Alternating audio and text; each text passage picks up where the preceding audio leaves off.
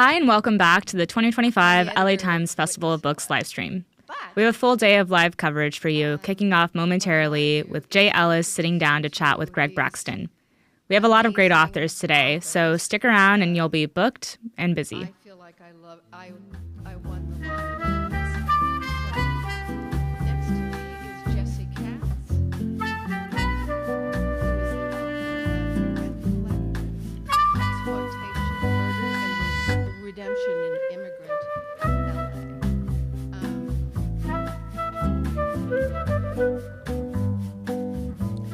Jesse is a former LA Times and LA Magazine writer who is honored with the Shakespeare Foundation, MFK Fisher Distinguished Writing at Seven USA, and award and a bunch of other ones and two shared Pulitzers.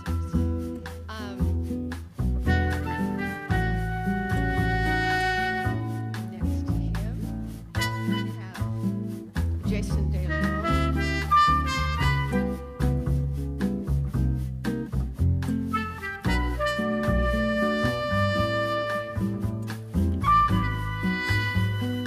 he's the author of Soldiers and Kings, which, you know, is an award-winning book. Oh, and by You see this truck?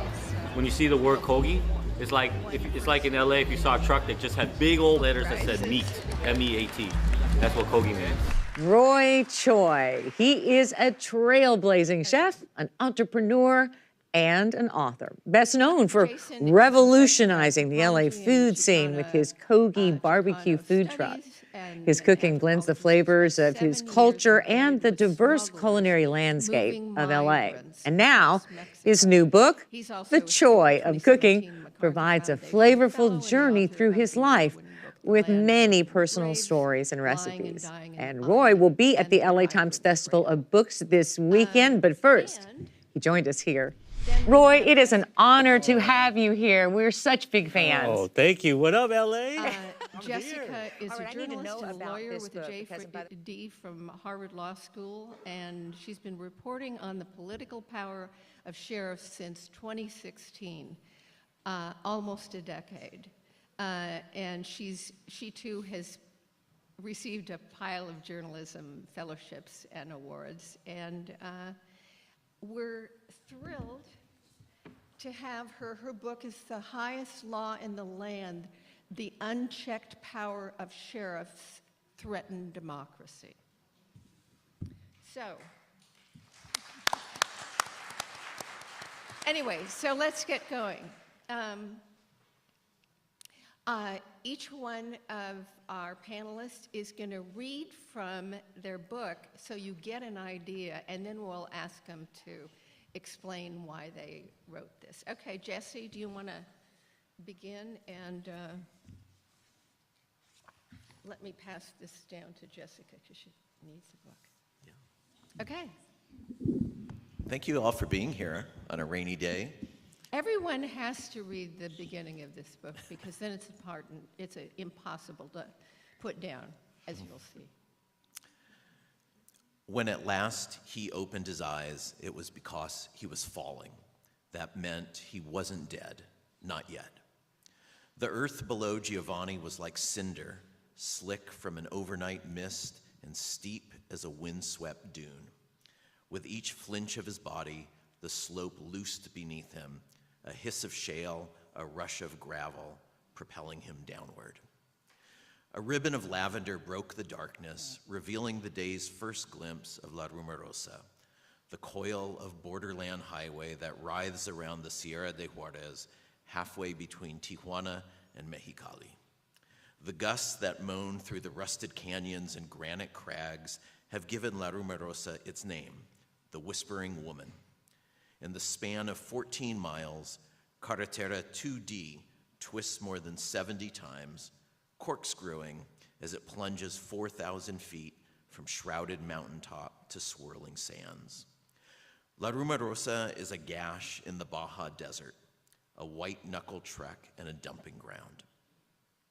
Mythologized in ghost stories and second-guessed by safety engineers, The passage stirs primordial awe, a forgotten planet, the Mexican poet Adolfo Sagastume calls La Rumorosa, a silent uterus. A city boy, Los Angeles born, Giovanni had never heard of the place. Now it was swallowing him. Flailing his arms, pawing at dust, Giovanni felt the scrape of chaparral. He wrapped a hand around a gnarled root. It broke his slide. For a moment, he was suspended, the cliff still once more. Blinking away the fog, Giovanni tried to make out the road above him, too high to see. Below, the gorge looked bottomless. He realized then that his shoes were gone, the black suede Jordans he'd bought with the check from his first honest job. Only socks covered his feet. He stared at his shirt, a white tee with the curly Sean John logo, now stained with vomit. Blood, too, had soiled the cotton. His neck throbbed so much he could barely turn his head. The skin burned. He thought maybe he'd been shot until he touched a finger to his throat. A collar of torn flesh, pulpy and raw, branded his windpipe. That was where the rope had seared him, where his killers, before tossing him over the edge, had cinched it tight, yanking like some soul-snatching repo men. Now he remembered. All right.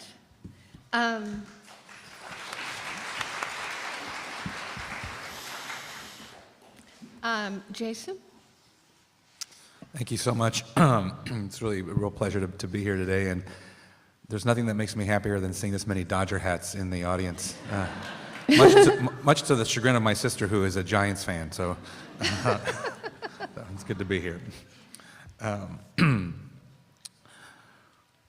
Roberto's murder doesn't warrant much attention. This is not surprising in a place like Honduras, where homicide has become woven into the fabric of daily life. Still, a local newspaper in San Pedro Sula manages to give him 3 sentences, although it gets his first name wrong. They call him Jose. His first name was Juan. Juan Roberto Paredes died Friday night at Mario Rivas Hospital. Family members reported that he had tried to travel mojado illegally to the United States, but in Chiapas, Mexico, was stabbed during an assault and admitted to a hospital. After his discharge, he returned to Honduras, and a few days later, his condition worsened, and he was brought to Rivas Hospital, where he died after several days. The story gets most of the basic details right. Roberto was in Mexico illegally when he was stabbed. He later died in Honduras from his wounds. But he wasn't a migrant headed to the United States, at least not anymore. He'd given up that fantasy a while ago. For the past few years, he'd lived as a street urchin, making a little money guiding fellow Hondurans on the Mexican train tracks as they made their way north toward the American dream.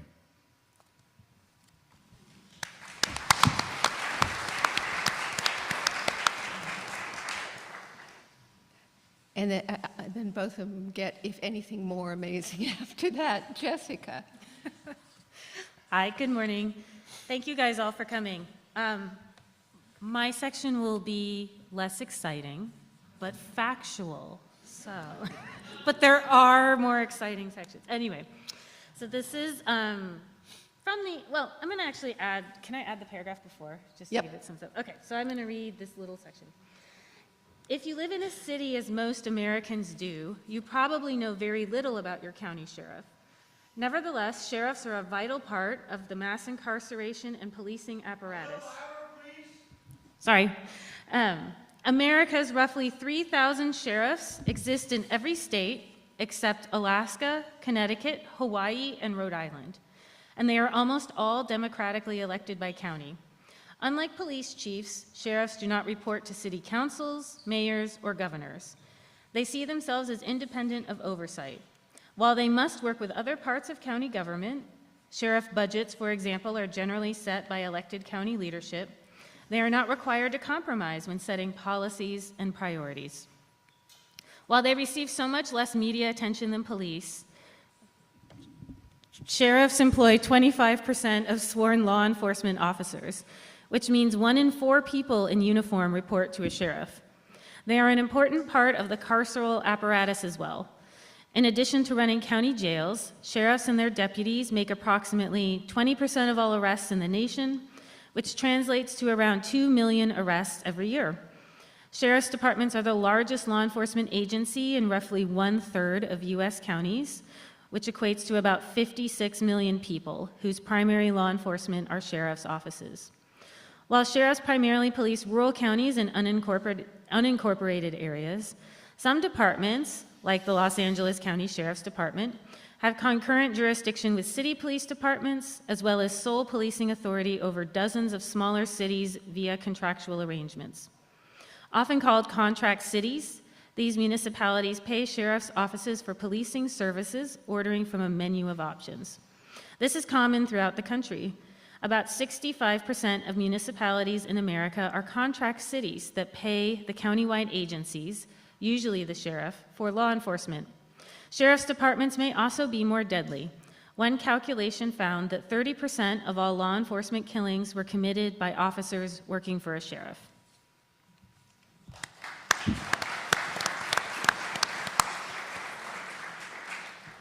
And of course, in Los Angeles, we have the largest sheriff's department in the nation and the world. And anyway,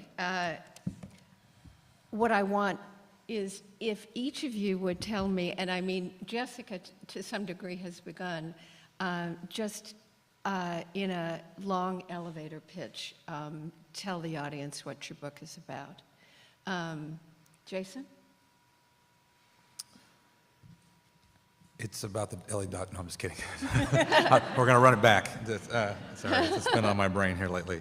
The Soldiers and Kings is a book about primarily young men from Honduras who are smuggling migrants from Honduras up to the U.S.-Mexico border.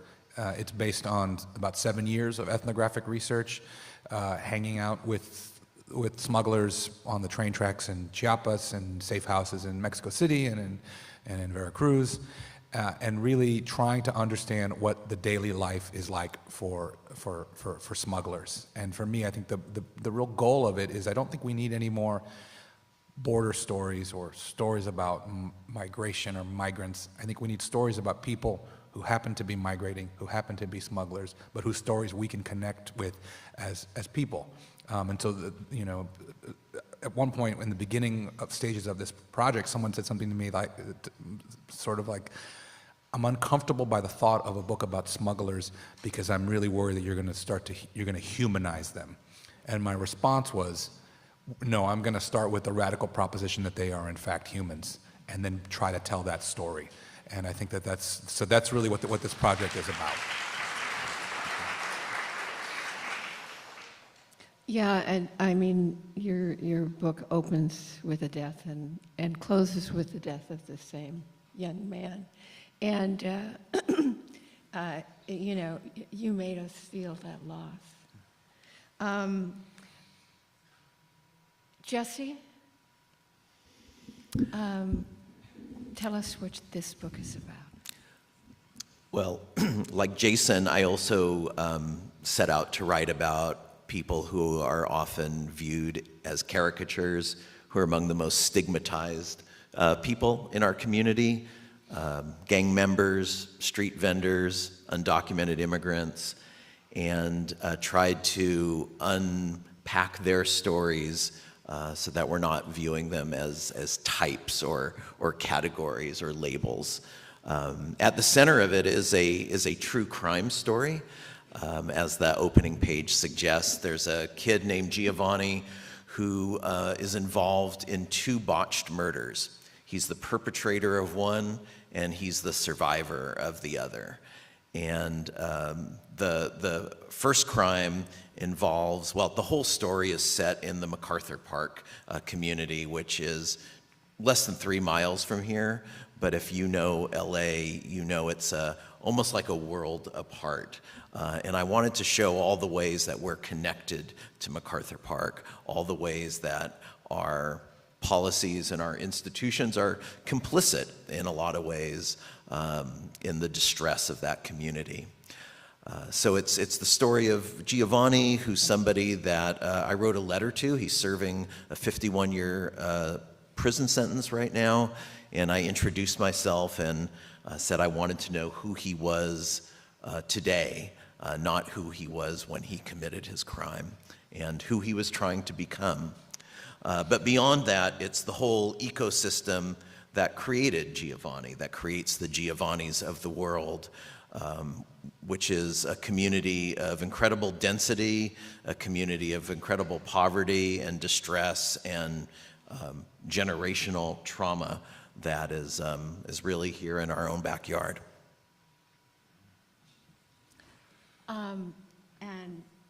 Yeah, thanks for that. Jessica, we know it's about sheriffs, but this is you spent almost a decade working on this, and it's very different than anything else about sheriffs. What makes this book different, and the journey that you take us on? Anything else that addresses the idea of sheriffs? Sure. I mean, it's interesting to be on this. And why did you need to write it? Yeah. So in some ways, my book is a little almost like the flip side of the coin of their books. You know, when I started the book, a question I often had was, why don't we write more about power? So I thought a lot about, when I started this book, was, well, we write about the people impacted by powerful institutions. We write sometimes about the harm they cause, but we don't write enough about the people actually doing the harm and who are those people who support them. And so when I started doing the book, that's what I really wanted to interrogate, right? Was like, well, what is this powerful institution? Who are the people who keep this institution in power? And why are they powerful, right? And of course, the impacts flow from that, but that's why, in a sense, like, the book, rather than focusing on, let's say, one sheriff or one sheriff's department, I didn't want to do that, because what I wanted to do was not give them more power than they already had, but rather let the reader read the book and start to interrogate why that power existed in the first place. Did you ever feel like you were in danger? Because you were in a lot of situations where they might not have, where I wondered if you ever felt unsafe. Well, I feel like you should ask Jason that question. I'm going to ask him.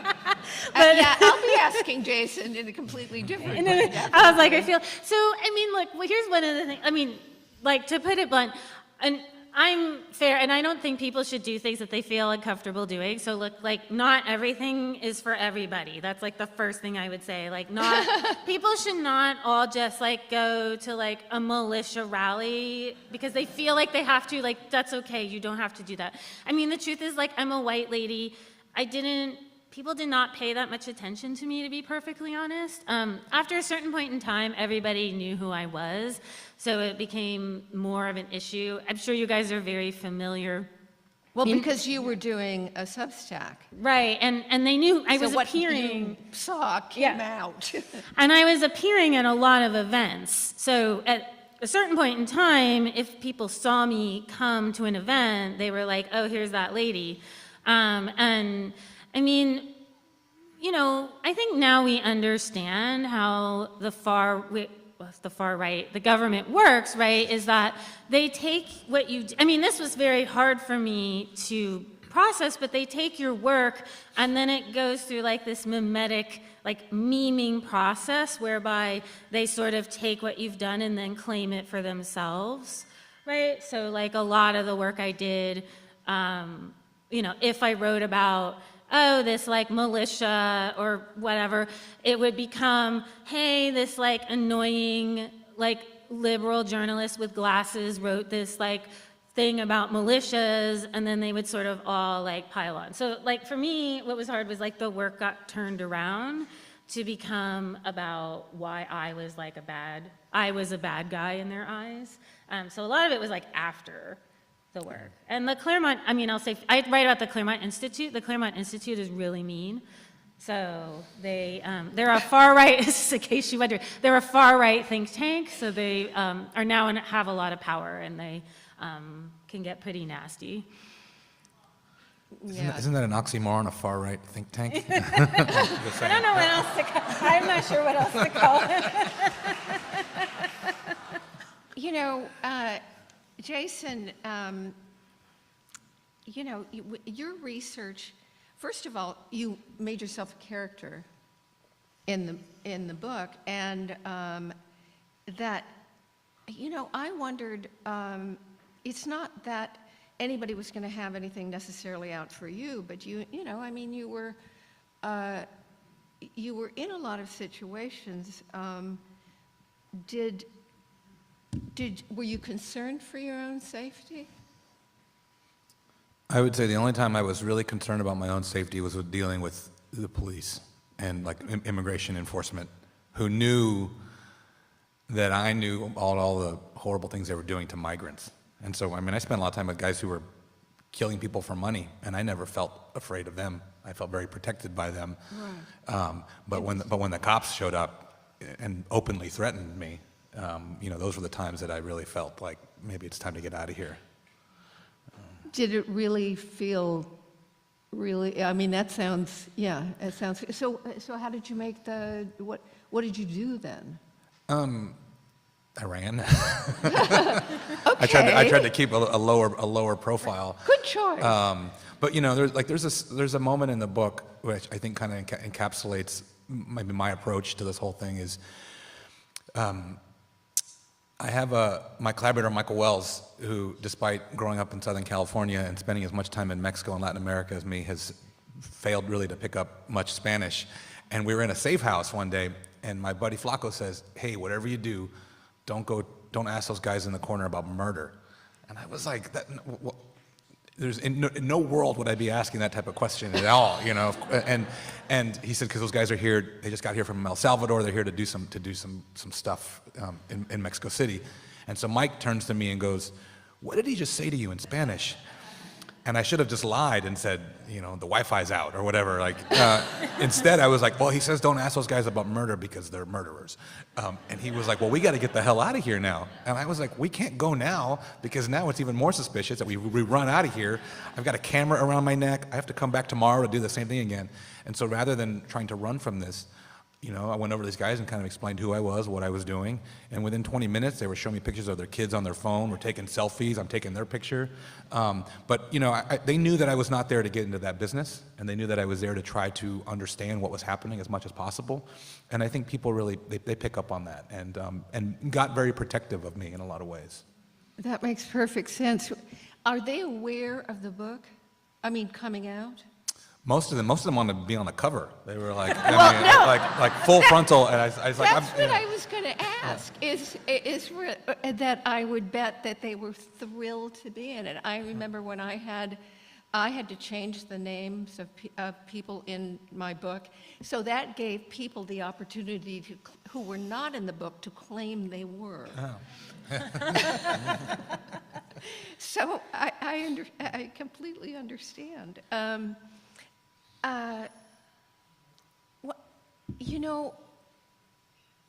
Did you get your heart broken?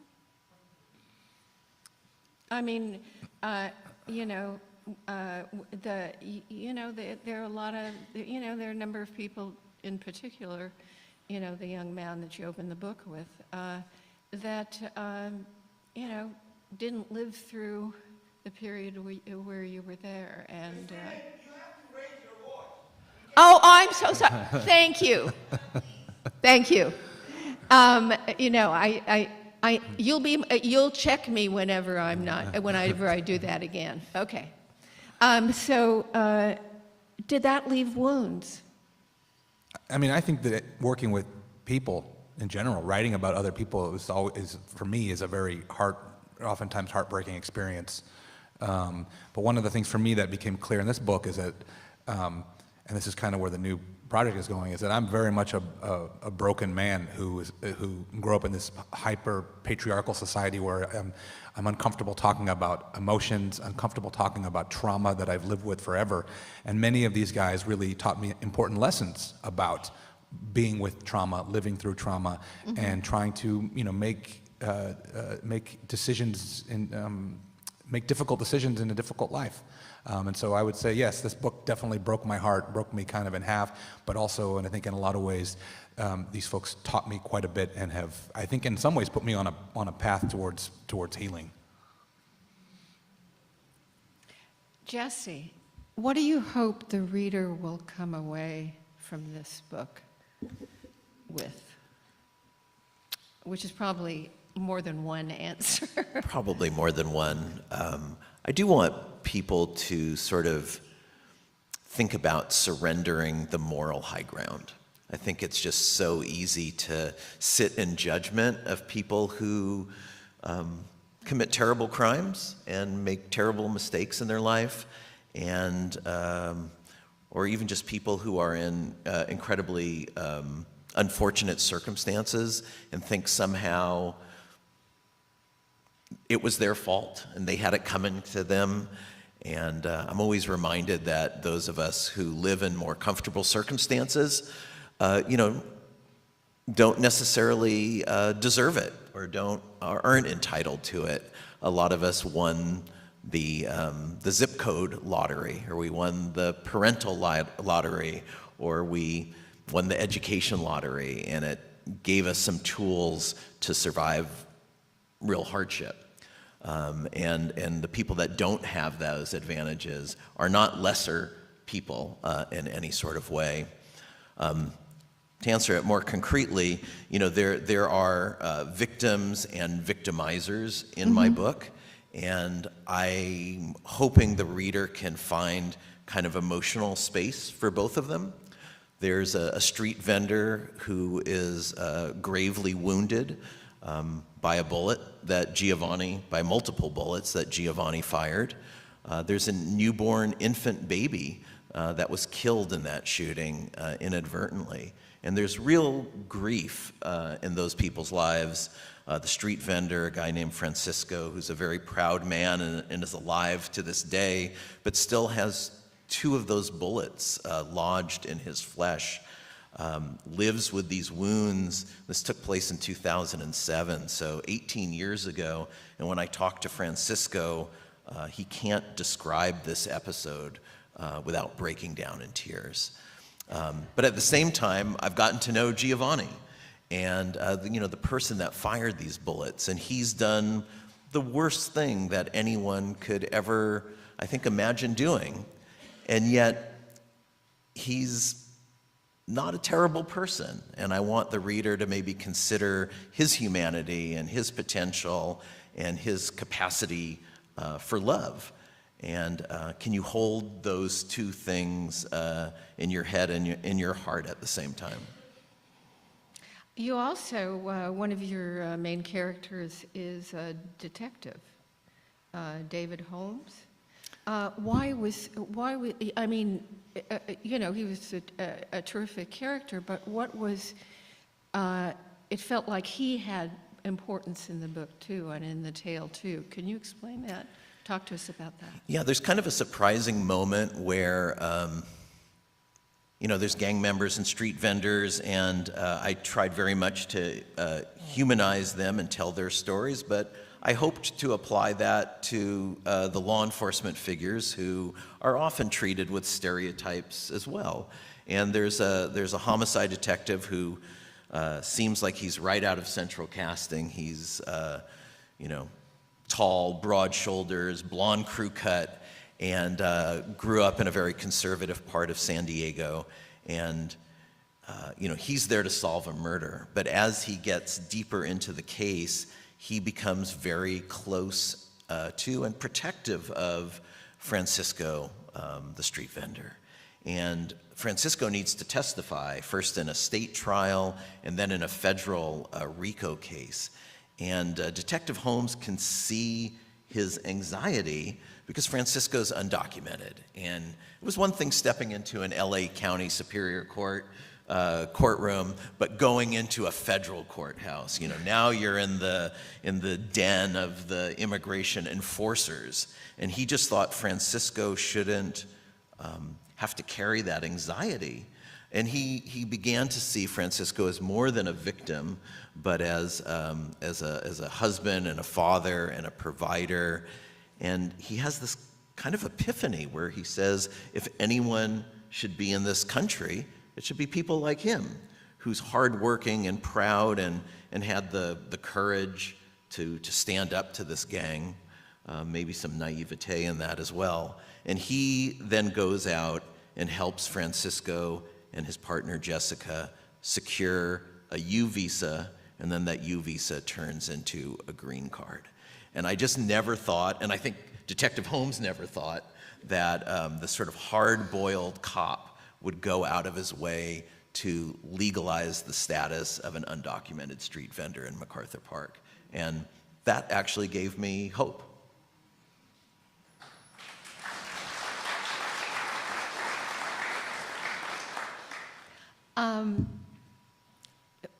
We have a lot going on in our news right now that have a lot to do with immigrants, supposed gang members, gang tattoos. So Jesse, tell me what is true and what's not true about, what's a gang member and how significant are these tattoos, and what are we misunderstanding? Yeah, obviously you can't read the news about immigration right now and deportations, and I don't even know if deportation is the right word. It's disappearing of people, and it seems, so much of it seems to hinge on alleged gang membership. Celeste is very modest, by the way. She wants it to be about the panelists, but she's a trailblazing reporter and author who wrote the definitive book about Father Greg Boyle and essentially the birth of homeboy industries before there was homeboy, and all the young men and women in that community. But it just occurred to me that trying to quantify or qualify gang membership is a really fraught exercise. And, people have tattoos for all sorts of reasons. There's all sorts of gradations of gang membership. There's, sort of wannabes and associates and hangers-on, and there's even people who are gang members are not always acting as gang members every single hour of the day. They have jobs and they have families, and the idea that a tattoo or an association makes you guilty of a crime or automatically makes you a threat, I find really problematic.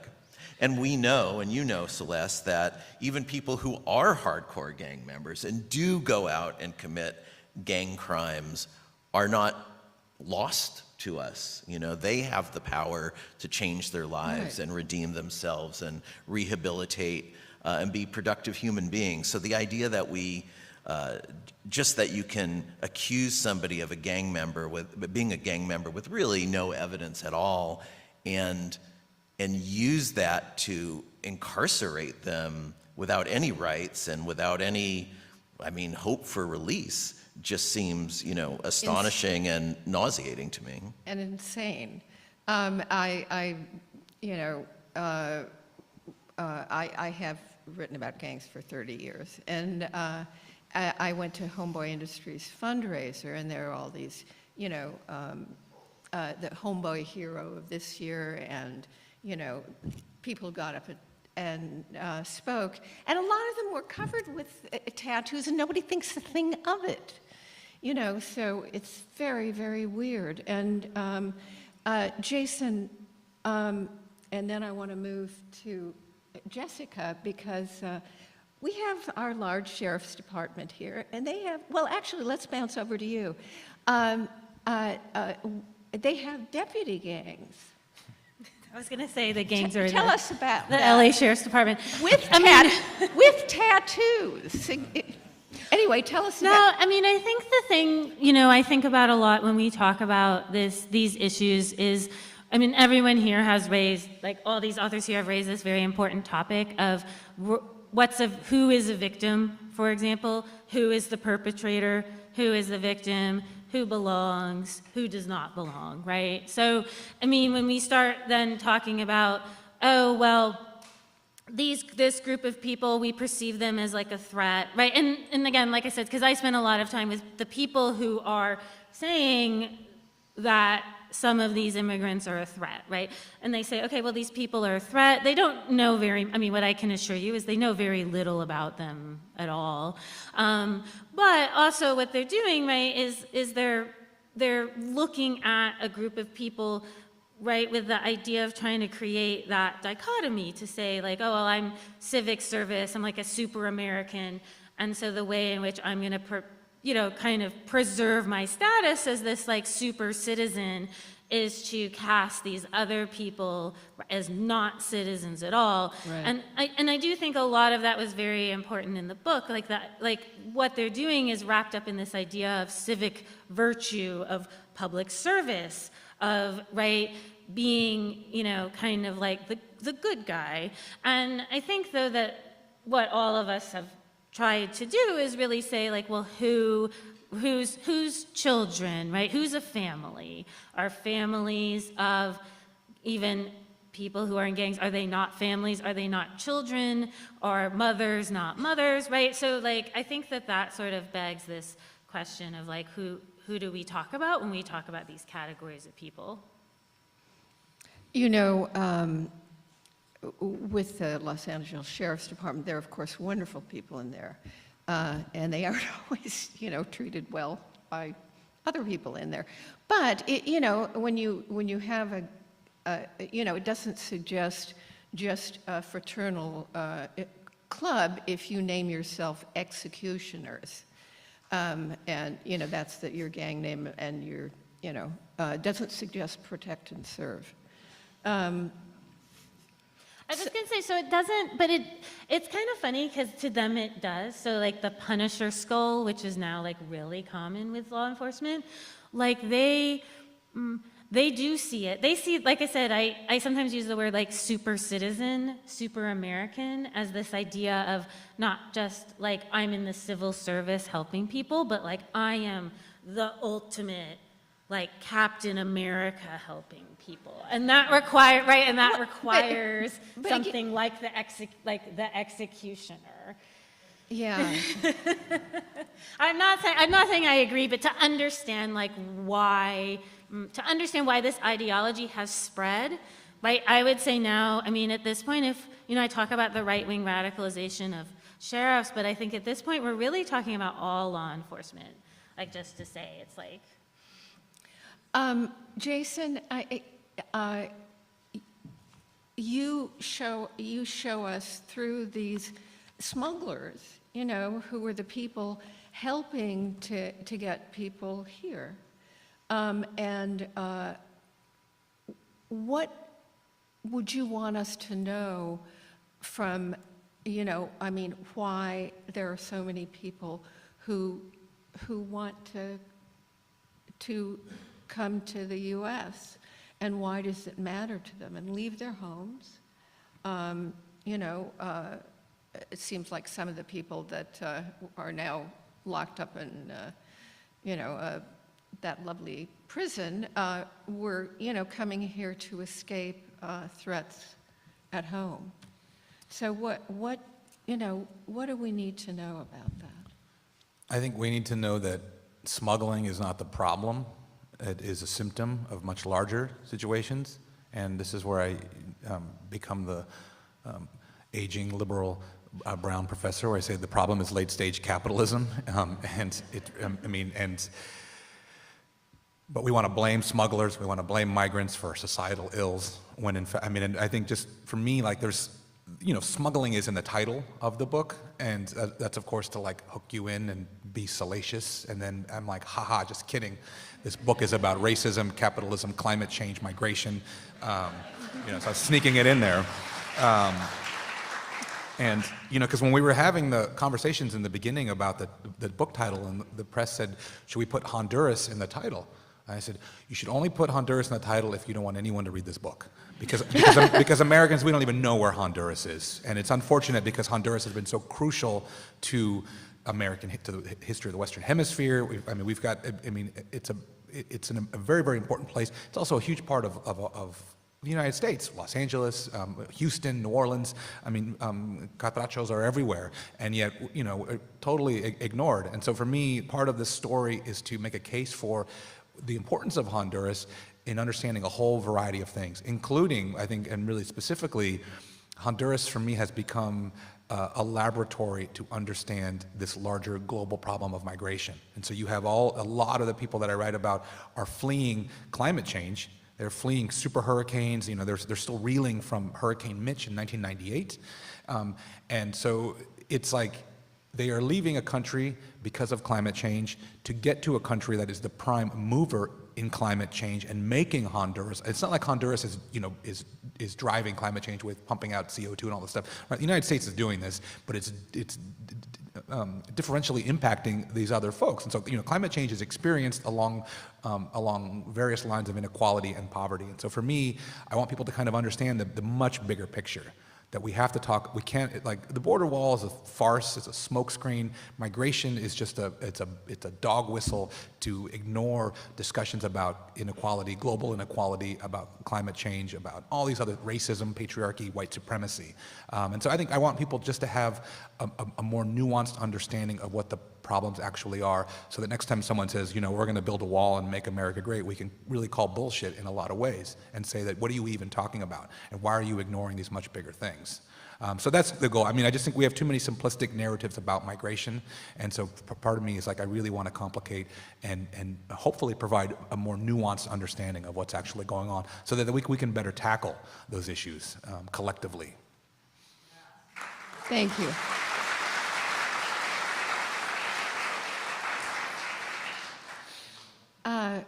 Just a quick sort of craft question. You're a character in your book. How hard was that? Well, people say I'm a character. Some spicy maple syrup. I've been accused of being, really fancy in the beginning I syrup was here. not in this book at all. You guys tried this? It's like bourbon barrel aged working maple with my syrup. agent and my editor, one of the things This is what we're going with today. So I'm going to warm this up slightly, and I'm going to make this a spicy maple syrup. I'm going to season it with a little bit of salt and pepper, and then I'm going to slice some chilies. And then I'm really just going to get this warm so I can bloom the spiciness of the chilies. And then I'm going to add scallions at the end to make it fresh. And then we'll get going on the pancakes. Again, you guys have any questions? You want to shout out anything? There is Peggy is walking around in the green shirt with a mic. If you just want to hear the sound of your voice on a microphone, that's fine too. I hate my voice. But who knows? Maybe you guys love the sound of your voice and just want to hear it. That's fine too. All right, so I've got some maple syrup in there. Really, any recipe in this book is meant to be adapted to your taste. I don't ever want people saying, I didn't make that because I don't eat bacon, or I didn't make that because I don't like spicy food. Do you? These are all sort of suggested recipes. They're all tested. And they will be good, I promise you, if you do them according to the recipe. But if you don't like bacon, leave the bacon out. If that's going to prevent you from making them, then, you do you.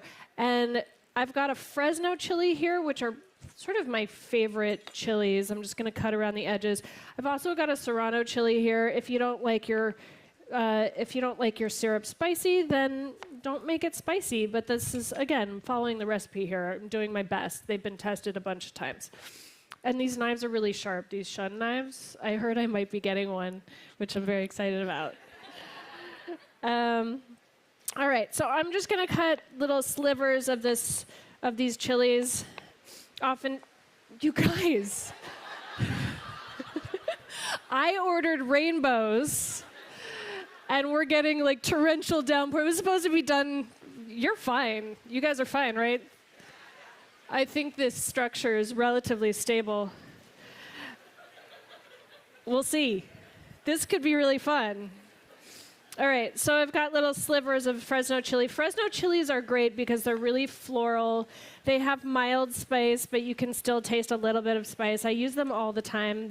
Fun fact, they're from Fresno.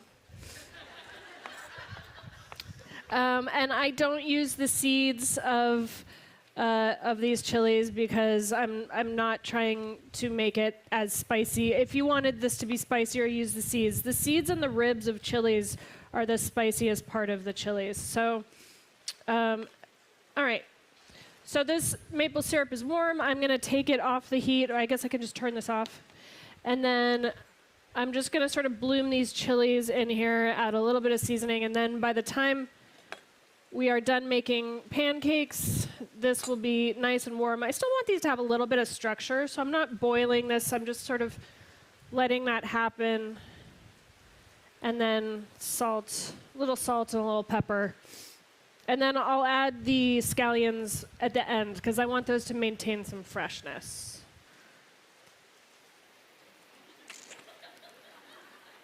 They were like, it's going to clear up. The sun's coming out. I mean, come on. All right. So we're going to make savory pancakes here. Can you hear me? This is wild. We're in Los Angeles, right? Thank you. Thanks. Okay. So I'm sorry, I'm just having a really hard time focusing. All right, so we're going to start with wet ingredients. I have some buttermilk here, which is really fantastic. Which is why you see a lot of like biscuits and pancakes made with buttermilk, is because it has it has the ability to create moisture unlike any other liquid, really. And so you'll see buttermilk pancakes, you'll see buttermilk scones, it's really kind of a great way to sort of maintain moisture.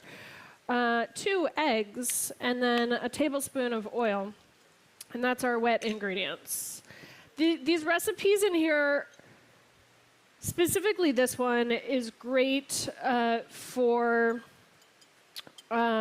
pretty much any time of year, even though it's in a corn chapter that is really sort of geared towards summer when the corn is delicious.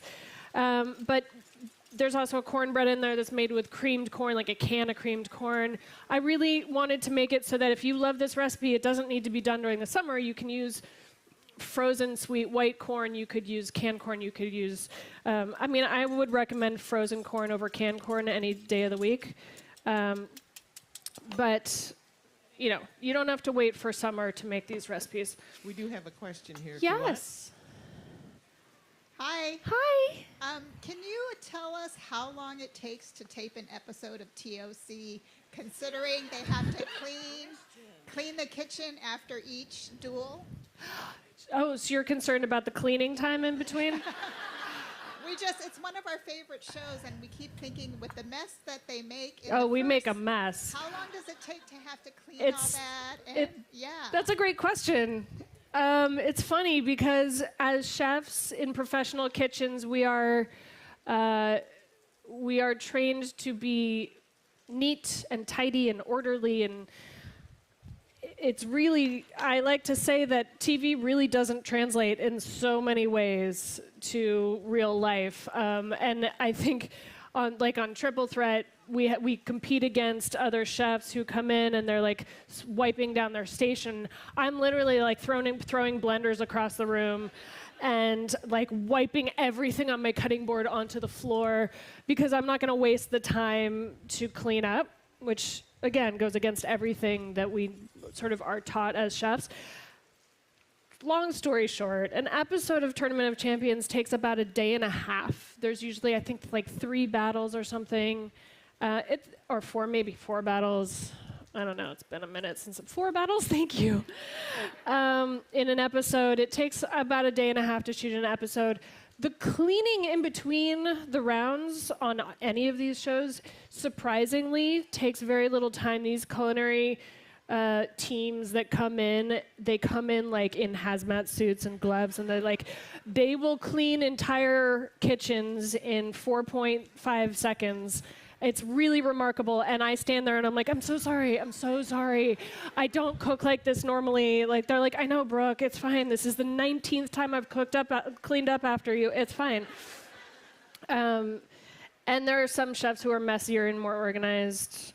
It, just kind of depends. But yes, long story short, it takes about a day and a half, 2 days to shoot one episode of Tournament of Champions.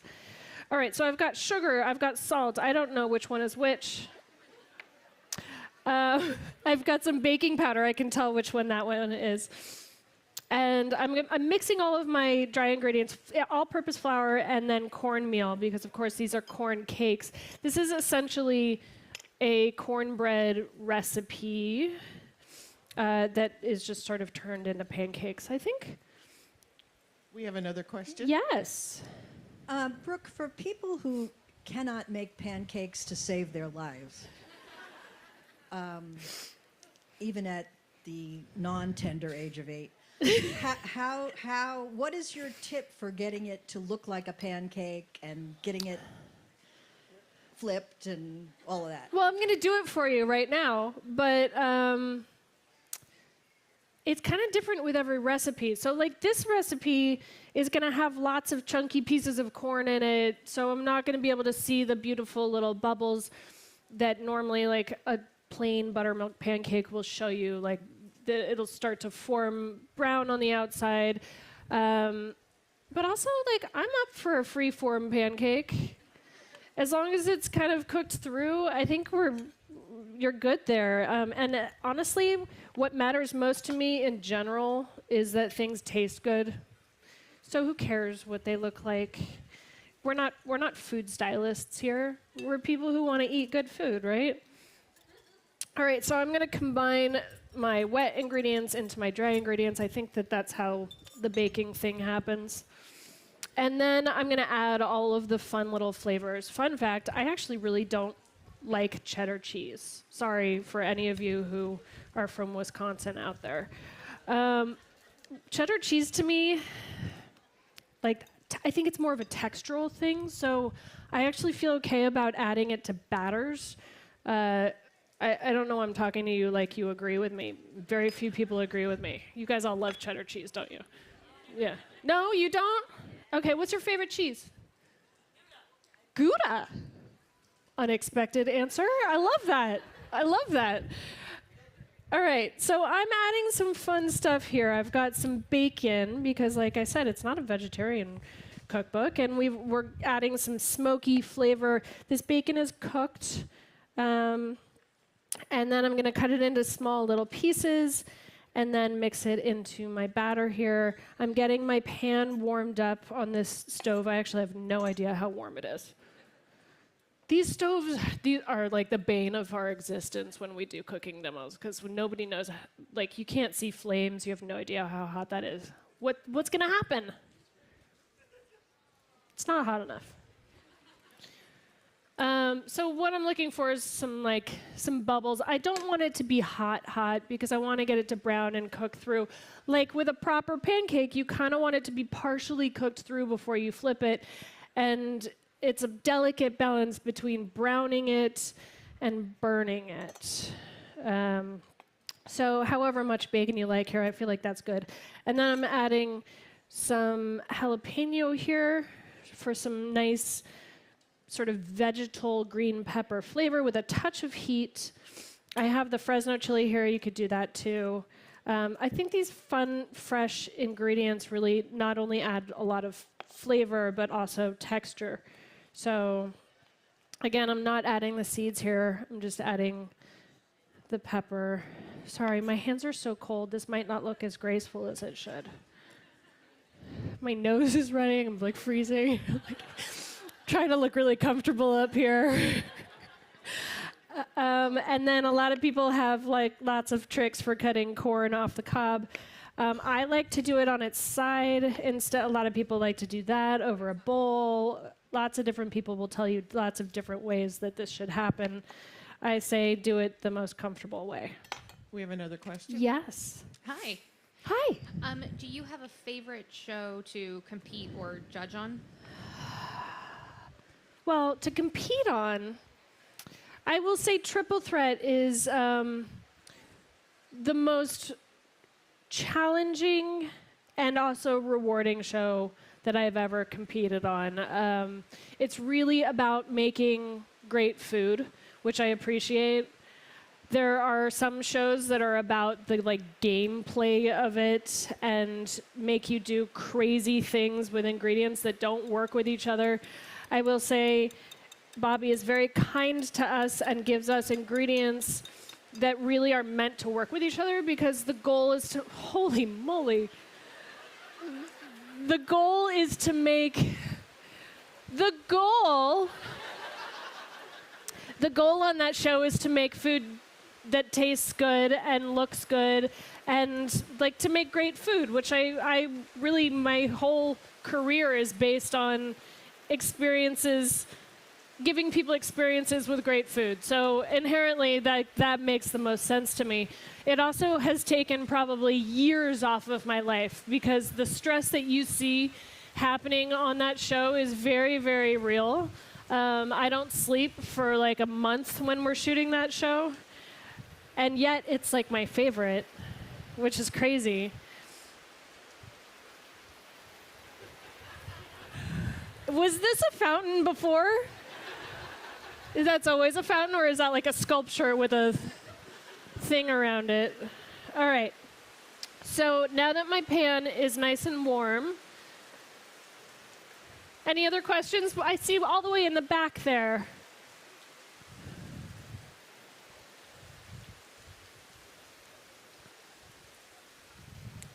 All right, I'm just going to sort of do little baby cakes here so that we can stack them. I just wanted to ask, with all the accomplishments you've achieved so far, what's next in your journey? What are other challenges you want to give yourself? So does it all have to be challenging? Does all of life have to be challenging? Can't we just have a little fun sometimes? I've got some great vacations planned. I mean, I will say at the age of 8, 10, 12, when I was I'm going to be a professional chef, that is what I'm going to own a restaurant. I never in my wildest dreams expected to be up on a stage, cooking at the LA Times Festival of Books. I never anticipated that I would have a book that did, I forgot the cheese, you guys. I never expected to be on TV.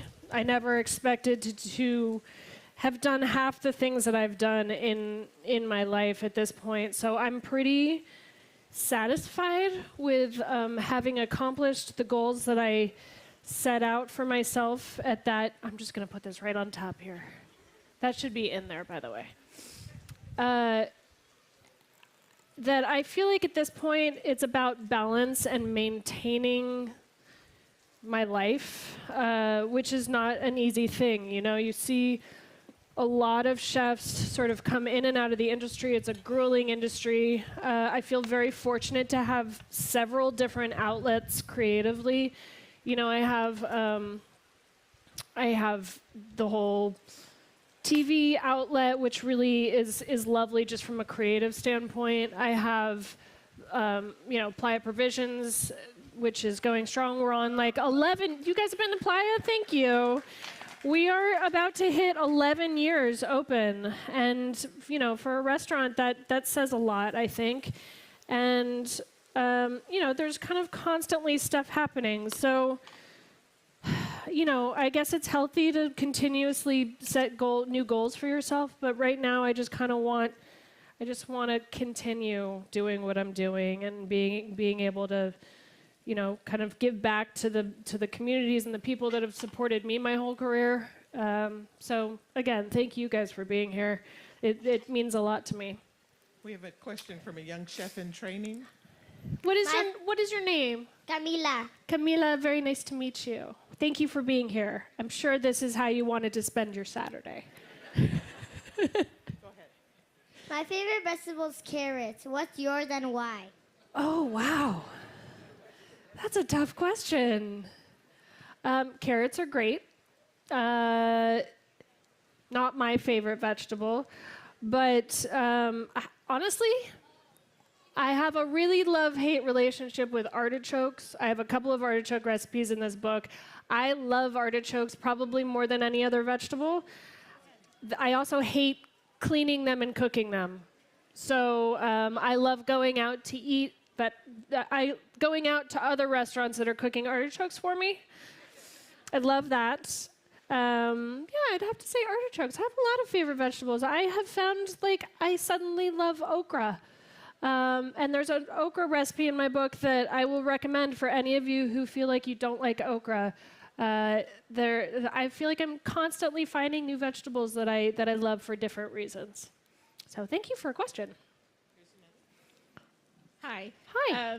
LA is a very huge foodie town, so I wanted to find out what your top 3 places are in Los Angeles to get a bite to eat. Ooh. Like, for example, Well.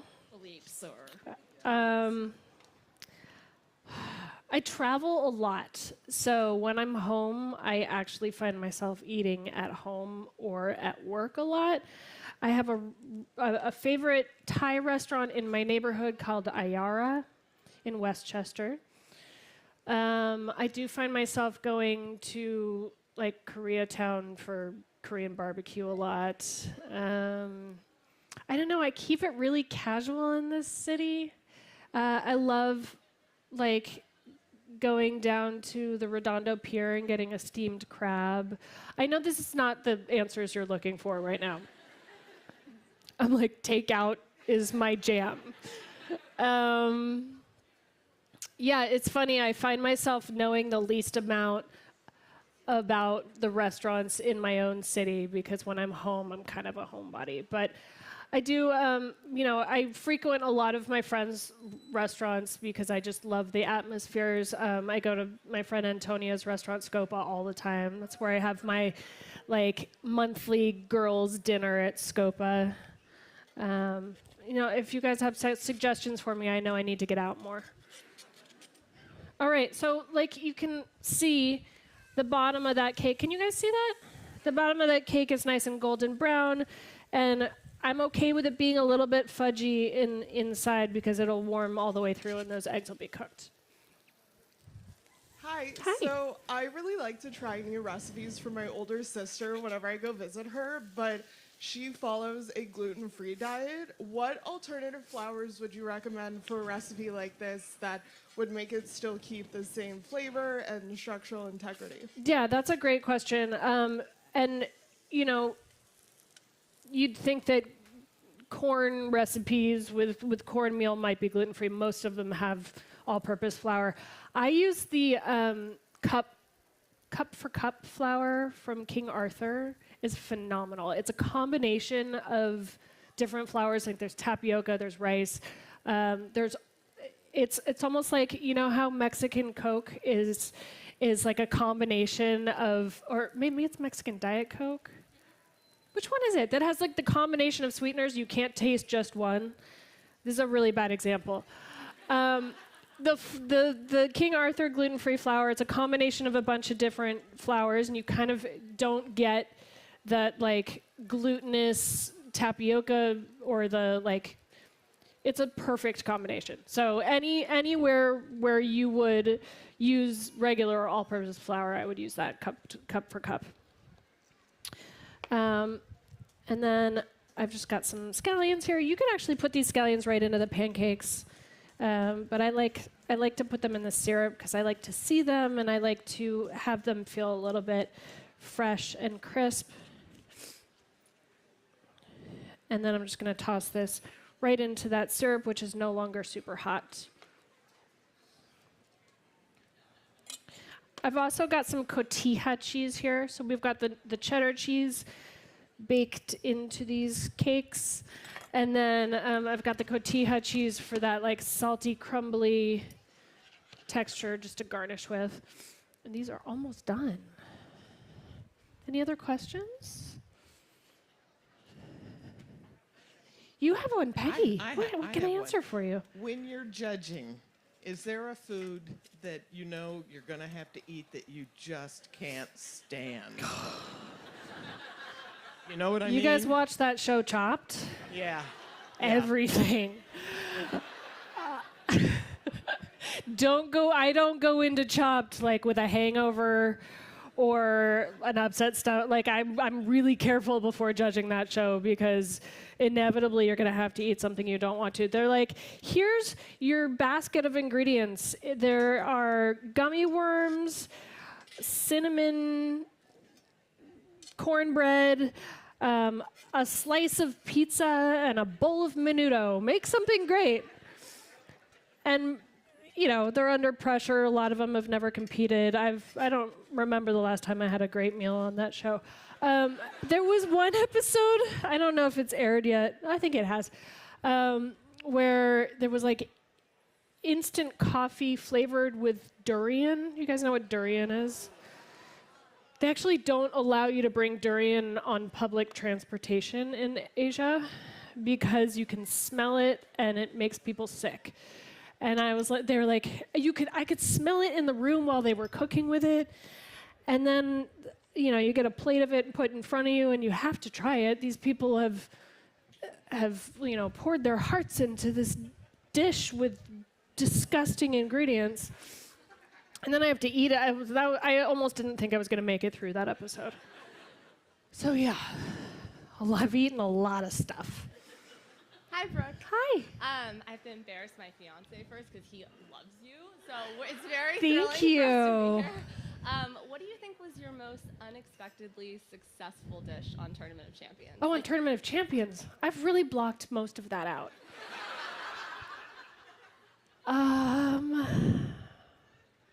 I mean, there were a lot of circumstances where I like didn't think I was gonna finish, or like I didn't think something was gonna work, and then yeah, people take. I gotta say, I know this was a really long time ago. Top Chef season 10, like 62 years ago.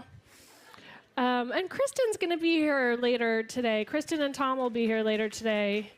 There was, I know that's not the show you asked about, but there was an episode of Top Chef where we had to cook on a cruise from Seattle to Alaska, and we had to do a surf and turf dish, and I think I did like a frog leg and mussel dish.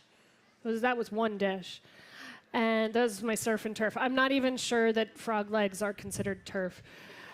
I wasn't really sure which one was the surf, and it did really well. There was also like an episode in Seattle where I stuffed squid with lamb.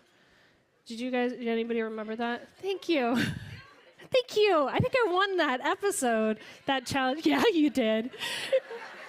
I won that challenge, and I was really proud of myself there. I was like, I've never, somebody was like, do you do this all the time? I was like, do I stuff ground lamb into squid? No. I've never done that. You do a lot of crazy stuff in the moment on that show. Anyway, yeah, there's been a lot of stuff that I didn't think would work and happened to work, which has worked out well for me. All right, so I've got this pretty little stack of pancakes here, and now it's just a matter of garnishing. And I've got this like slightly spicy maple syrup here with the chilies in it and the fresh scallions, and then you kind of just drizzle that here. In the book, you can see an action shot. There aren't many, but look how pretty that is. And then little cotija cheese. And that's your savory pancake. This perfect little brunch dish, right? That came together pretty quickly. So easy. And then I like to sort of, I think I included in most of the sections like 5 cocktails. I love a good cocktail. People are like, "What's your liquor of choice?" I'm like, "Well, it depends on the environment and the atmosphere and the you know reason behind why I'm drinking." Stupid. That was the reason behind why I'm drinking. I've literally, I was like, last Sunday, I had a couple of drinks. I woke up in the morning. I'm going to Kentucky Derby next week, and I was like, you know what? I'm going to dry out before I go to Kentucky. And I haven't had a drink in 5 days, guys. I'm so proud of myself. Yeah. All right. I'm just like moving stuff around here. So I have a blood orange Negroni, and Negroni is one of my favorite drinks. It's like kind of my go-to like summer Italian cocktail. Love a Spagliato too. You guys know what a Spagliato is? So Spagliato is a Negroni essentially with Prosecco. This is not that. So the Negroni, the traditional Negroni is gin, Campari, and vermouth. I'm using Lillet to sort of brighten it up a little bit, and I've got some fresh blood orange juice here. And it's a really simple little cocktail. I'm just going to build it in. I'm going to build it in the glass so you can see it. I'm not going to measure anything out because I don't have anything to measure with, but it's totally fine. We've got gin here, which I love. I'm a big gin fan. Love Campari too. I love a bitter component. For me, everything is about balance, whether it be food, whether it be cocktail, whether it be life I'm not as good at. But like the bitter, the sweet, the bright acid, which you don't often find in a Negroni, is citrus or acid. So I feel like the addition of the blood orange is a nice sort of sweet, low acid citrus. It doesn't take over the whole cocktail, but it also makes it a really beautiful color. And Lillet is one of my favorite aperitifs. Just like I grew up with my mom drinking a Lillet on the rocks with a little slice of orange in it. So this totally makes sense to me. So we've got Lillet, Campari, gin, a little fresh squeezed blood orange juice. Look how pretty that is. Gorgeous, right? And then I'm going to add some. I like to build the cocktail in the glass first so that it's not being diluted while I talk to you guys or take my time doing it. Lots of ice because, again, you want to chill this really quickly and not have it become diluted. You really just want it to be a full chilled glass of alcohol. And then chill that. You guys like a Negroni? It's a Negroni, anybody's go-to drink. Like 3 of you. That's fine. Maybe you'll try this. Maybe some of you will try this and you'll be excited about it. This doesn't really fit this, but it's fine. And then you have this really beautifully pink cocktail. And then I like to, this is a good cocktail to serve on the rocks, but I like to add the rocks afterwards so that it's not diluted. And then fun little garnish of blood orange. Cut a little slice in there, turn it into a fun little cone. And just garnish. Super, super clean, super pretty. Balance that there. There's brunch for you.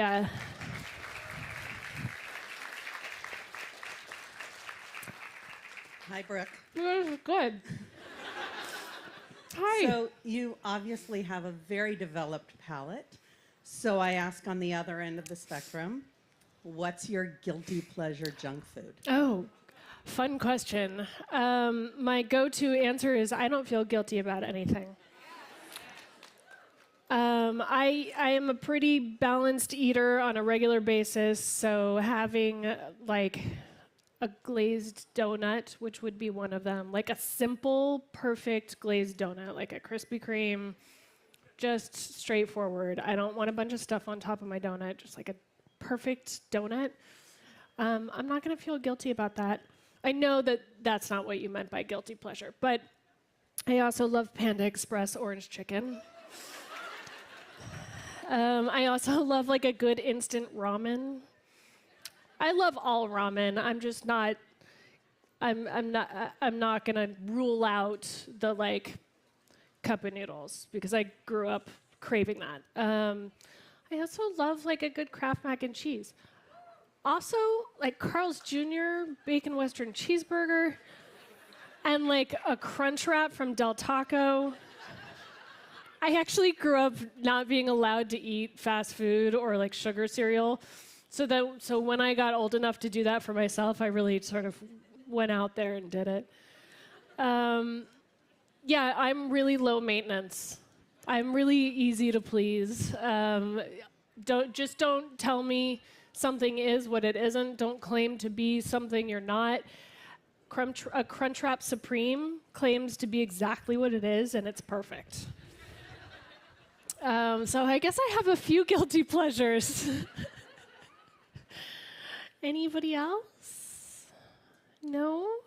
Those were such easy questions, and they were all food related. I mean, TV and food related. Yeah? You can just yell, it's fine. Thank you.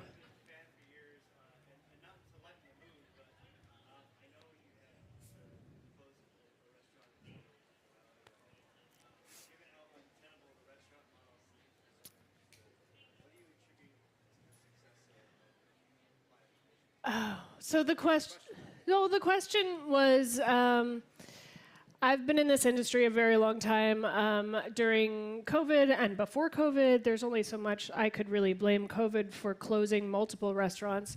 That was a sort of a mass exodus of having to sadly lay off a lot of employees at once. But the question was, how do you, what do you attribute the success of Playa Provisions being in its 11th year? Actually, we sold a restaurant called Hudson House during the pandemic that had been open for 11 years as well. The Triple was open for 10 years. I really feel like there are so many different directions you can go in the restaurant industry. The profit margin in the restaurant industry, just to begin with, is so insanely slim. It's really it's a difficult industry to be in, and I always tell people who say, I want to become a chef, I want to open restaurants, really only do that if you feel like there's nothing else you want to do. I personally could never see myself doing anything other than what I've done my entire career, so I felt like I had no choice. And I was not in it to make $1 million. I was in it because that's where I wanted to be. And I think that plays a big part in success, is sort of not having the opportunity for failure. My partner still, and my ex-husband / partner, and I have opened many restaurants together through SBA loans, which putting our entire lives on the line for a restaurant and having to support a child, I kind of didn't have the opportunity to fail, or the option to fail. So that, I think, pouring your whole life into it really helps. But also understanding what the neighborhood that you're going into, understanding a lease and what that lease is asking of you in terms of commitments and financial obligations.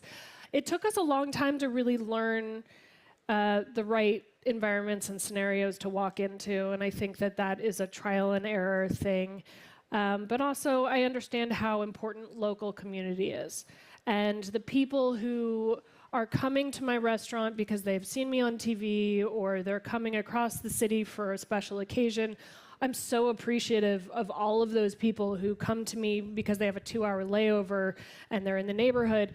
But the people who really keep me in business are the neighbors who come 4 or 5 days a week and sit at the bar and appreciate that we understand their order and know their name, and that service is as important as food, and the hospitality industry is so all-encompassing.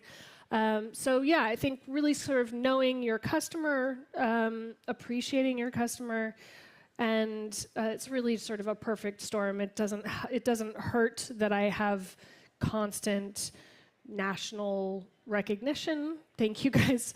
I mean, you guys are all here because you've seen me on TV, or I had the opportunity to write a book. And I don't take that lightly, but I know that if you came to my restaurant because you saw me on TV and you had a bad experience, you're never coming back. So it's really so important to give people the experience that they're looking for. So thank you. Hi, thank you. I just want to tell you, first, we love watching you compete. Thank you. Super exciting. So is Bobby's Triple Threat coming back? Bobby's Triple Threat is coming back. We shot an entire season in February. We also shot an entire season of Barbecue Brawl. So those Barbecue Brawl will air before just before the summer, I think, and then Triple Threat, I think, premieres in August or September. Yeah, we have a new Titan. Her name is Aisha. She has a couple of really phenomenal restaurants in New York. It's a really fun season, and that's all I can tell you. Tiffany Derry has gone over to Fox, and she's now a judge on MasterChef. So Tiffany will not be coming back. Aisha took Tiffany's place. If you have any additional questions for Brooke, she's going to be signing copies of her book just to your right at the Book Soup signing booth. So don't forget. Oh, I went over my time, didn't I? No, you're good. You're good. Buy multiple copies in case you want to cook from it more than once. My name is TJ Kloon, and these are very important questions. AI, the end of humanity as we know it, or a sometimes helpful research tool? Oh boy. Thank you. Okay. To me, the whole point of AI should be that it should make our jobs and our lives easier. So let AI do math and taxes and all of this other stuff, leaving us open to be able to create more art and beauty and joy in the world. Other than that, we're all dead. Next question. What's your favorite word and why? I am well known for being a children's author, and my favorite word is fuck. If your book was a scented candle, what would it be? My most recent release was The Bones Beneath My Skin, and a big portion of that book centered around bacon. As a matter of fact, on the hardcover, imprinted on the cover, is bacon, so it would smell like bacon. What is your weirdest writing habit? Oh no, secrets. No matter what time of year it is, ever since I first started back in 2011, no matter what time of year, I have to edit my books listening to Christmas music. It doesn't matter if it's July, it doesn't matter if it's actually Christmas, I have to listen to Christmas music while editing. The last question, what book did you obsess over as a kid? There's a book that I reread every single year just to make sure I'm not dead inside, and that is Where the Red Fern Grows by Wilson Rawls. If you do not know that book, just know that it is the saddest dog book ever written, and it is written for young people, and it is the most devastating piece of fiction that I've ever read, and I still obsess over it to this day. Again, I reread it once a year just to make sure I can still cry. And I'm TJ Kloon, thank you.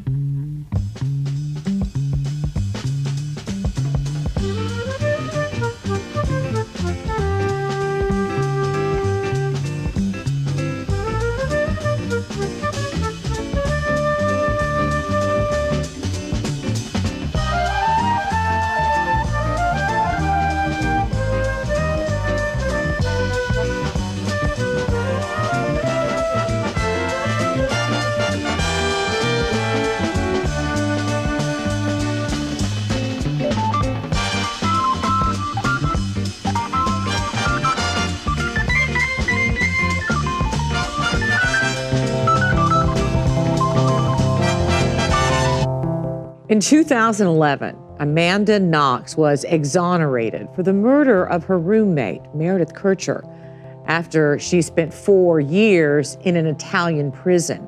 She had been wrongfully convicted of that murder, and now she's detailing her story in a new memoir. It's called Free, My Search for Meaning.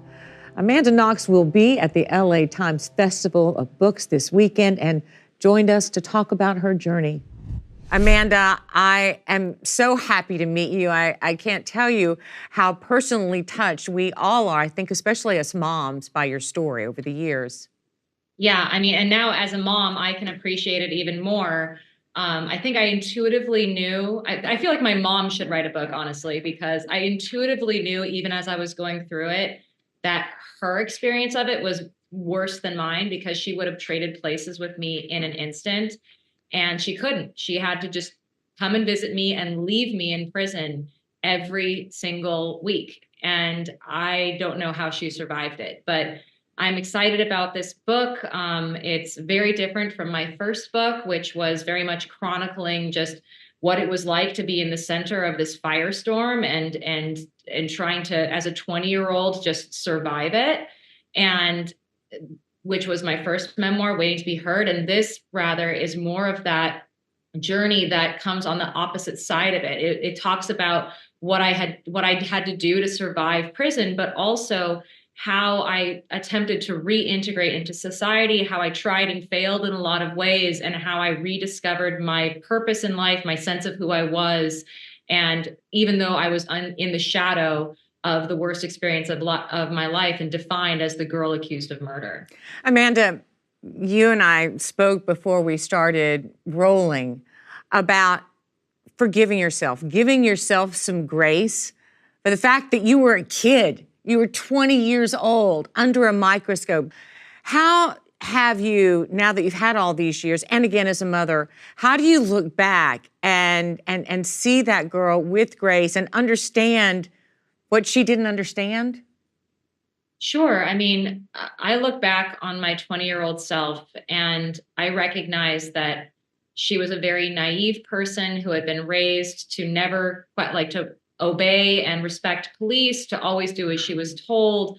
I was very much in over my head and not and also in shock. I think one of the things that a lot of people forget is that even just coming home to discover that my house had been broken into and my roommate and friend had been raped and murdered would have been a defining traumatic moment of my life. And had I not even gone through the whole imprisonment and wrongful conviction experience.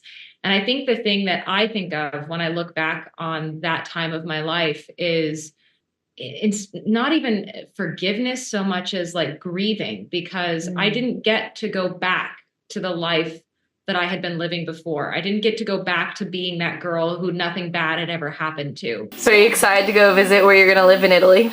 Yeah, I'm really looking forward to actually getting a place to live. It's the big thing that's on my mind right now. That girl did not survive her study abroad experience.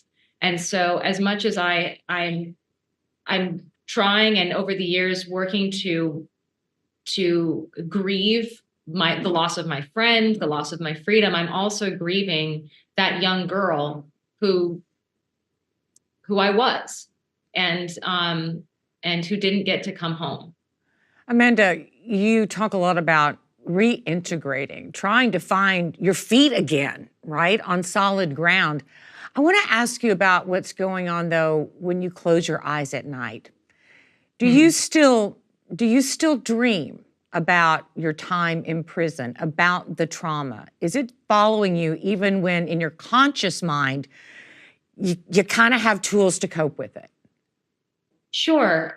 It's a little bit of both, because on the one hand, my life is very different today than it was back when this whole crisis was happening.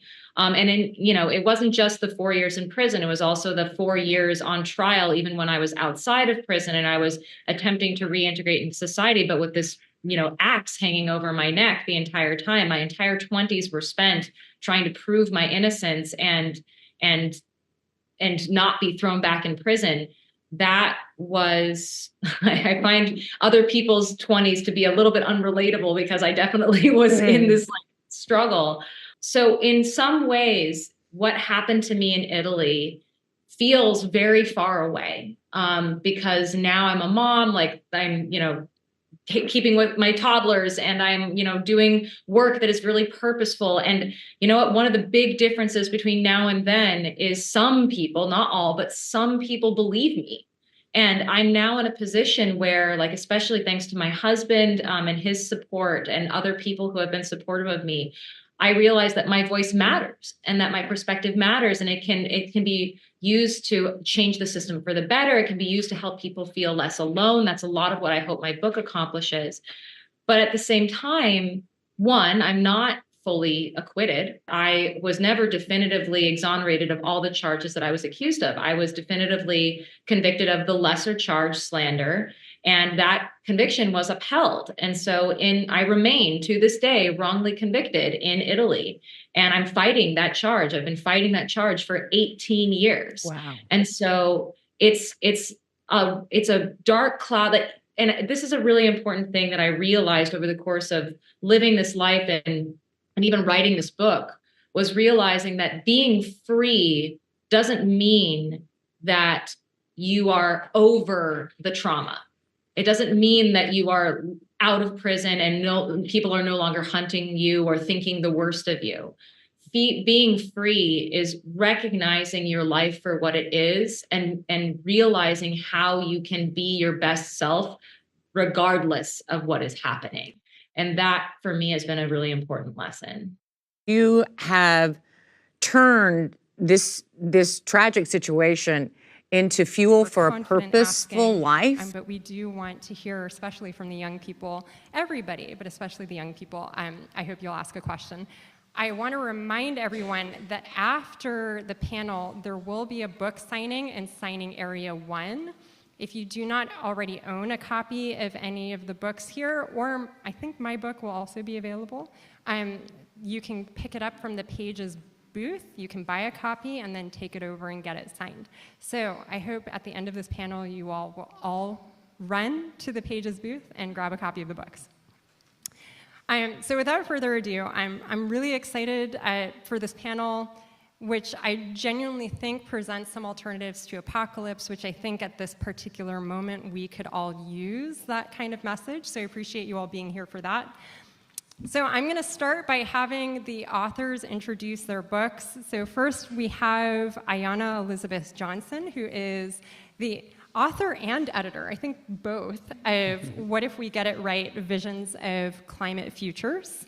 And then next, we're going to hear from Rebecca Tehus Dubrow, I think I got that right, yes, who is the author of the new book, Atomic Dreams, The New Nuclear Evangelists and the Fight for the Future of Energy. And at the end there, we have Kyle Paoletta, who is the author of American Oasis, Finding the Future in the Cities of the Southwest, which doesn't include Los Angeles. Maybe Kyle will tell us why. We can talk about it. We can talk about it. All right, so I'm going to start by asking each of you to just tell us, tell us what your book is about, who it's aimed at, why you felt it was important to present the world with a book like yours now. So we'll start with Ayanna. Thank you, Shonda. I'm impressed that so many people are in this room. There's a lot of competition at this book festival, so thank you for choosing anti-apocalypse vibes with us.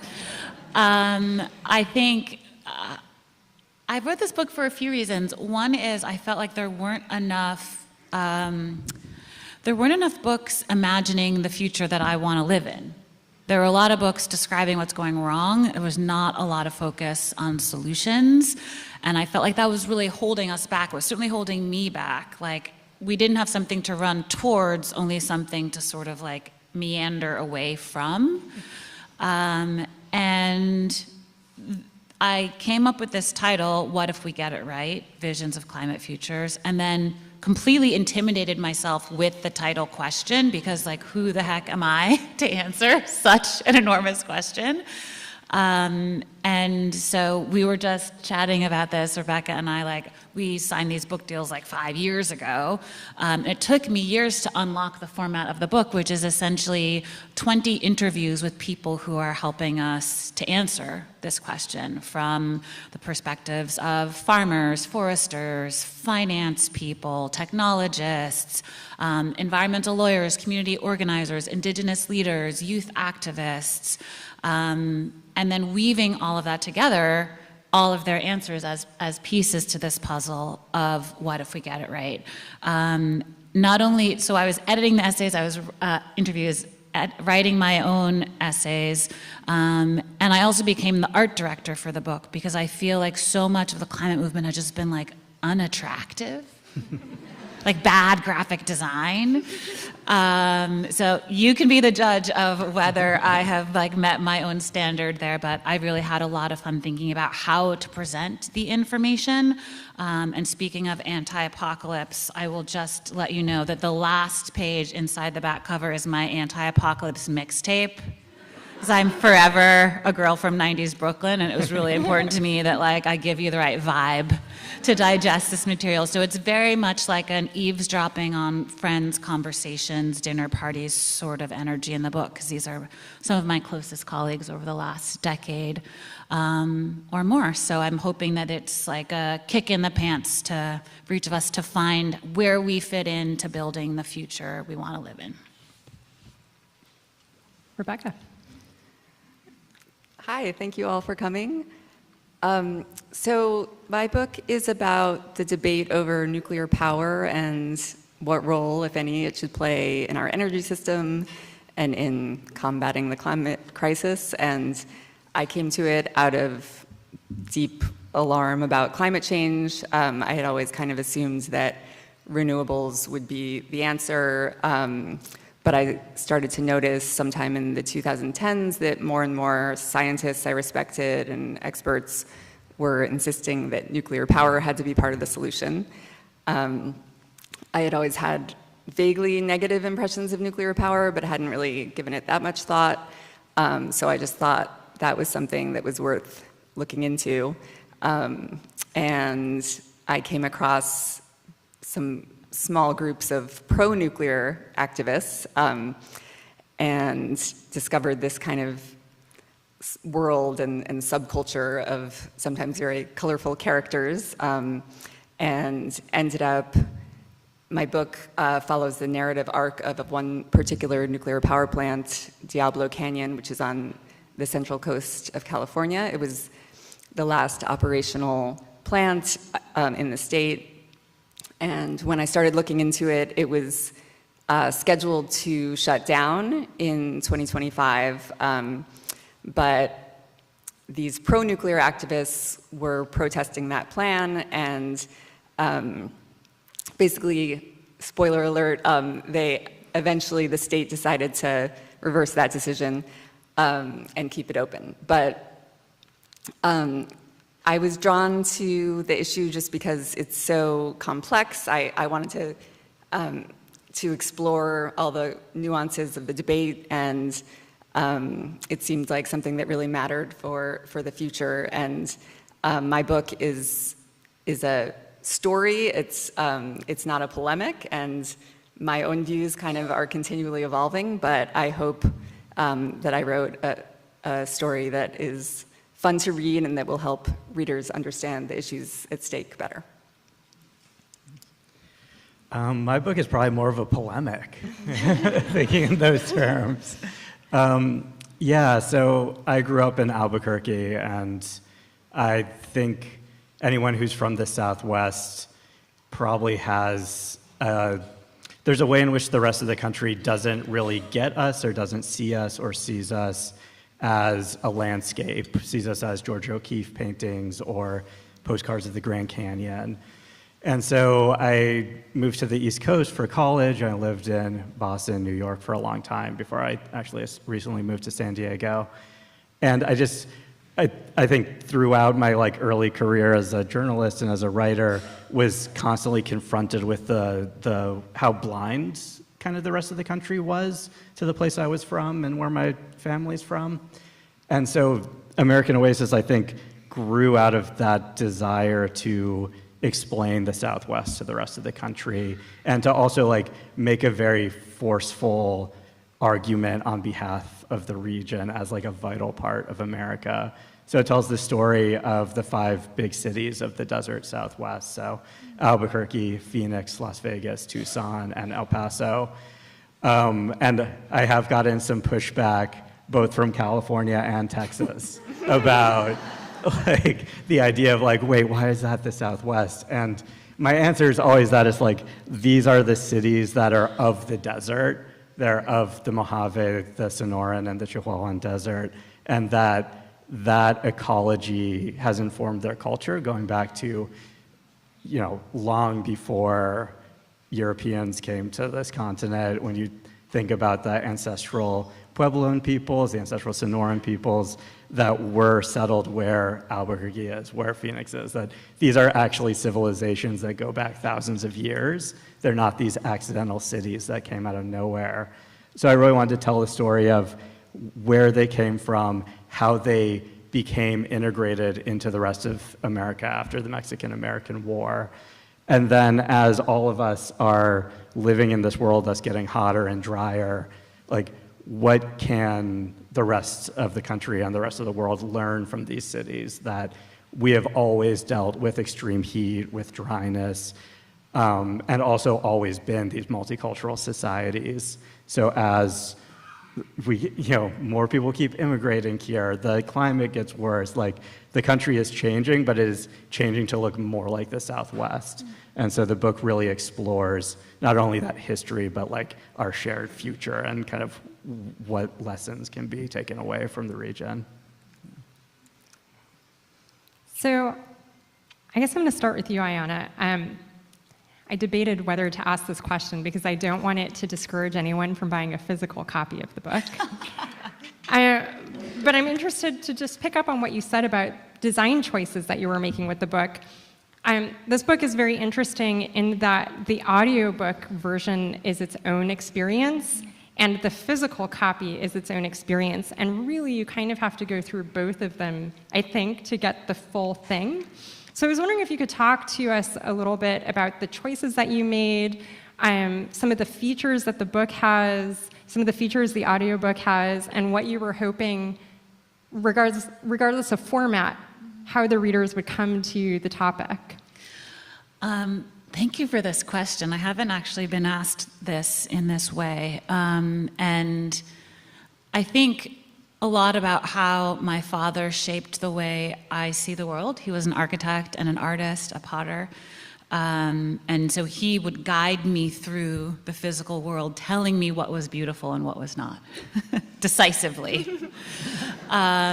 And that very much informed the way, and there's weirdly like a lot of architects involved, interviewed in this book, etc. I think there's 3 of them featured. And so it is a design book in some sense. And so I had these debates with my editor, do we do the whole thing as a 4-color print? It then becomes like a $50 coffee table book, which is less accessible. How can I do like a color insert instead of, there's a whole, I commissioned a set of what is often called Afrofuturist art, but it's actually, the artist calls it retrofuturist salvage punk as his genre self-title, which is absolutely correct. So even if you don't buy the book, you can go to the website and see all the art. I'm really bad at selling things. But getitright.earth is the book website. You can find the playlist there, and you can see the images depicting this, the way that he imagines New York City, Brooklyn of the 90s would be connected to farms upstate in this sort of overground railroad. And so I debated my way into one color throughout the book. And so I chose this like really bright blue to distinguish all the sections of the book. So each section has like 3 interviews, an essay by me, quotes. This one, Community Foremost, has a quote from Martin Luther King: "Where do we go from here, chaos or community?" which could not be a more poignant question, certainly for this moment. And then each section opens with 7 what-if questions. And this is not really a spoiler, but I will tell you my favorite 2 what-if questions are, what if climate solutions are beautiful? So back to this, like we are literally designing the future. Something like 50% of the infrastructure that will exist in 2050 hasn't been built yet. So we really have this incredible opportunity to build a beautiful world as we're integrating climate solutions resilience into it. And my other favorite question is, what if we act as if we love the future? Like, how would that change everything that we do and how we do it and who we do it with and collaborate? So there are like a million design decisions that go into the book, but one of them is in the opening pages, there's this beautiful image, but also a list of all of the words that are underlined throughout the book in this bright blue color, kind of like a treasure hunt of climate solutions terms. And the first word is love. And the last word is tenacious, which like pretty much sums up the whole vibe. And then as a person who's like, I'm trained as a scientist, I have a PhD in marine biology, so I think in this science way, but I can't actually read science in paragraph form, so each section also opens with a set of problems and possibilities, 10 minuses and 10 pluses, because it's my opinion that we should never talk about the problems without also talking about the solutions, because we have them, and to have those really be like kissing statistics was part of my idea for that. So many little things like that, and it is actually in the design choices and the choice of quotations in particular that this becomes like low-key, secretly the blackest climate book I could write.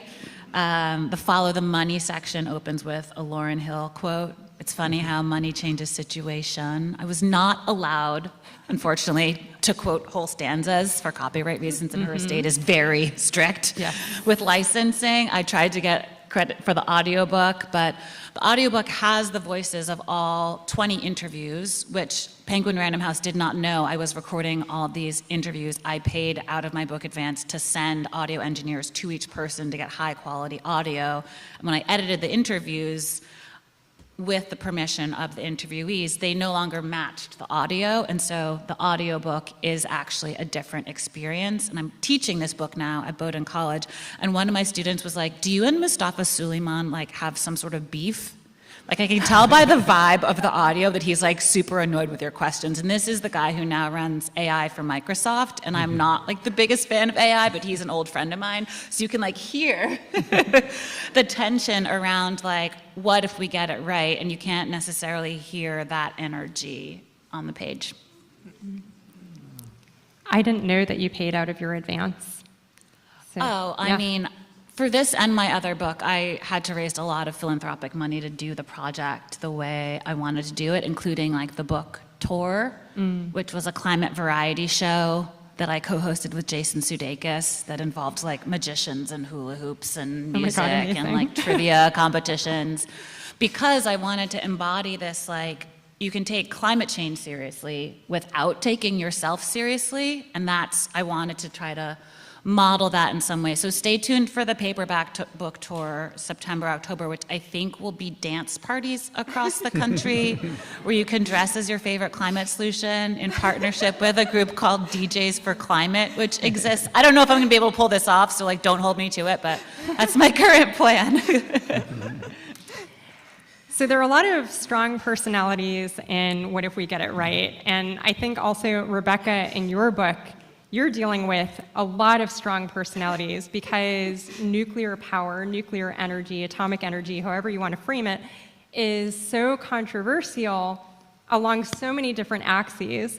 And so I'm wondering if you could talk about how you struck a balance between telling the stories of these, I feel bad calling them characters, but they really are characters in the book, between telling their stories and also your reporting commitments as a journalistic thinker, and also kind of your own reactions so tell us about the characters and how you were balancing all of that. Yeah, great question. Well, as I've said before, the hardest part for me, like I love every aspect of this work, but the hardest part by far is the kind of interpersonal aspect of spending a lot of time with people and then having to, so you talk to them and it's a quasi-friendship like relationship sometimes, but you always have to be clear that it's not actually a friendship, and then you have to go back to your computer and write about them in a more distant way, not as a friend. But so, yeah, the characters in the book, and I also feel bad calling them characters, but the subjects, I guess, but they, most of them are, the book focuses on the pro-nuclear movement because I think it's newer, it's less familiar, and it's the movement that's kind of gained traction in recent years. But it also gives the historical context of the anti-nuclear movement that arose in the late 60s and the 70s. And one of the characters is, she's still active. She was active back then and remains active. She's part of a group called Mothers for Peace that formed in San Luis Obispo, which is near this nuclear plant I mentioned, Diablo Canyon. So I guess it almost feels, I've been thinking lately about how, like I used to write more just purely about ideas and not really develop characters in my writing. And I always thought character-driven narrative writing was more compelling, but I was hesitant to do it partly because of the awkwardness I was just describing, but also because there's almost something that feels like cheap or gossipy about it, and I don't mean to insult this, like, because there's so much brilliant work, and it's like my favorite kind of work to read, but it's like, it's almost like a Trojan horse, like you're making it more engaging for the reader and you're kind of trying to sneak in the ideas and the science. So I kind of felt like that was what I was trying to do, and it was, I do think it makes for more compelling reading, but sometimes I also feel like a little weird about it, but especially, when it goes out into the world and the people I've been talking to then read it. But yeah, I guess I was just trying to balance the exploration of all of these ideas and the views that these different people held, and to try to tell it through their stories. And I don't know, maybe should I give a sense of a couple of the characters in the book? Or sure, if you would like to. Well, maybe I'll stop there for now, and maybe I'll let Kyle go. Yeah. So, Kyle, while I was reading your book, I was thinking about the challenges associated with choice making in your text, because you use a few different genres, really. You use personal essay / memoir as a staging ground for some of the storytelling. There's also some reporting. There's some interview. Like, oh my God, I was melting during the conversation with Jimmy Santiago Baca. I was like, oh my God, I can't believe he got to talk to him. Jimmy's great. He ruled. If people don't know Jimmy Santiago Baca, the poet, he's one of the great poets of the modern America, in my opinion.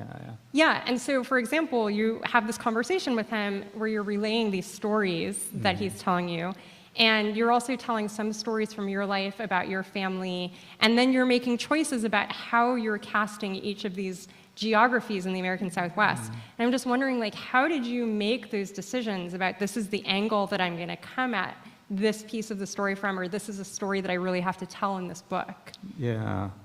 Yeah, I mean, it's a really personal book, right? Because it's about where I'm from, and it's in some ways about my family. And I think one thing that my editor, who's here, David Troyer, who is just the best, had kind of pushed me toward was a book that kind of covers so much geography and so many ideas that like putting myself in the middle of it would be a way to unite that and to make it more of kind of my journey, not so much like my career or anything, but more just sort of like me journeying through the region, through the Southwest. And so each chapter is connected with like a little kind of interstitial section that's basically just about driving between these cities. So driving between Phoenix and Tucson or Albuquerque and El Paso. And like that sense of all of these places being situated in this really seemingly unforgiving environment, but still an environment where life is very rich and palpable. And so like you can only do that if it's like I'm the one who's seeing this stuff and I'm the one who's talking to these people. So journalists have different ideas about objectivity. I do not conceive of myself as objective. Like I am a person with strong beliefs and committed beliefs who puts that in front of the reader because you need to know where I'm coming from. But to answer kind of the first part of your question of like molding it and making those decisions, Ayana, you mentioned architecture, and like I also love architecture. As we know it, or a sometimes helpful research tool. I think maybe a good example is like the chapter about Tucson. Answers to some I really very... wanted it to be about like, how do we build for heat? What are the actual shelters that we live in? And so when you're talking about shelter, you need an architect. So I talk about this architect, Judith Chafee, who grew up in Tucson in this very kind of like intellectual activist milieu, and then went to the East Coast. So she went to Bennington College and then Yale School of Architecture, worked with Eero Saarinen, worked with all of these kind of very famous New York architects, but found it ultimately like pretty unfulfilling and went back to Tucson and established this practice where she was very focused on kind of fusing the forms of modernism that she had learned in architecture school with these more indigenous and organic forms that she'd grown up with, and kind of was doing these things of like, now we talk about like passive house architecture, or we talk about, a lot of attention to where the sun's coming and where the heat gain is. And she was doing all of this stuff like in the 70s. And so like I was very inspired by her, but ultimately when you're talking about architects, you are often talking about houses built for very wealthy people. And the Southwest is a region that is certainly in the post-war era became like a magnet for snowbirds. And this is especially the case in Phoenix and Tucson, where there's a great number of people who only live in Tucson in the winter because they live in Chicago or Detroit or New York in the summer. And so I feel like I had to balance that with the stories of the people who don't get to pick and choose where they live. And so in that chapter, kind of, I won't say opposing, but sort of in conversation with Judith Chafee is Lydia Otero, who is a historian who had grown up in Tucson and actually lived in LA for a long time and was involved with a lot of like Latinx queer organizing here before they went back to Tucson to get their PhD. And they wrote this amazing book about urban renewal and basically the downtown part of Tucson that was where the Mexican-American community had been congregating for literal centuries, was bulldozed in the 60s to build a convention center. And Lydia writes about coming from a barrio where they, like, all their furniture was up on concrete blocks. And it wasn't because they liked concrete as like a modernist choice. It was because after they expanded the Air Force Base, all of the stormwater would drain through their living room because they lived by the river. And so I was like, trying to think about like, how do you tell the story about Tucson, this story about shelter, and like who are the people who, yeah, like you kind of need actual people and like how they live in a place to like tell a cohesive story, or one that kind of bridges this like really wide gap in terms of race, in terms of wealth, in terms of just the built environment of the city.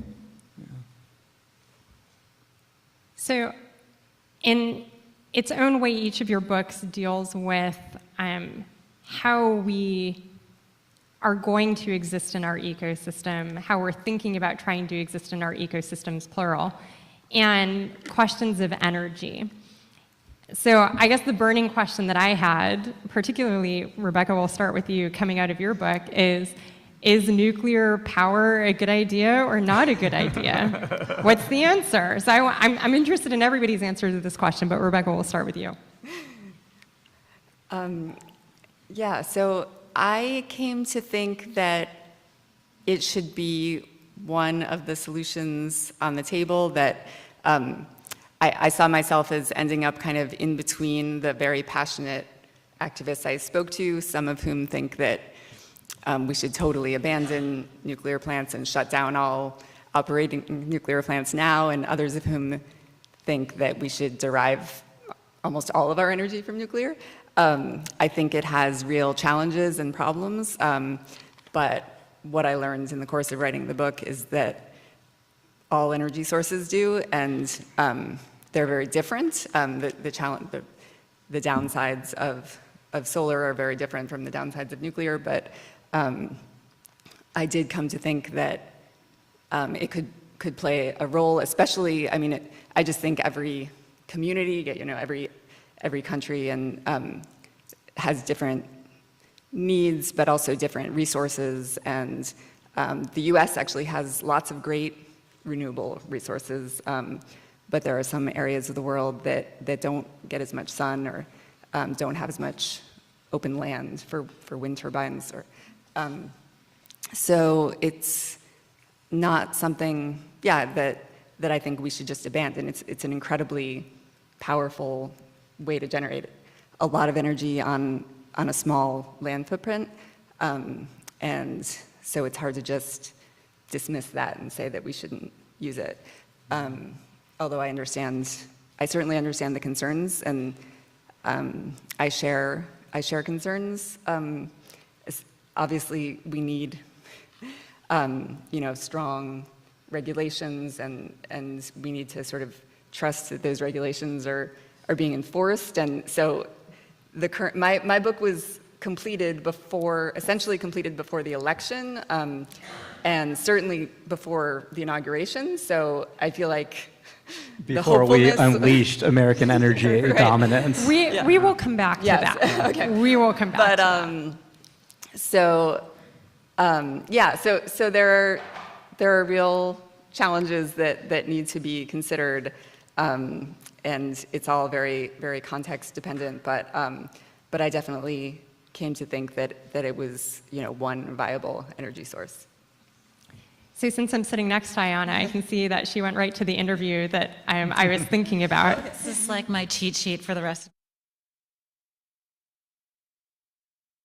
thing that was going on was just like getting to a point of unsustainability. I was reaching a point where I couldn't continue to eat the way that I do. I'm very addicted to eating, like I eat like on a level, I'm known for eating like crazy amounts of food. And there's no trophy at the end of it, like that's the way that I eat. And it was kind of like my identity in a way. Like I would show up to a Korean barbecue, and it would be like, they just wait for me to eat like 9 orders of barbecue. I'd go to a Philly go to Philly, and I'd have to have like 5 Philly cheesesteaks, not just one. And so it's just to a point where I wanted to change, but when you're in that kind of addiction of food, it's really hard to change, because it's a part of you, you know what I mean? Like it's something you don't want to give up.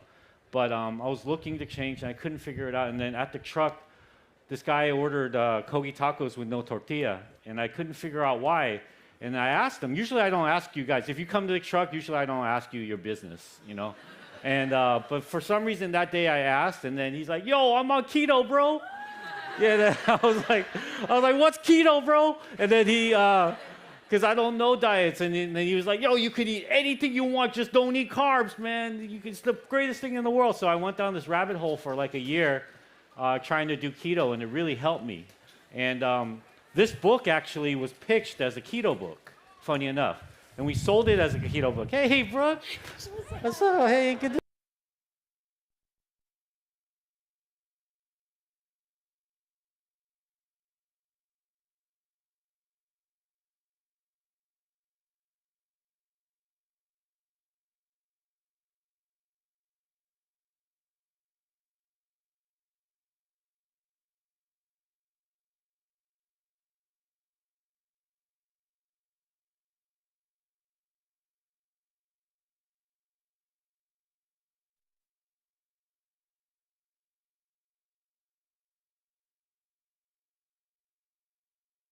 pro-nuclear activists would reach like that place you in life to think try that to it figure out is, if you but got with something to say. smaller But I think this book reactors, you can have has more a of little bit them of something around to the country say, in a different and I hope way. if The you get it, safety that it helps you measures with have your certainly life, gotten a and lot maybe, better in the either last few cooking more, or decades. if you're at a place So where my you wanna opinion eat is that it's better or fine to be have it part of healthier, the mix, without but losing yeah, it's never going to be your like ground or the the things that you answer. love, it'll help you with that. And especially But in now any that we case, have. let's get to cooking.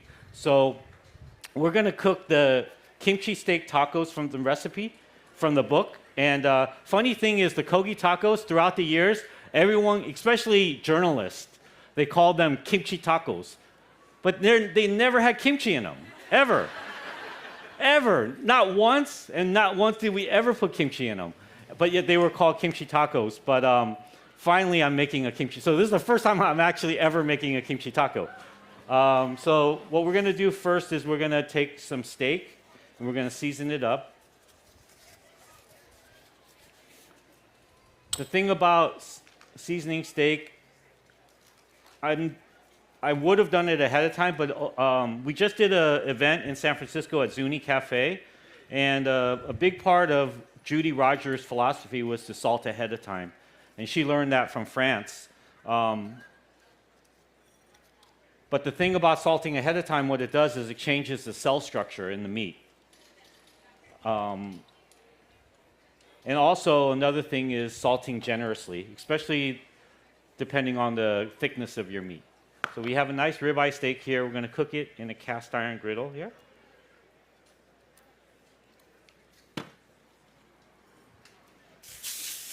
And while this is cooking, we can take some questions if you'd like. Otherwise, you can just watch me watching the steak.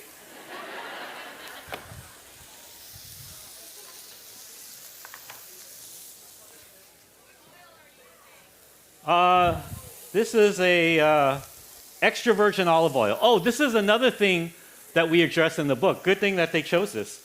There's a fallacy in cooking that you can't cook with delicate oils.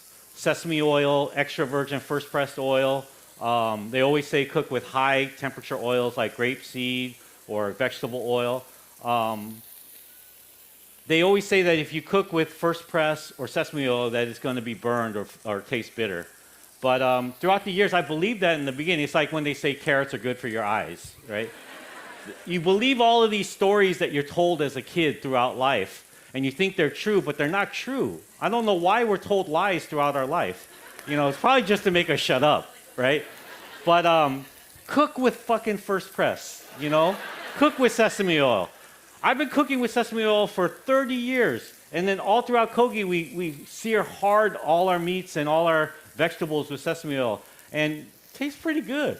You know, it tastes pretty damn good. So whoever came up with that rule, I think it must have been a food scientist or something. But yeah, we're cooking with extra virgin olive oil. So, while that sears, I'm going to toss our slaw. So we have finely shredded romaine, thinly sliced onions, cilantro, and the before mentioned kimchi. We're going to squeeze lime in there.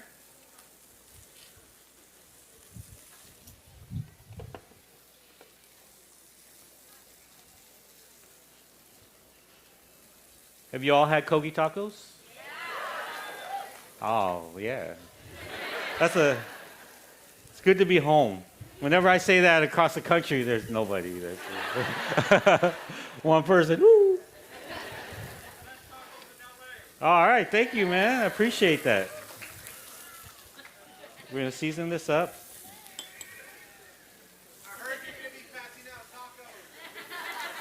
I'll throw a few of these out. Just why not? Okay. So we just added lime juice and oh, I see that's going on there. I'm supposed to make a sauce too for you guys. Hold on. I'm supposed to make a sauce. I was like, there's got to be something else going on in this plot. We're going to make a sauce here. It's called the magic sauce. And this sauce was built on growing up with a mom like mine. She would cook constantly in our life. You know, if you ever grow up or been around an Asian household, as a kid, we don't really grow up with cereal and Pop-Tarts. We barely get a piece of toast. Toast was like a luxury. What we do grow up with is fermenting fish heads, fish guts, stews, gochujang, garlic. Eating garlic in the morning in high school is not the move. It's not the move, man. And then we have usually a lot of stink. And then it always turns out to where when you try to bring your friends home to your house, your mom is always cooking the stinkiest food in the world. And especially at 16, 17, when you're already nervous and trying to make friends, it's the worst. But in any case, this sauce, all her sauces she called magic sauce. And this is a version of that magic sauce. So we're going to start with gochujang. This is LA, so I don't have to explain what gochujang is, right? All right? Sometimes around the country, I got to explain. This gochugaru. This is mirin. Some garlic. Onions. Sesame oil. Soy sauce. I don't know. And I don't know. I seriously don't know. Oh, beef broth. All right, sure. Okay, we'll let that go. We'll let the steak rest.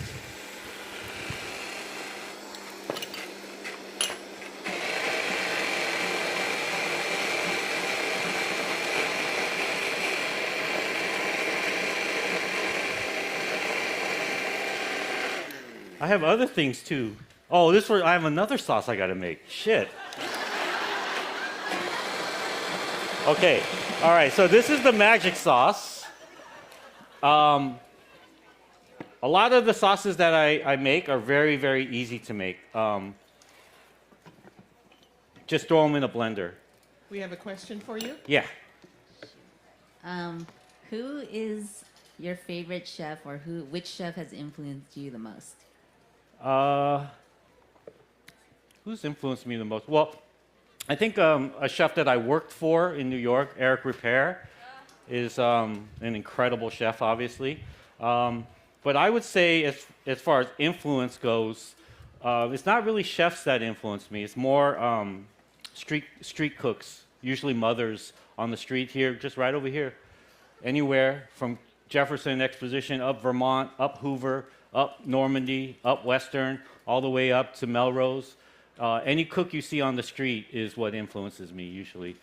Just the tenacity is something I grew up around. Yeah. It's something that was very intimate to me that I grew up around, so I understand what they're going through. I understand their kids that are by their side.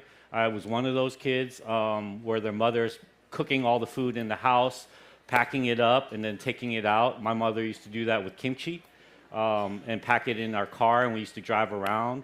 And we would just roll up to you on the fucking traffic light. We were like a drive-by, but with kimchi. You know what I'm saying? Like we roll up to you right over here on exposition at a traffic light and roll down the window. And instead of a what coming out, and it would be kimchi coming out. And then we make the exchange right there, So I understand that, and that's really the food that influences me. Speaking of street food, we're making a salsa roja right now. So this is cilantro. And then we have some dried chilies and tomatoes. And some charred onions and garlic.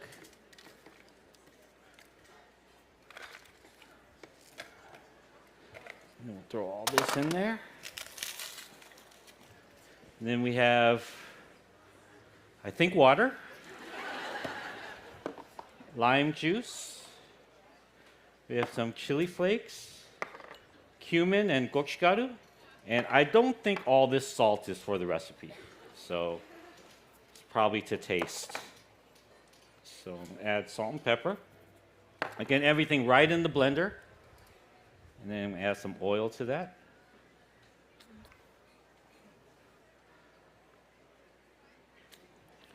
Let's see how this comes out. It's going to have a little gochujang in it, too. All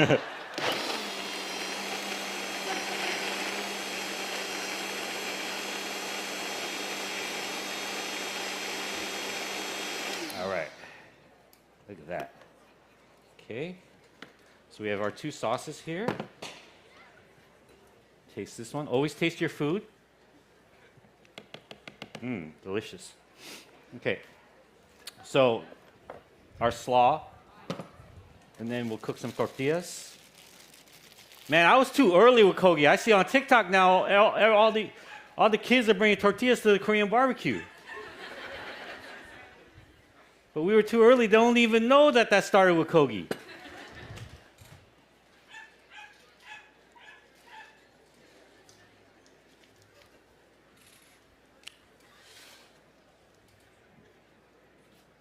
Let's see. I think these went off. Hold on one second. Okay. All right. I'm going to cook these tortillas. And then so we have our gochujang, we have our salsa roja, we have our slaw, we have our meat, and we have a question. Knives right here. Question? How did you find that working in fine dining changed the way that you approach making street food? There was always a duality in my life. Even when I was working in fine dining, all I was eating was street food when I got off of work. So it's something that I chose and had been around my whole life, and I was very intimate with it. I just never knew that I could blend my two lives together. So like, I used to have a job at one point, like a real job, and like, you know how it is when you have a job. You think like job is job life is job life, and then your real life is your real life. And I never knew that I could combine the two together. I grew up in a Korean restaurant. I grew up eating street food, but I thought that was just for me. And then I would go to work as a chef, and I thought I was cooking some other sort of food. But as my life changed and everything came to a crash, and I ended up out there on the streets cooking the tacos, I realized that, food is food. And I've just put all my heart and soul into it. And what happened is the street food became who I was and my soul, but the fine dining became my technique. And it became kind of like Jason Bourne. It just came out of me, it just came out of me. And then what happened was it just fused together to create a superpower, which was kogi, So it's kind of like one doesn't have a beginning or an end. They just kind of form to create a bigger, a stronger being than separate of itself. I've found that at Asian grocery stores, a lot of gochugaru and gochujang are kind of not all created equal. Yes. How do you choose which kind of like gochugaru and gochujang, especially like for gochugaru, like the coarseness? How do you choose what to use for each recipe? Yes, so there are different grinds. That's a great question. There are different grinds, especially like, very similar to like salt. So you have like, if you think of like iodized salt versus kosher salt versus sea salt versus fleur de sel. So let's just take those 4 examples. Iodized salt is very fine, very heavy, extremely salty. Kosher salt has microscopic crystals around them. So even though it looks like the same weight as iodized salt, it's actually like 30–40% lighter because there's these microscopic spaces in between how the salt settles in. And then you have sea salt, which is almost like kosher salt, but as heavy as iodized salt. And then you have fleur de sel, which are flakes, just the flakes on top. There's different salinity in all of them. So where I'm getting with this is if you followed a recipe and it said 1 cup of salt, and you used iodized salt, but it actually required sea salt, the recipe would taste totally different. It's the same thing with gochugaru. Gochugaru has a fine grind, medium grind, a coarse grind. We use the coarse grind here, and then there's different qualities and levels to it. In all cases, you always want to try to find something that is from Korea. There's a lot of gochugaru being made in China, and there's nothing wrong with it, but it's like olive oil being made here versus Italy or Spain. You know, it's just slight differences. And then always try to look for the coarse grind. Sometimes if in your markets that don't have as much of a selection, you'll usually only find a fine grind. And that's because the buyer is not knowledgeable on what the recipe is being used for or what the gochugaru is being used for. In that case, if you can only find the fine grind, then just adjust, just like you would with iodized salt, just a little bit less than you would use. Yeah.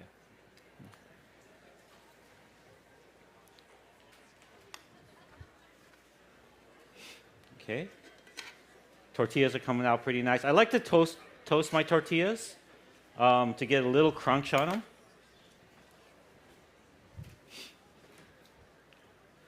Not a huge fan, even though there are a lot of taquerias around town that still do it this way, and you know, God bless them. But I'm not a huge fan of like the steamed tortilla. I like it to have a little crunch on it. Yes. Sorry. With a lot that's going on in the world, do you ever find the external affecting the food? Maybe you have traditions in your family, the way you guys, before you eat, that sort of thing.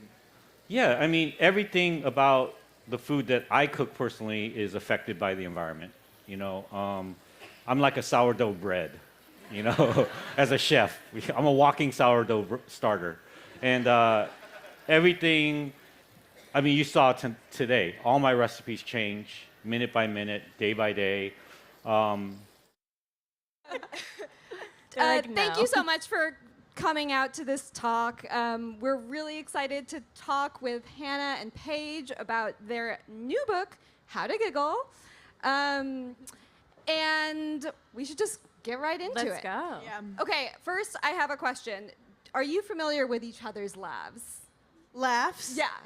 That's all we know about each other. Like I can hear Hannah's laugh from a mile away. Can you impersonate it?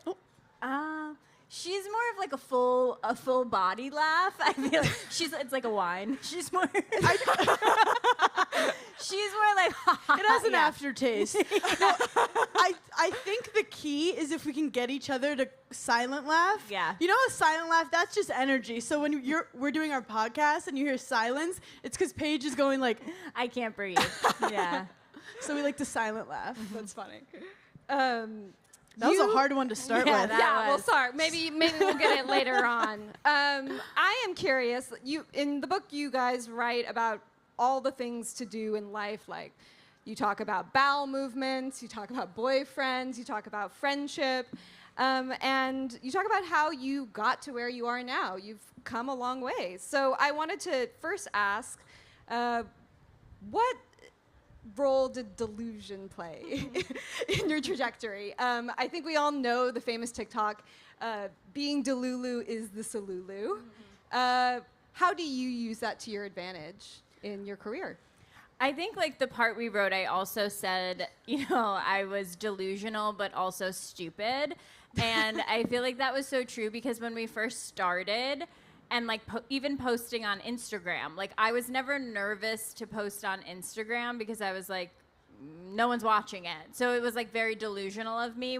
And even now, like when I post, I really think of like my first like 2,000 followers. Like I feel like I'm posting to them, and that's just like delusional. So I feel like if you're not delusional, you're never gonna accomplish anything. Yeah. Because we all have to start not good at what we do. Like Sure, before you become a comedian, you're someone who wants to be a comedian who's delusional. So we want to normalize, like, you're not delusional, you're being brave. yeah. And especially stop waiting until you feel like you're over prepared for something, like just do it. So I think we want people to try things that they didn't think they could previously do. Sure, yeah, that makes sense. Because that's the hardest part, is saying I want to do it. And 90% of people quit there. Yeah, do you ever get nervous about social media now since there's so many more eyeballs on you? I mean, of course, there's like certain things where we're like, we probably shouldn't post that. But truly, like, not really. Like when we are videoing something and we're like, that's really funny, like it's immediately going on the internet. I think also why we've done well in this and maybe not some other things. Like what? Well, because they can't fire us from this. We are the bosses. Be your own boss. I think also at the end of the day, we enjoy making people laugh. So when it's something you enjoy, you keep doing it in spite of like some of the nerves. But if you don't actually like something, I feel like people quit a lot because they're like, I don't need this extra stress. But like making funny videos is all I wanted to do. Sure. And it's the joy of creating. That is a good segue to my next question, which is the importance of committing to the bit. You write about how this is very important for your friendship. Look at Paige's outfit today. Yeah, can we get like do you want to do a spin? Thank you so much. I thought you were literally never going to ask me. I felt it was only appropriate coming to a college campus if I wore no pants. So the only speaker today with no pants. Yes, it's a record. What were some early bits in your friendship, and what are some larger bits in your lives? Okay, early bits in our friendship. Like we obviously met on Summer House, so like we had different bits there that like no one ever really saw. Like the first time we laughed together, we were laying in bed, obviously, and I said, Hannah, are you hungry? And she said, yeah, I'm actually starving. And I pulled out a turkey panini from like my nightside table, and it was in that moment where I think we fell in love. And so like that was a bit that ran throughout Summer House that like no one else knew. We had some bits make it on where Paige had these like chicken cutlets she would stuff in her bra. TMI, sorry. I didn't mean to expose you just there. It's okay. But we have nothing to hide. And then I would like throw the chicken cutlet at her. I thought it was funny. And it ended up making the cut. Yeah. And there were so many funny things we do though that didn't make the cut. And we realized like, oh, we love comedy and making each other laugh. And that's where something like this book was created. Sure. You also write about how it's sort of helpful if you need to do something scary. You can just think of something as a bit. What's an example of that in your life? Our Giggly Squad tour. This whole thing right now. now. This honestly sitting up here, I'm like, this is a bit. Look at my glasses. Hello. But no, like I had such an interesting tour this fall because like I had to go on beta blockers, and so like hyping yourself up and just being like, this is not forever, and like it's easier to get through certain things, like if you're nervous. Yeah, and I think people take themselves so seriously, and they think, if I'm more serious, I'll accomplish more. So the book is trying to frame, like, if you take yourself less seriously and make yourself laugh and consume life in a lighter way, you actually could be nicer to yourself and be more successful, not to, like, go full Mel Robbins on you guys. Let her be the #1 person of the week. It's fine. But you're catching up on the New York Times bestseller list. No, let them. But yeah, my life is easier when I make fun of myself and the people around me. I love it. Another important tenet of your success is decentering men. Mm-hmm. Yeah, a round of applause for decentering men. No, every man here supports women in the arts, and we love that for you guys. Yes. Paige, I know you have had recent experience in this category. Sure. What are some ways that you decenter men? I just don't look at them directly in the eye. I think that's probably like the safest thing. No, decentering men, like we didn't think that was going to be like our whole thing. Like we didn't go into Giggly Squad being like, we hate men. It just like they did that to themselves. But like a perfect example is like Hannah got married, very off brand for us. I was like, are you sure? And when she posted her wedding pictures, where was her husband? We don't know. We never saw him. And it was just an example of like, well, I look good in the dress. Like it doesn't have to be focused around like a man's whole life. And I think like we are kind of the first generation that is like, oh, we don't need men for financial stability. We don't need them for this. We don't need them for that. And it's really like, if you want them, you can have them, but you don't need them. And yeah, I also think that we were boy crazy. Like we're not here being like, we've never been distracted by a tall man before. Right.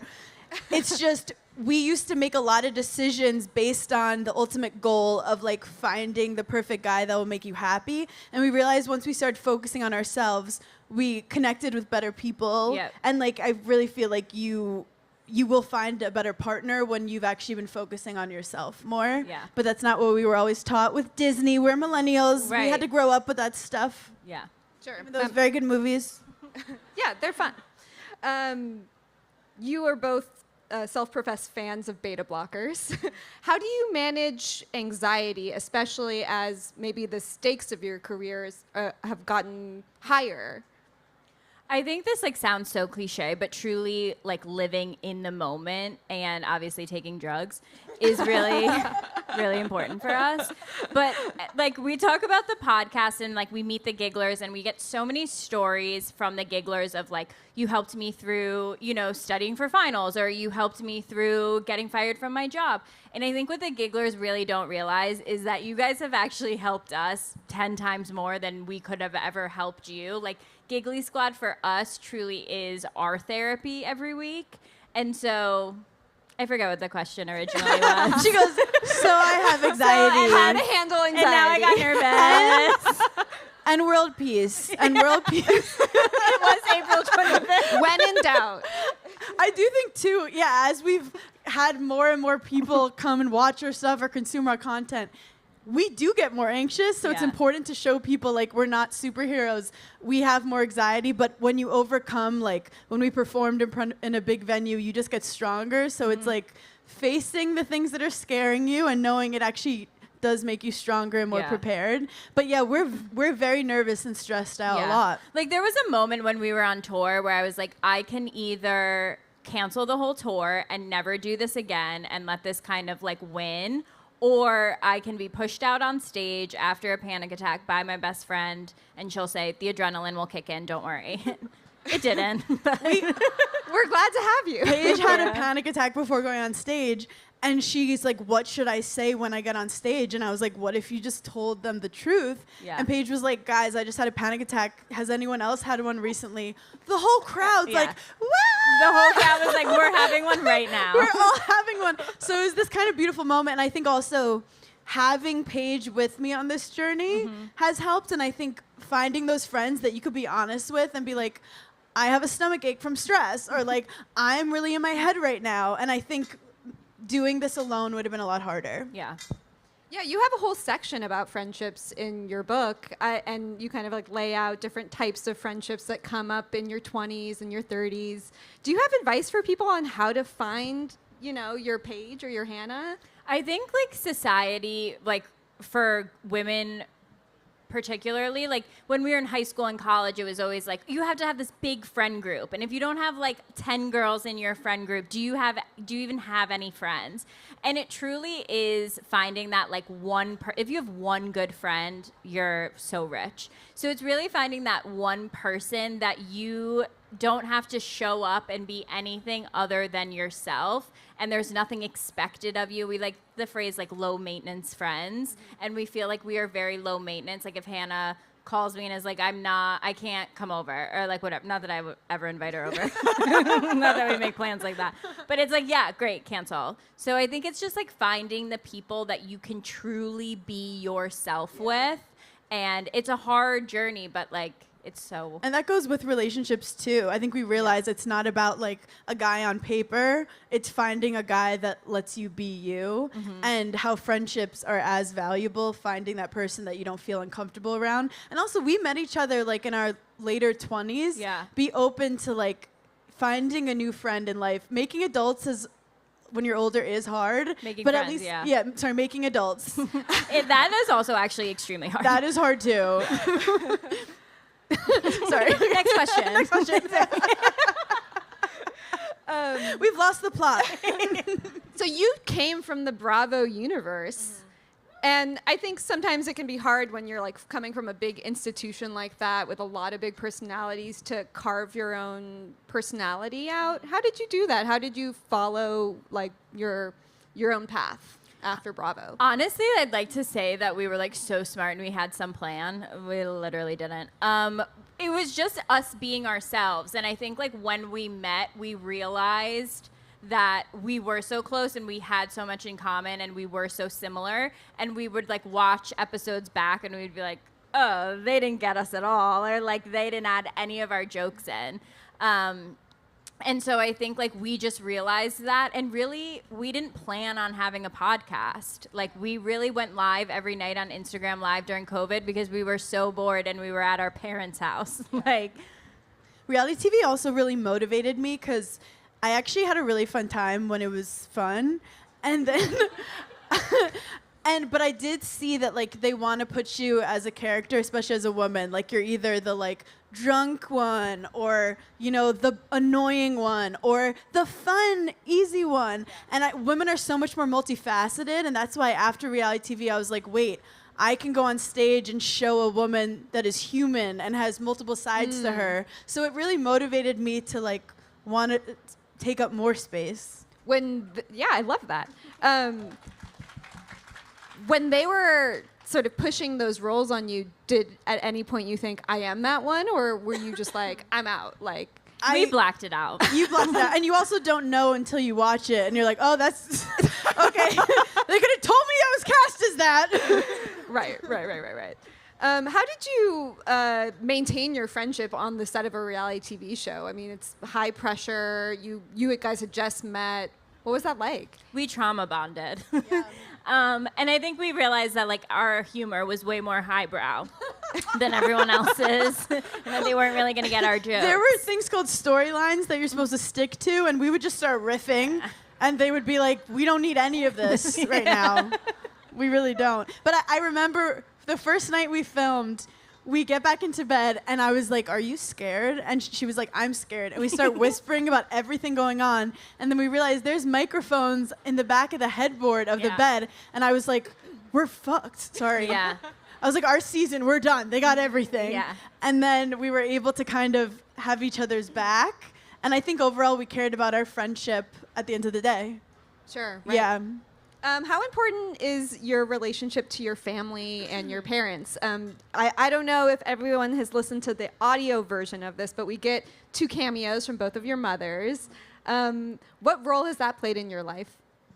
Our moms were obsessed with them. Like, we would die for them. We can't do anything without them. And it's just, they're so important to us because they were really the first people in our lives that were like, you can do whatever you want to do. And I think that is so important as a female, like having someone when you're younger being like, whatever your goals are, like you can absolutely reach them. And so like calling your family and being like, I'm going to go on a reality show is not like the most normal thing to do. They were definitely nervous, but they were like, we support you expressing yourself however you want to. Yeah. I love the teenage angst happening over there. I love that. Did you either of you have an emo phase by chance? I did not. Paige did not. No. Did I? I love the color pink. But yeah, my mom, was a middle school principal and just like a badass woman. And I always looked up to her, and I realized, like, why would I make a decision when I can ask my mom, who knows more than me? Yeah. So she really helped me through everything in my life, and I'm very lucky to have her. That's amazing. Okay, we are going to a little game that I came up with. I know that you were recently on Fallon and played charades there. We're the queen of charades. I can't give you John Hamm and Patrick Schwarzenegger. It's okay, we don't need them. But I can ask you, I'm going to change the name of a game I think we all know very well. Kiss, Marry, Kill. Love it. And I'm just going to present to you a few different like trends from TikTok, wellness stuff, and you can tell me which one you like. Okay. Number 1, cold plunges. Kill. Once I found out that they're not as beneficial for women as they are for men, don't ever bring it up to me again. Okay, so if it looks cool on your Instagram story, I support women in the arts, but no. All right. Don't give yourself pneumonia because someone on TikTok said it helps your anxiety. You know what gives me anxiety? Jumping into cold water. Yeah. Dry brushing. Kiss. Because, Kill. okay.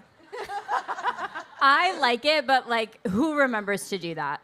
No one. My day's never gotten better. No one's ever been like, wait, you look amazing. And I'm like, yeah, I dry brush.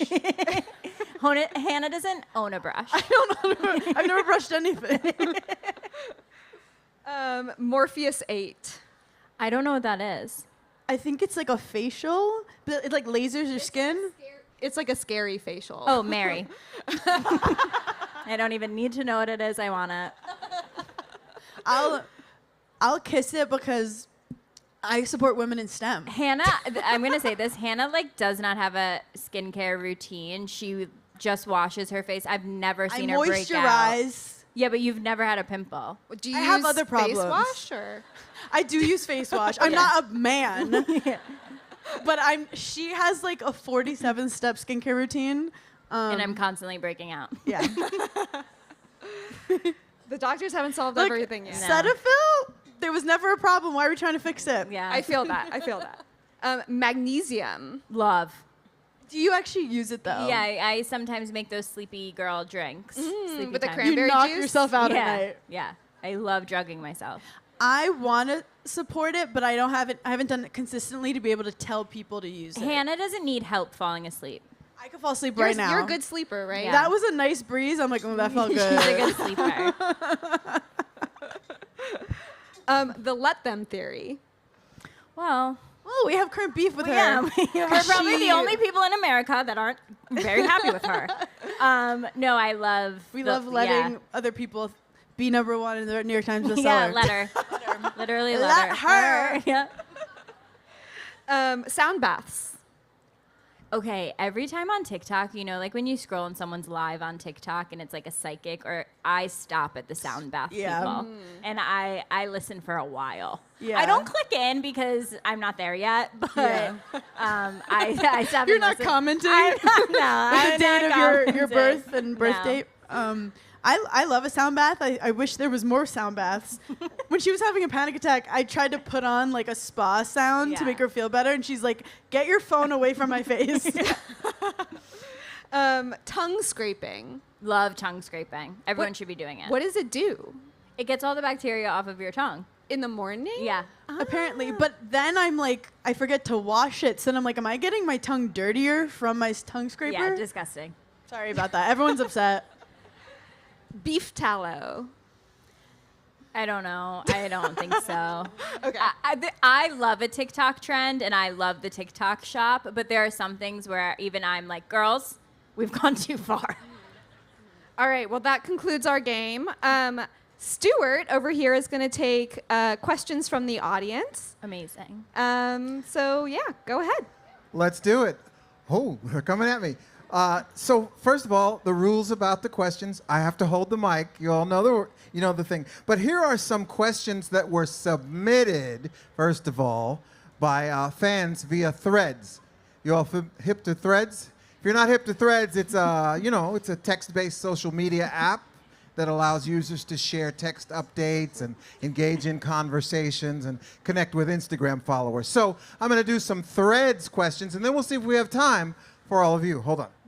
Stuart, we're obsessed with you.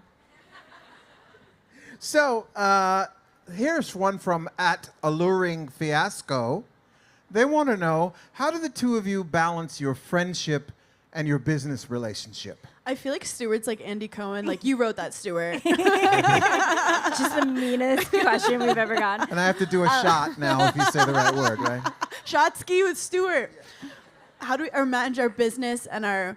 Honestly, I feel like we try to just be so overly communicative with everything, where it's like we text immediately, we let each other know how we feel. Yep. We deal with our business how we deal with our friendship, And I feel it's like. talking all the time and then making fun of everyone. Literally. Yeah. Like, we'll just also just look at each other. We know each other so well. I know when she's uncomfortable. Yeah. She knows when I'm uncomfortable. And we just try to, like, have fun. Yeah. And we get glam sometimes for Zooms so that we can stare at each other. I would. So here's one from @Emily Ashcraft. Emily says, you've both accomplished a lot in your professional goals. What are you still trying to do? Ooh. I mean, I think like with Giggly Squad, obviously we want a theme park. We want movie, like we want to be president. So like that we get. But I think like individually we still have goals too. Like I love fashion. Hannah's a stand-up comedian. And I think that is also really beneficial because we don't get so in the weeds of like Giggly Squad because we know we have like separate things, and Giggly Squad will like always remain our like safe space. It's really our baby together. Like we have a baby together and it's Giggly Squad. Wait, it's so true. We're mothers. Yeah, we're mothers. We're literal mothers. Also, I do want to say success does not equal happiness, but I think it's fun to keep challenging ourselves, and we want to just keep creating things that make us have fun. Yeah. And I mean, we never thought we would write a book. Yeah, we never thought we'd write a book. Love it. Okay, this is from @SirChris Saint via Threads, everyone. Chris wants to know, what are your top 2 tips for laughing more and taking the stresses of life less seriously? I think the first one is surrounding yourself with people that you feel most comfortable being yourself, because then you automatically just laugh all the time. Also, find people who are good laughers. Yeah. Like, one good laugher changes the whole energy of the room. That's true. So, like, if you see someone who has a good laugh, be like, do you want to come to brunch tomorrow? I really need the help. Yeah, so I'm going to take a couple questions only from the best laughers. I'm sorry. Yes. Perfect. Also, girls, stop, like, little giggling. Like, let it out. Like, yell Are laugh. those real glasses? Yeah. No. Okay. Amazing. I needed to know. No, I can't hear anything. Can you hear anything? Yours are real. Yeah, I can't see. All right, I'm going to take your question then, because you're wearing fake glasses. And it's your question? Okay. Do your glasses work? Okay. Tell us your name and your question. My name is Haley Herdman. I identify as Hannah coded. This is my page coded sister, Skylar. I'm like very much half though. Okay. Grew up. Yeah. Anyways. My question is for Hannah. I'm a therapist and former Division I athlete as well. And I am starting a podcast with my best friend about mental health in sports. And it's called Mental Training Room. Yes, little plug. But Cute name. Thanks. Yeah, like athletic Subscribe. training Yeah, room. Yes, no, yes. I got it. Okay. My question, I guess it could be for the both of you, but what would your biggest piece of advice be for starting a podcast like that? Ooh. Well, I think you're already on your way in terms of it's something you're clearly very passionate about and knowledgeable about. I always tell people it's fun to think of an idea, but could you talk about this for 10 years with someone? I think what you're doing is really, really important, and I can't wait to listen. And also my advice is you can't be a perfectionist when it comes to podcasts. And it is like sports where it's about repetition. You're going to get better, but you cannot go in being like, everything I say has to be perfect. It's about the vibes. It's about the flow.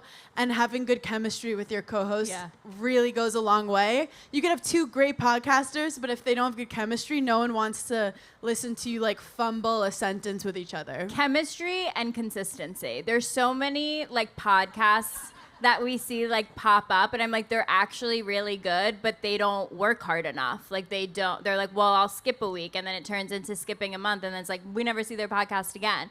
So it truly is like working harder than everyone, and then like the chemistry with your co-host. We are actually kind of marketing nerds. I think nowadays it's not enough also just to have something on audio, and making sure that you're posting the video, cutting up the best stuff, spreading it everywhere on Threads. Stuart loves threads. Stuart loves threads.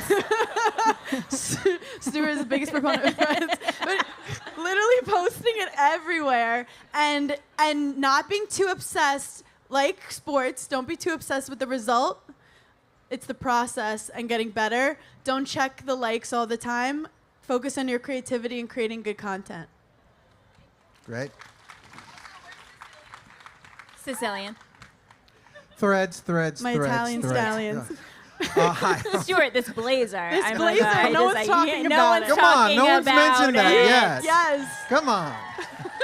Hi, your name and your question. My name's Luis Gonzalez, but my girlfriend's on the phone, Eliana. She's a huge fan, but she's in Berkeley. She wishes she could be here. And she has the question? She does have a question. Oh, okay. Do you want to say it into the mic? Yeah. Sure. Wait, try to talk. Hello? Yeah. Yes. Hi, what's your question? If you could ask your cats any question, what would you ask? Phenomenal question. Wait. I already know mine. What's yours? Am I a good mom? Like, does she feel like I put her first, like that I'm attentive to her, or like does she feel like we're roommates and like that would be my question. I'm on this weird TikTok algorithm of animal communicators. Is anyone else on it? So it's just people telling them, why is the first thing that came to mind was Butter, can you make fun of my husband? Like, I know that she has thoughts about him, and I want to know her making fun of him. Is she roasting you in her head? I think Butter roasts everyone, but just can't explain it. Like, I personally have only seen Butter 3 times. And she wasn't happy about it. No. Great question. All right, I have time for like 2 more. I'm going to do 1 and 2, okay? So I'm coming to you.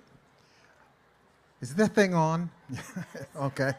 Hi, Paige. Hi, Hannah. Hi. My name's Kira. Me and my best friend, Fiona, are truly so you guys coded. I'm the Hannah. She's the Paige. She's abroad. The Paige is at home. She's like, I'm in bed. Well, have the best time, though. She's in Cape Town right now. I'm filming this for her. But so we both are really trying to decenter men in our lives, but they're so fun to talk about and scheme. Do you have any advice for us?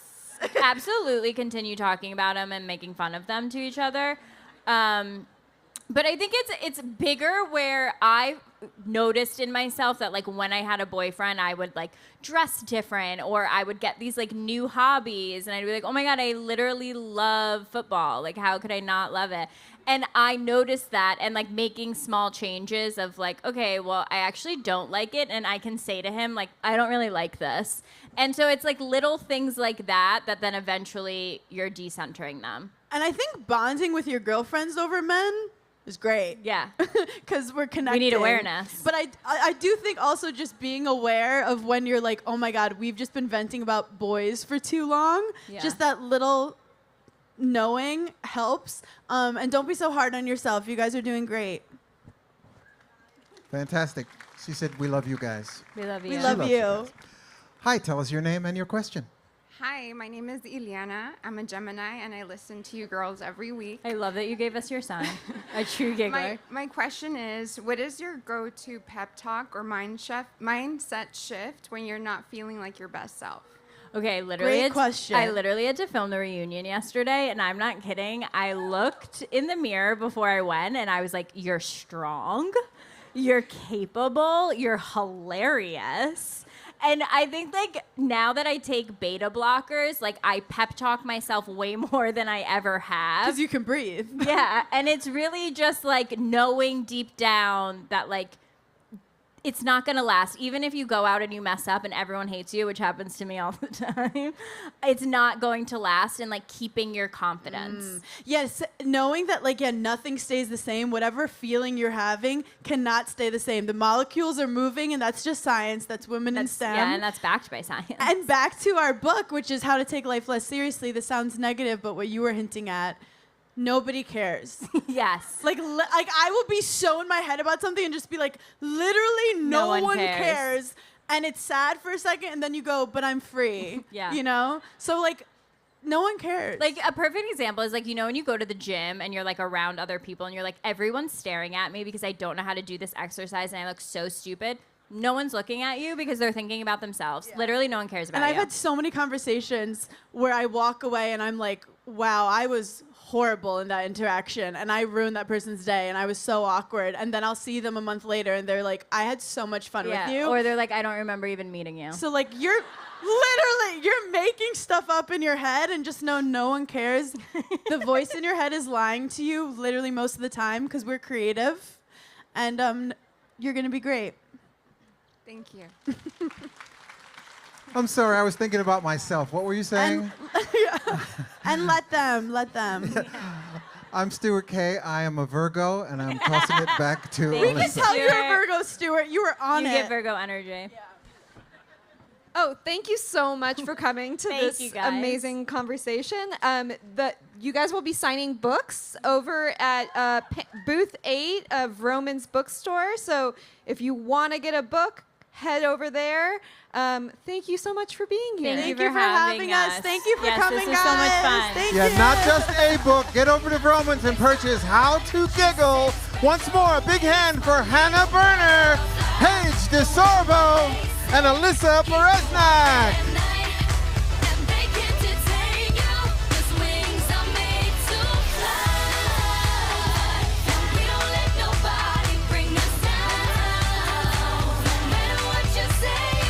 I'm Joanna Jojo Levesque, and these are very important questions. What book did you obsess over as a kid? I did love the Harry Potter series, but there was also this book, Clan of the Cave Bear. I was obsessed with that book to a weird degree, and I never wanted it to end. And maybe I need to revisit it as an adult, because it did something to me. What's your favorite word and why? Somebody used a really cool word the other day. Is it obsequious? Is that a word? Right? Like, did I say that right? And I forget the context they used it in, but I'm just delighted by words that are new to me. What's your weirdest writing habit? My weirdest writing habit is that I'll go through periods of just not doing it at all. Like, I'm currently in like a resistance within myself where I'm just like, no, I'm just not writing right now. I'm just doing other things. I'm just not writing. But I'll go through periods of like, I look at my life in intervals, and like I'll go really hard for a period of time, and then really, really not do that same thing. AI, the end of humanity as we know it, or a sometimes helpful research tool? Both.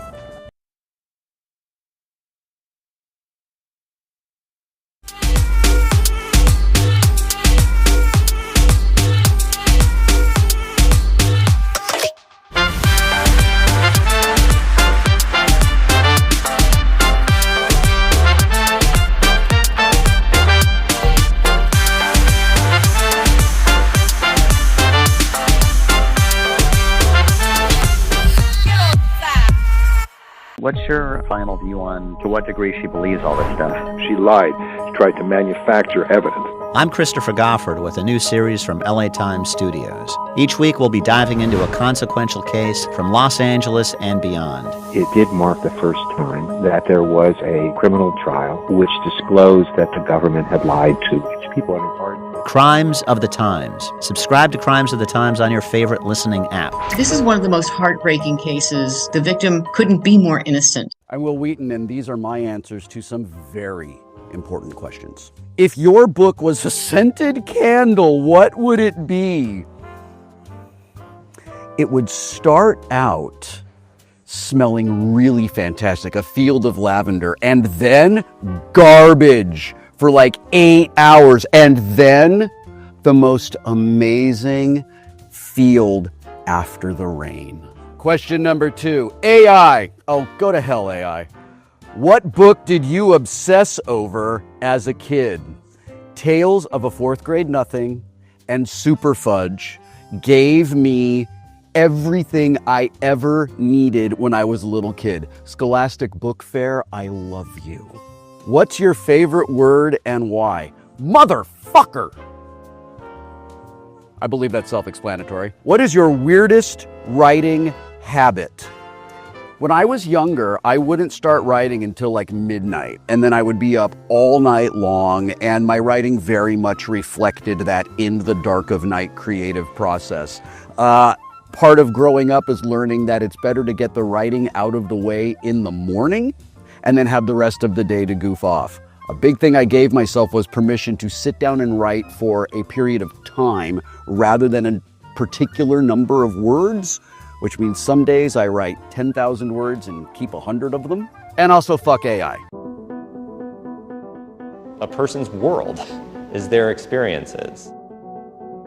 But there is something really powerful in a person who can relate to an experience in a news article and write something to us that is their experience.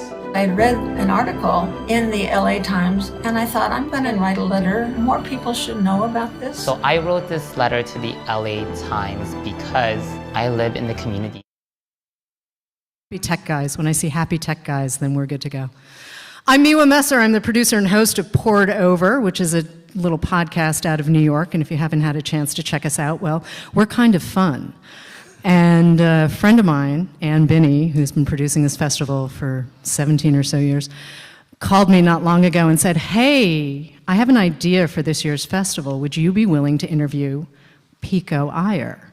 And I said, I'm sorry, is that a real question? Wait, you're out. Of course I would do this. So, true story, I have been reading Pico Iyer since 1990. And in fact, my younger brother has still not returned my copy of Video Night in Kathmandu. And someday I will get that book back. And then I read the next book, Lady and the Monk. And suddenly here's Pico Iyer presenting a Japan that I had never seen before. And I spent quite a lot of time in Japan over the summers when I was growing up. But not just a Japan based in Kyoto and Nara, which are cities that I don't have a great familiarity with, but a Japan with a landscape that I wanted to be part of and didn't involve my lovely cousins, who I adore, but suddenly this world opened up to me. And we were a Time magazine house, and so I would get these issues, and here's Pico at the back of the magazine writing about sort of whatever. And I think, a month ago, 2 months ago, the LA Times announces that Pico Iyer is going to receive the Robert Kirsch Award for Lifetime Achievement for writers working in the American West. And I'm so glad that you share my excitement about this, because the thing is, there's so many people who think of 15 books, 23 languages, based in Japan, and the rest of us know that Pico always comes home to California. Always comes home. And so to be a truly global writer, right? Truly global writer in this day and age, you have to come home. And so we're going to bounce around between A Flame, which is the book that came out in January. We're going to talk about The Half-Known Life. I'm going to take you deep into the backlist, too, because that's part of the fun for me. But more importantly, I want to talk about the Kirsch Award for a second, because you said something really lovely last night. Ursula Le Guin and Lawrence Ferlinghetti, you wrote them both fan letters when you were very, very young. I need details of these letters, please. We don't need all of the details, but I would like some of the details, because they too have won the Kirsch Award for literary excellence. So can we start there? Well, I love that question. It's needless to say the first time I've ever been asked it, since this is hot off the press. Mm-hmm. I was born also in 1989, so it's doubly impressive Miwa was reading me in 1990. And I'm also kind of shocked to see so many people in the room. I worry you've come in hope of seeing Salman Rushdie, but thank you for being here nonetheless. In terms of Ursula Le Guin and Ferlinghetti, I suppose the main thing to remember is I was in a 15th century internment camp in England known as a boarding school, where we had to gather for prayers in the oldest classroom in the world, dating from 1441, where every Sunday we would recite the Lord's Prayer in Latin. So you can imagine what a beat poet from North Beach, San Francisco meant to us. And every now and then we were asked to offer kind of scriptural reading of our own. And so I would read Ferlinghetti's poems, which seemed so wonderful because there are no capital letters, no really cause and effect, no rational reasoning. And it seemed pure liberation. I mean, every little English boy in school in 1970s had one dream in life, and that was to be in California. And I had strategically placed my parents in Santa Barbara, so I not only got to live the California dream, but I tried to import it into my aged boarding school. And as I said yesterday, Mr. Ferlinghetti very kindly sent me a postcard back saying, anytime you want to come to City Light's store, lots of poets and writers hanging out, please come by. And as many of you know, he lived to the age of 100, and City Lights remains one of the great national monuments in this land. And Ursula Le Guin, I'm sure many of you know the Earthsea trilogy. I was transported by it at 13 or 14. I'm more transported by it when I read it now.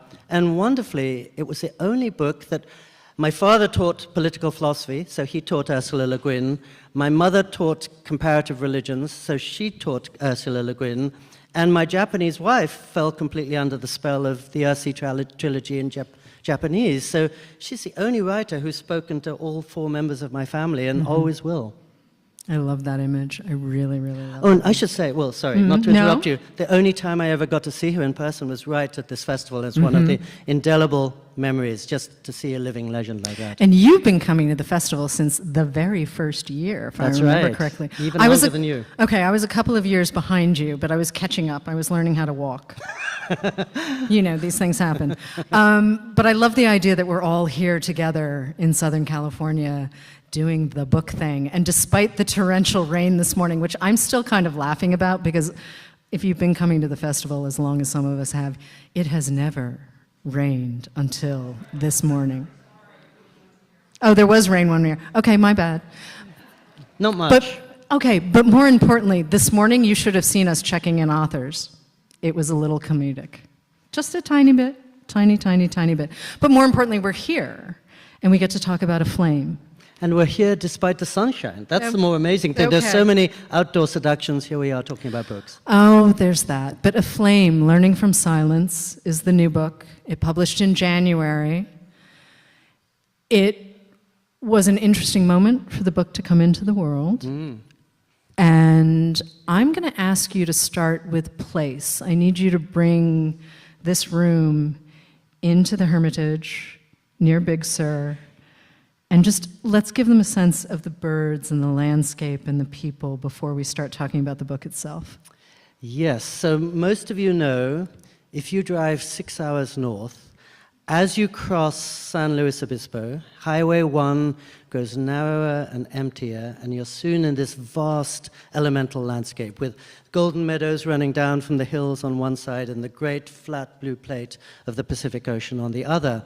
And just a few hundred yards south of the town of Lucia, 20 minutes south of the Esalen Institute, you can turn right onto an even narrower road that snakes and twists for 2 miles up to the top of a hill where sits, of all things, a Catholic monastery.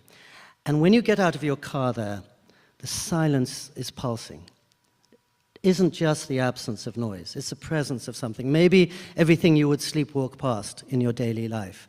And then if you're me, but if you're anyone really, you walk into a small room with a large desk, a private walled garden, the Pacific Ocean in the distance, a rabbit on the splintered fence in your garden, bells tolling beside you, and you're surrounded by nothing but light and emptiness and this wide awake, pulsing silence. So whoever you are and whatever reason you're going to, and I'm not a Christian, it's very different from driving down the 405 in rush hour traffic. And I think most of us, when we're driving down the 405 in rush hour traffic, feel this can't be the whole of life. This can't be the end of the story. There must be some deeper self or some wider reality that we're losing. I mean, as you know, 70 years ago, T.S. Eliot wrote, "Where is the life we have lost in living?" And I find when I'm driving from the bank to the supermarket to the grocery store, I feel that there's something essential I've lost, and I don't know how to reclaim it. And so in the wake of a forest fire, when I was sleeping on a friend's floor, another friend urged me to go to a Catholic retreat house, which is exactly what I would never wanted to do, having spent my Sunday nights in boyhood reciting the Lord's Prayer in Latin. And I went, and instantly I felt liberated, not just from the noises of the world, but from the chatter in my head. And actually, I felt liberated from myself. The miracle, I've been there more than 100 times over 34 years, and the abiding miracle is that every time I step into that small motel-like room, it's as if little Pico and all his hopes and ambitions and plans and worries is left down on the highway, and I'm just open up to the beauty of the light on the ocean, more stars than I can count, and the pulsing, ringing bells. But you're a secular writer. I am secular. And, going to a monastery mostly involves cutting through all the stereotypes or preconceptions one might have about monks. And in my case, the first one was that these devoutly Catholic monks are so tolerant and so wise. They open their hearts and their homes to everybody. So I'd say maybe as many as 50% of the people staying there are not Catholic or maybe not even Christian, but the monks know that whoever you are and however you choose to describe it, you will find in a living silence the deepest part of you, or some aspect of reality that you've misplaced when you're going through your busy life. And so they don't care if you call it God or reality or just my better self. They just say, please come here, we will feed you, we will make these rooms available to you, and this is what will restore you so you can return to your real life with more clarity and direction than you would ever have otherwise. I'm going to quote you for a second. This is a great line early in A Flame where you say, the world isn't erased here, only returned to its proper proportions. That sounds very Buddhist to me. Well, Buddhism, Christianity, I think all the great traditions have the same sense. I was just listening to Joni Mitchell, and anyone who remembers her album Blue recalls how she says, I love you when I forget about me. And I was thinking that sort of applies to the world. Forget about yourself and you fall in love with the world, whether you're a Buddhist or a Christian or nothing at all, because the world resumes its proper proportions. And again, all of you in this room, being in California, know that as soon as you go to Big Sur, the calendar falls away, the outside world recedes, and you're in the presence of something much larger than yourself, those mighty redwoods, the tall cliffs, the great expanse of the Pacific Ocean. So Big Sur already is putting things in proportion. And then when you're in this particular kind of silence, even more so, that suddenly sometimes my friends will say, why do you go and hang out with these Christian monks? And I would say, to remember what I love. And that's exactly what gets lost when I'm racing about my much too busy and distracted life. I lose a sense of what matters. And there are 1,000 things coming in on me every second, as with all of us. And it's really hard to sift the trifling from the important. And as soon as I go there, it's like leaving a glass of water in a sink. Suddenly everything solid and important rises to the top. And to speak to that lovely sentence you just shared, I'm always tickled that the monks call this process recollection. In other words, it's not a revelation, it's not a sudden realization, it's remembering something you basically knew, but somehow lost in the fury of your days. And the other thing I love about recollection is that I find I'm very scattered. I'm multitasking, I'm in 100 places at once, and as soon as I go there, I'm brought to a point. I'm absolutely present. And therefore, suddenly I see the beauty of the ocean, or suddenly I hear the bees buzzing in the lavender, or the wind whistling through the pampas grass. So it's always present. The problem is I am not most of the time, but there, suddenly it's as if I wake up to the beauty that's all around us in California, but I tend to neglect. Part of what I love about this new book, too, is this idea that for 30-something years you've been going back to this spot. It's very unassuming. That for a moment the food was not great. This matters. But here you are. I mean, you've covered North Korea, you've covered Iran, you have covered parts of India that some of us would not maybe be able to do. You have been in Kashmir, you have traveled with the Dalai Lama. I mean, you are peripatetic, is one way to describe it, just endlessly curious. But the idea of you coming back to this very specific place to recharge, to reset, to recalibrate, all of these things that you can't actually do when you're rushing from a flight to a train to a maybe I'm going to be here for 3 days, maybe I'm going to be here for 6, I have no idea kind of life. And you can't do, I think, most of us when we're at home. Right. The phone is ringing, the emails are coming in, the kids are screaming, whatever. It's as frenzied as when you're traveling. But interdependence, I want to come back to interdependence for a second, because the monks are part of the world, even though they're not. Yes. Silence, the way you describe silence in A Flame, silence has weight and presence, and I mean, you changed the way I think about silence, and I quite enjoy silence. Please, yes, I make a living talking, but I also need to stare at a wall every now and again. And I do love staring at a wall or a tree or just sitting under a tree. But this interdependence, right?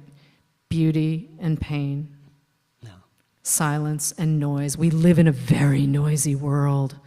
And I'm not talking about I live in a... New York is not the most quiet place you've ever been. But the idea that silence can be restorative,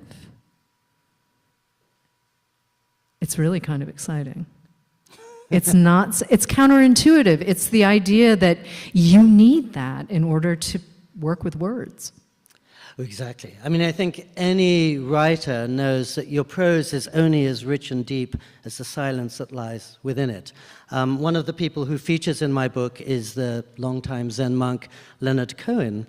And I don't mention in the book, but when I would go and visit him in his extremely unfancy house, duplex that he shared with his daughter in a really rough part of LA, his greatest gift would be to take 2 chairs out, sit by my side, and not say a word. And he was the greatest wizard of words I ever met, and yet he had the courage and the wisdom to give up his words. And his monastic name, given by his wise Japanese teacher, was Jikan, which means the silence between 2 thoughts.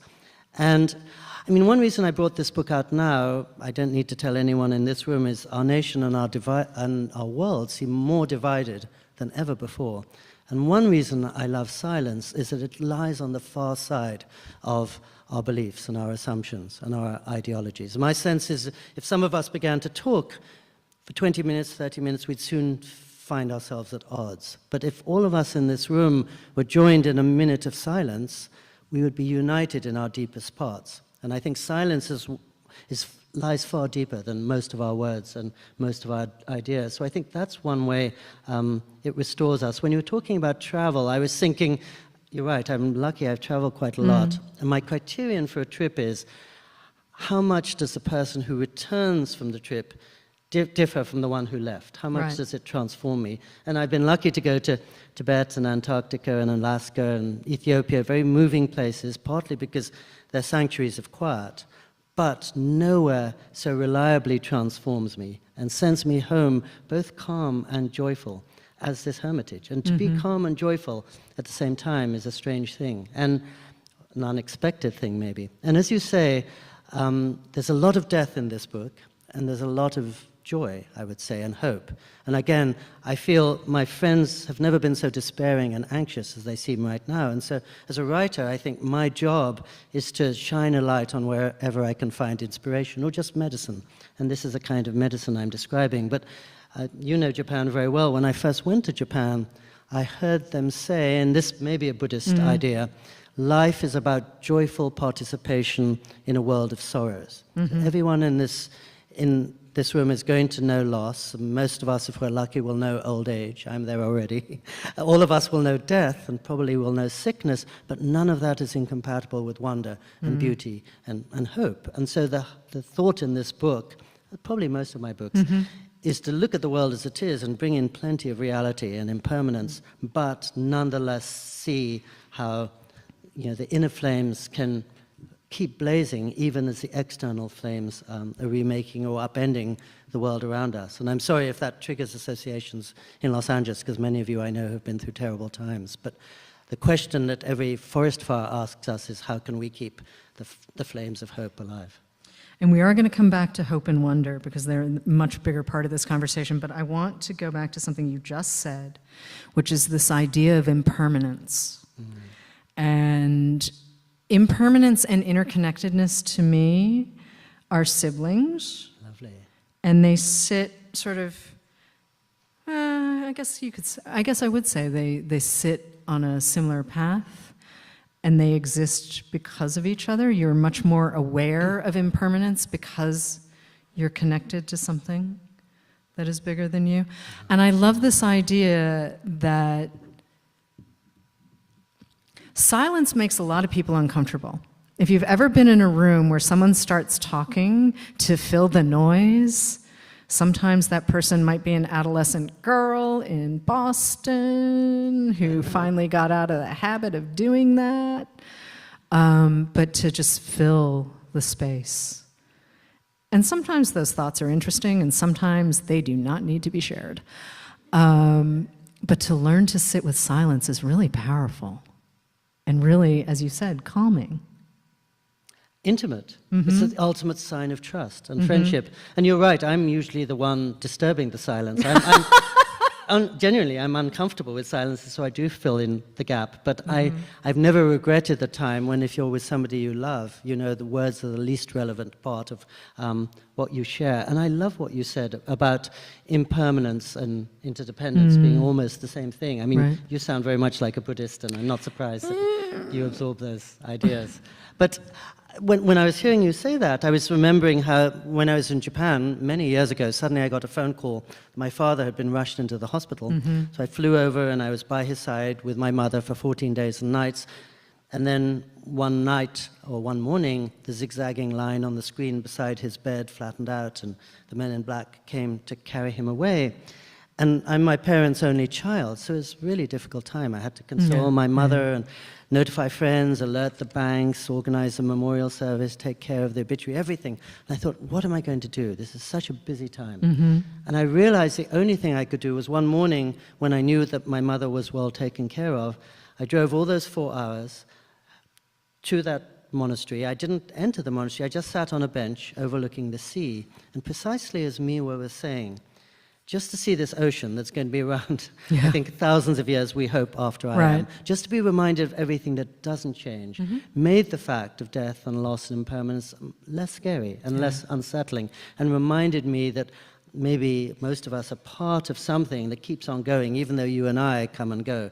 This thing is going on. And Japan has been a great way of teaching me that, because as most of you know, people often define themselves in terms of community, and part of the solace of that is that they are very mortal, but the community, the whole, just keeps rolling on and on and on. So interdependence is almost an answer to impermanence, because if we're part of something bigger, that is not going to change as quickly as we do.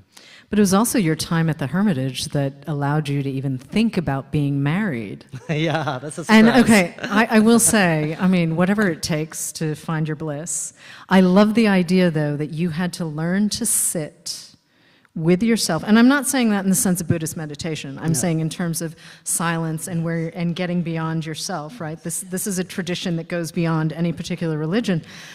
But the idea that that's how you finally said, oh, well, wait, Hiroko, who you've met in Lady and the Monk, and you've certainly met in latter books, that's how you finally decided. And then at one point she said to you, well, I feel like I'm sort of competing for your attention with the Hermitage. Worse, yes. Okay, well, I mean... No, you said it absolutely perfectly, the way you just expressed it. I hadn't thought of that before, but exactly so. Just sitting in that place, by getting beyond myself, I realized that solitude is the portal to a richer sense of community or compassion.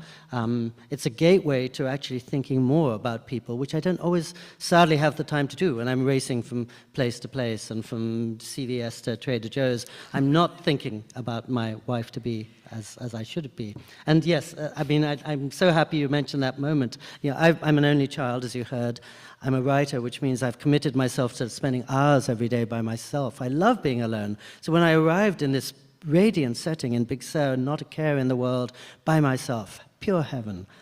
But as you suggest, as the years went on, having that time and space to myself reminded me of what was important, and what was important was other people. And I think it opened my heart in ways that might never have been opened otherwise. And indeed, as Miwa was saying, I think my first year there, I was staying for 3 weeks in the spring, this season. And I was still working for Time magazine, so every week I had to go down to check in with my messages. And I went to the payphone at the bottom of the hill, and I checked my messages, and I called my then girlfriend in Japan. And she could hear the light in my voice, and she could tell that I was standing over the Pacific Ocean amidst slopes full of golden poppies and lupins. And she did say, if you met somebody else, I could be more excellent, but how can I compete with a temple? And that so shook me up. It really moved me towards a a deeper commitment. Mhm. And now the beauty of it is, these 30 years later, we go together to the Right. Hermitage, and what was before, what she looked to her like a rival, has been her greatest friend. And the monks, you can be sure, are much happier to see her than they are to see me. I mean, they're so welcoming. You also have another great line, though, where your wife turns to you and said, well, I thought you were an only child, and yet you have all of these brothers. And I love that image, to see you grounded in a space that really is home. But I want to talk about Paradise for a second, because The Half-Known World, which is the book that came right before this one, so it opens in Tehran, and Pico is going through, and he goes to Pyong and Kashmir and Varanasi and Sri Lanka, and he's investigating ideas of paradise, right? And paradise is a word that has, I think, in some ways been usurped, and language should evolve, it should change, but I feel like it's a word that has become either very flimsy or a little too weighted. So if you haven't had a chance yet to read The Half-Known World, it is a delight. It is, of course, very thoughtful. But I do feel like paradise is a place that you've been able to interrogate more clearly and cleanly for your own way of thinking by being at the Hermitage rather than being in, say, Varanasi or even Sri Lanka, where the jungle comes into the house. I mean... Perfectly said. I mean, I think of them as brother and sister books. Mhm. They're essentially the same book in different disguise. Yeah. And as you say, a monk, by definition, is living in his or her version of paradise. That's what a cloister is meant to be about.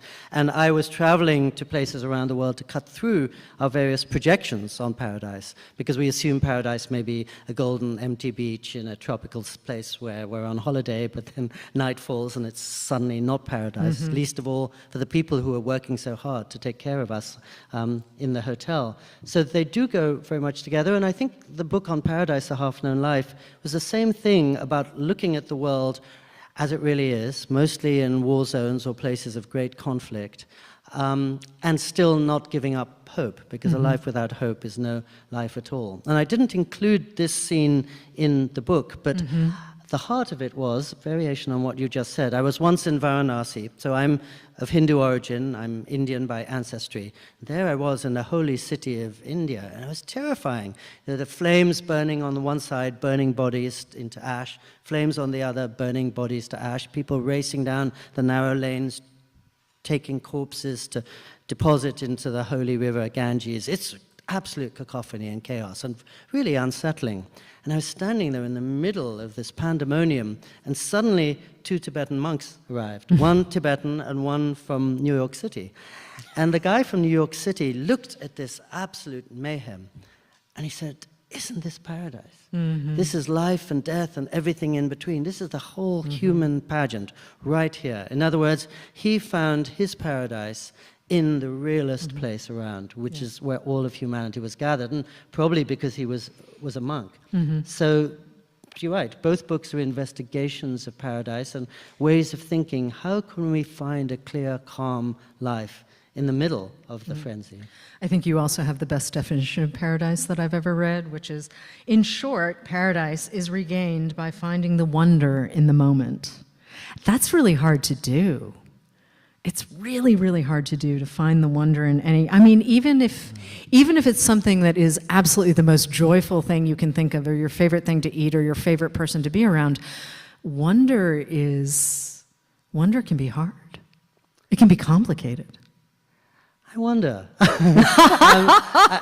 I'd forgotten about that line, but I do like it. And of course, what I'm describing in the Hermitage is being wide awake to wonder at every moment. You know, where this festival always celebrates the great British writer Christopher Isherwood. And in his diaries, he has this wonderful line about how he says the ego is like the very big man who insists on standing in front of you as you're watching a horse race. Yeah. In other words, our self is what comes between us and the world. And insofar as you can leave yourself behind, if you fall in love, or if you're in a place of great beauty, or if you go into a place of great silence, as soon as you leave yourself behind, the wonder comes right in, as does the moment.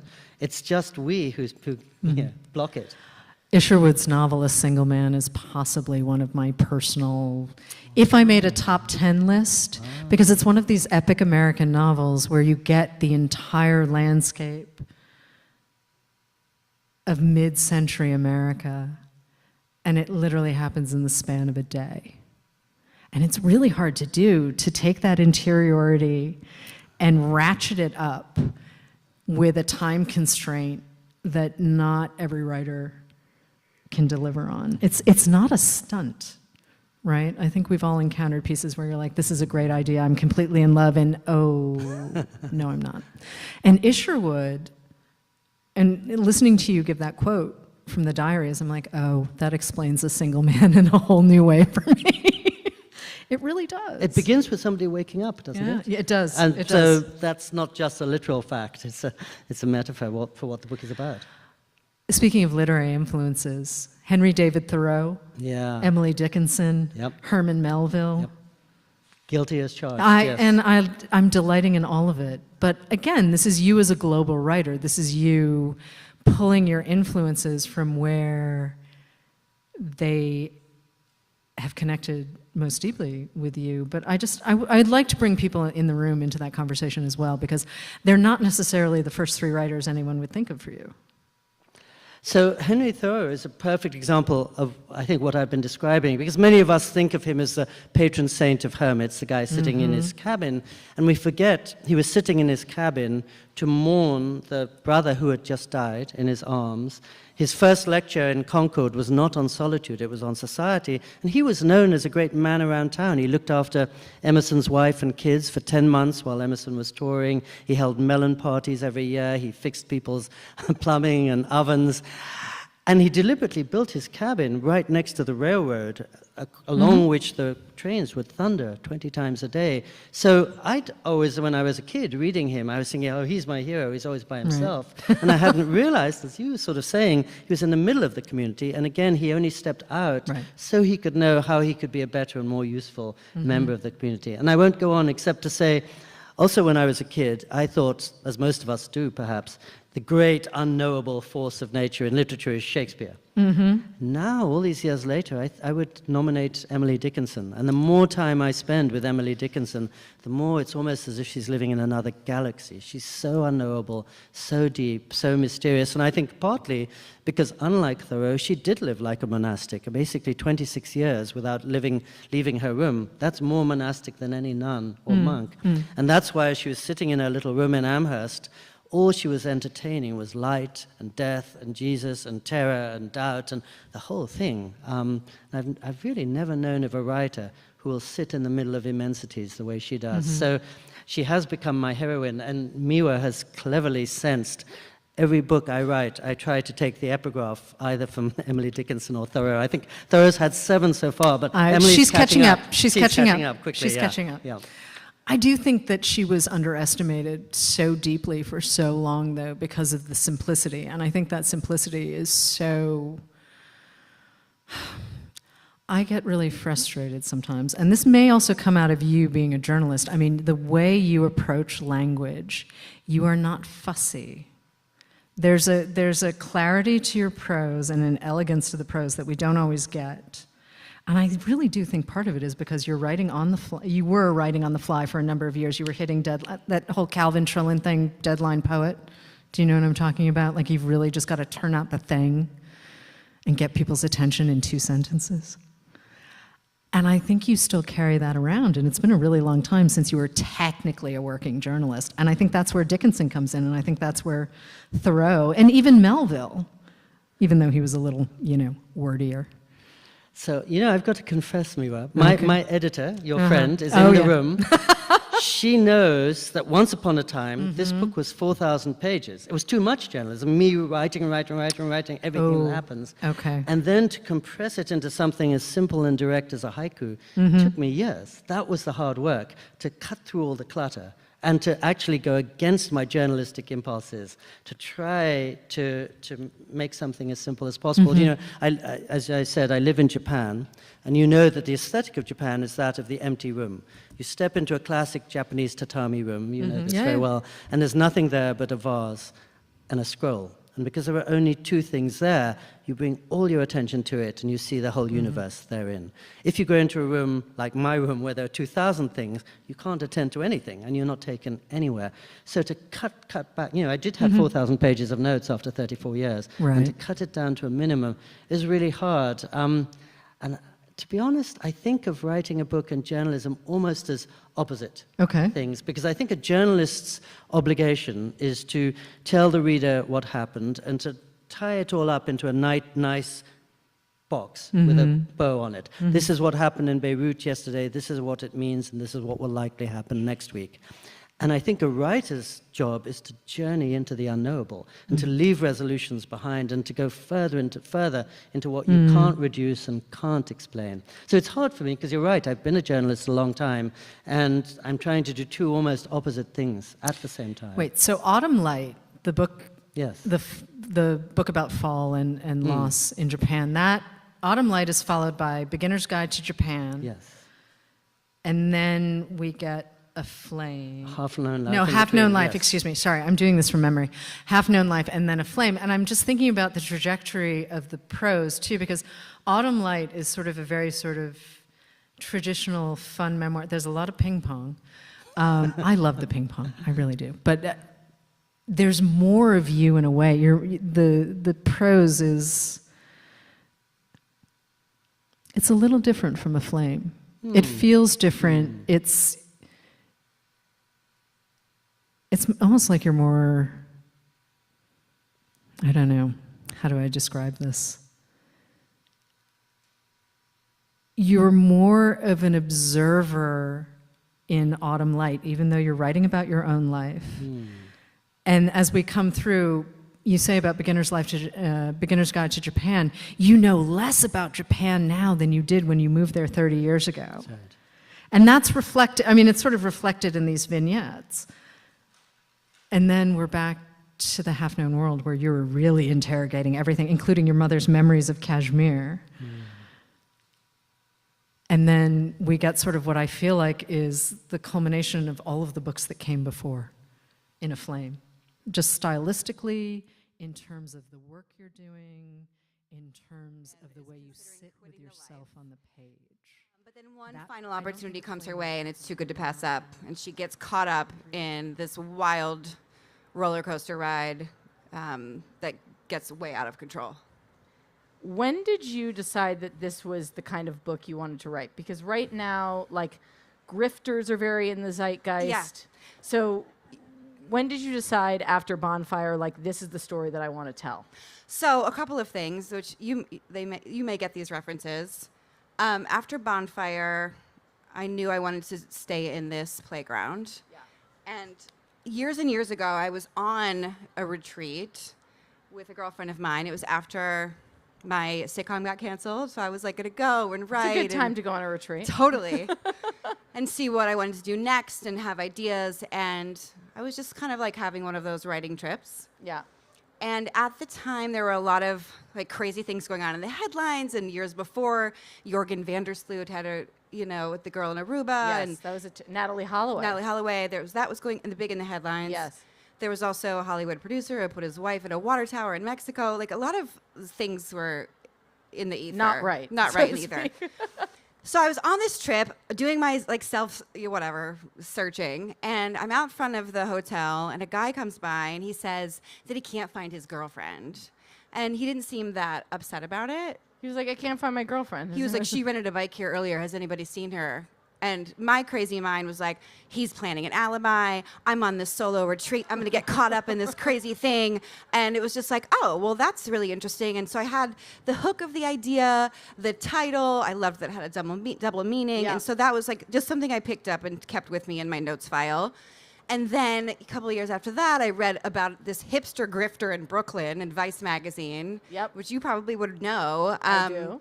And I really liked that as a character idea. So that was like another thing. And then I just kind of kept gathering ideas as it started to snowball. And then kind of hunkered down and wanted to do something really twisty and that I could reverse engineer for screen.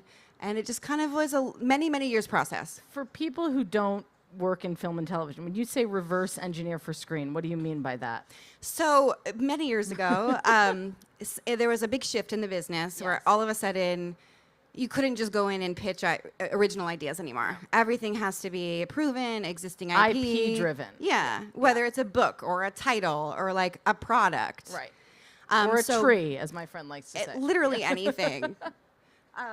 Exactly. And so I had an idea for Bonfire, my first book, and it was an idea that I wanted to go out and sell as a TV show. And my agent was like, "Oh, let's like focus on your other ideas. Bonfire is probably going to be hard to sell. It would be better if it was existing IP." Yeah. And I just had this like scrappy, ridiculous, psychotic idea. Like, well, what if it was existing IP? And then I launched into the process of writing Bonfire. Loved it. That came out in 2017. And then, obviously, here we are 7 years later. And how has the experience been so far, just since the book came out, in terms of your idea to do this, reverse engineer? Well, Retreat has been exciting because, like, we were just talking about how it's just kind of like the launch went really well. It's well received. People like it. And there's a lot of interest already for television. Yeah. So it's just kind of been, like, wild. And I'm so proud of it. And I worked so hard on it. And people like it. And it's just one of those things that's been really exciting. It just came out on the 25th of March. I went on a book tour.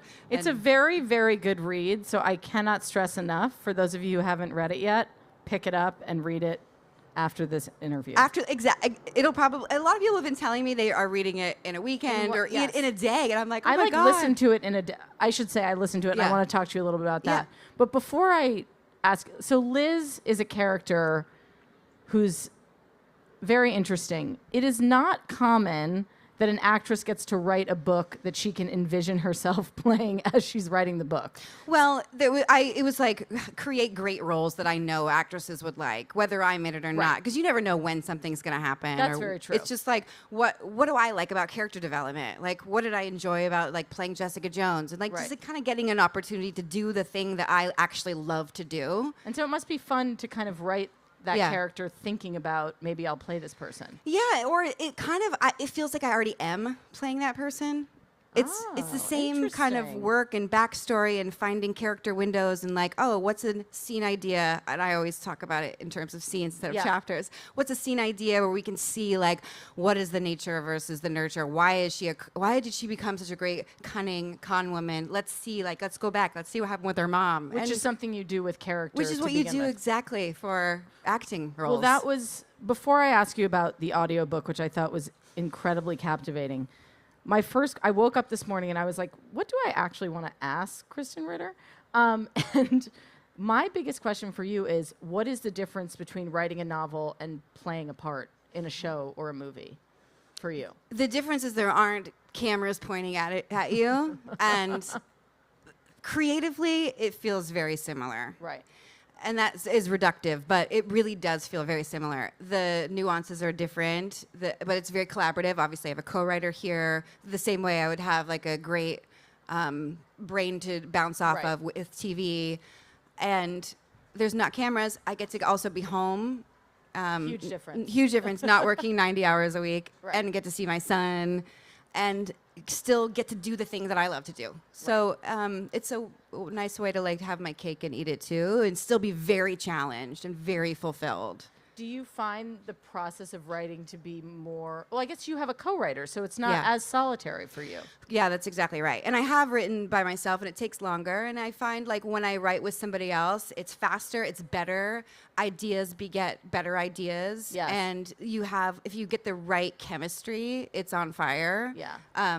So like there are things in the book that I know would have never gotten to where they were if there weren't two of us. And I always say two heads are better than one, but really like 3, 4, 5, 6 heads sometimes are better than one. How do you find the person that you collaborate with? Well, I knew I was I was working on Retreat by myself for a long time, and I was getting pretty stuck, honestly. And I was shooting nonstop, and I had my child, and I just like knew it wasn't quite.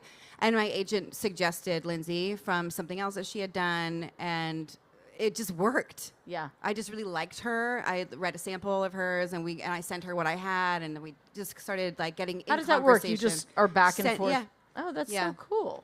Oh, and then if the two of us get together, it's it's like two brains on fire. Yeah, like, yeah. It's out of control. But yeah, we do a pass, send it back, maybe read something, give notes, get in conversation, and just like pass back and forth. And it gets really fun when the font color changes. Oh, yeah. So many times in one sentence that you're like, what did we even start with? Right. So yeah, that's kind of how it works. I like that you put her name on the front cover. I think that's cool to know that there's Absolutely. That was collaboration there. never a question of not. Yeah.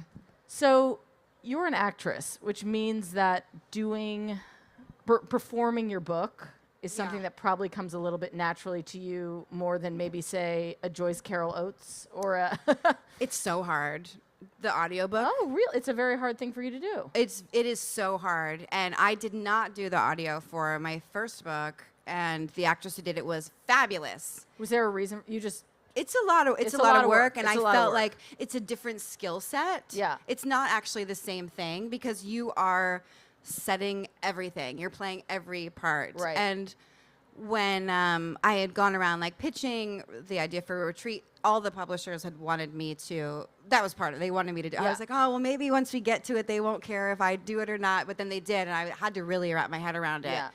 And I loved doing it because it helped me have an intimacy with the book and get a different feeling on it, and learned a lot. Like, I'll never write sentences with a lot of words that start with S ever again, things like that, and maybe less Spanish.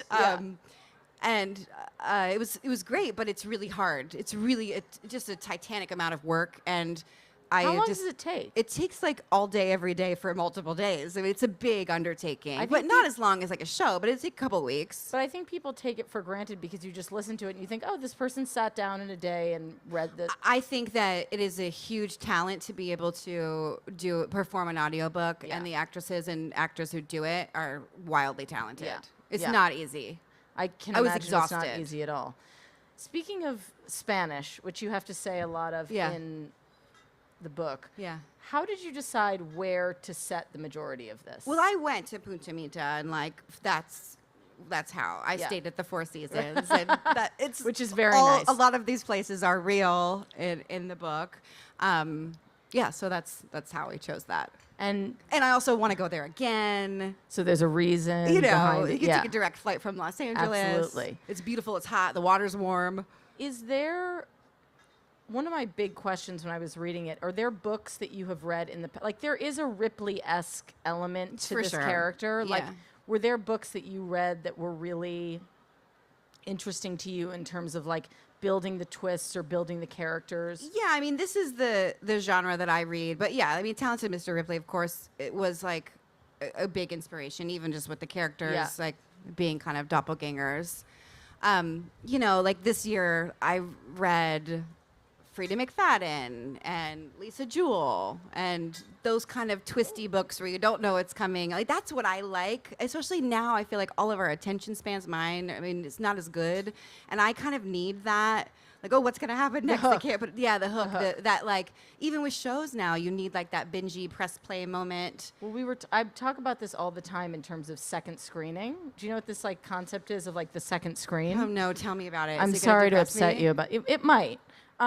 Well, it's interesting in terms of books. Second screen is this idea of like developing television that knows that someone's going to be looking at their phone when they're watching the show. Brutal. I've I heard know. that. I've heard of it happening, like some actors on shows and be like, oh, we find that we have to like do more exposition than we've had to in other seasons because like the executives are saying like people aren't really watching. Optimizing television for a second screen audience. It's brutal. It is. Brutal. It's brutal, especially because like in television, you know, we rode this wave of it being like very expositional, and then TV getting very filmic and very like getting rid of a lot of exposition, getting to play more subtext. Yes. And now to go back to that like more And I think TV a lot feel of is a it bummer. is. I think a lot of it is competing with what is inevitably in our hand, which is our yeah, phone. Unfortunately, we're all like that's the new TV. Which We're is all why watching I'm a Instagram big reels. proponent of audiobook, actually, because you can't really. I mean, you can do like laundry or I love it too. Right?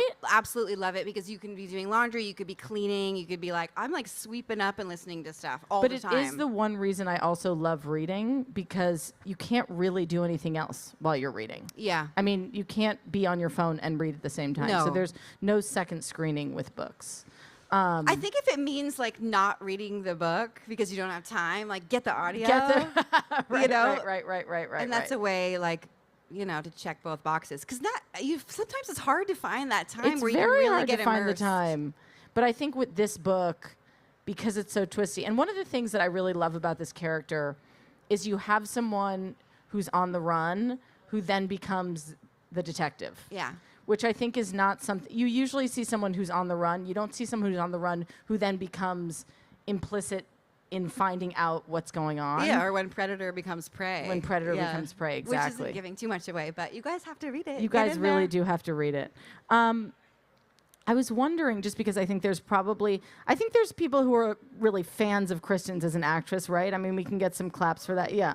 Okay, hi, guys. Thank you. Oh, look, we have someone holding up the retreat. retreat there. Thank you. And just there you go.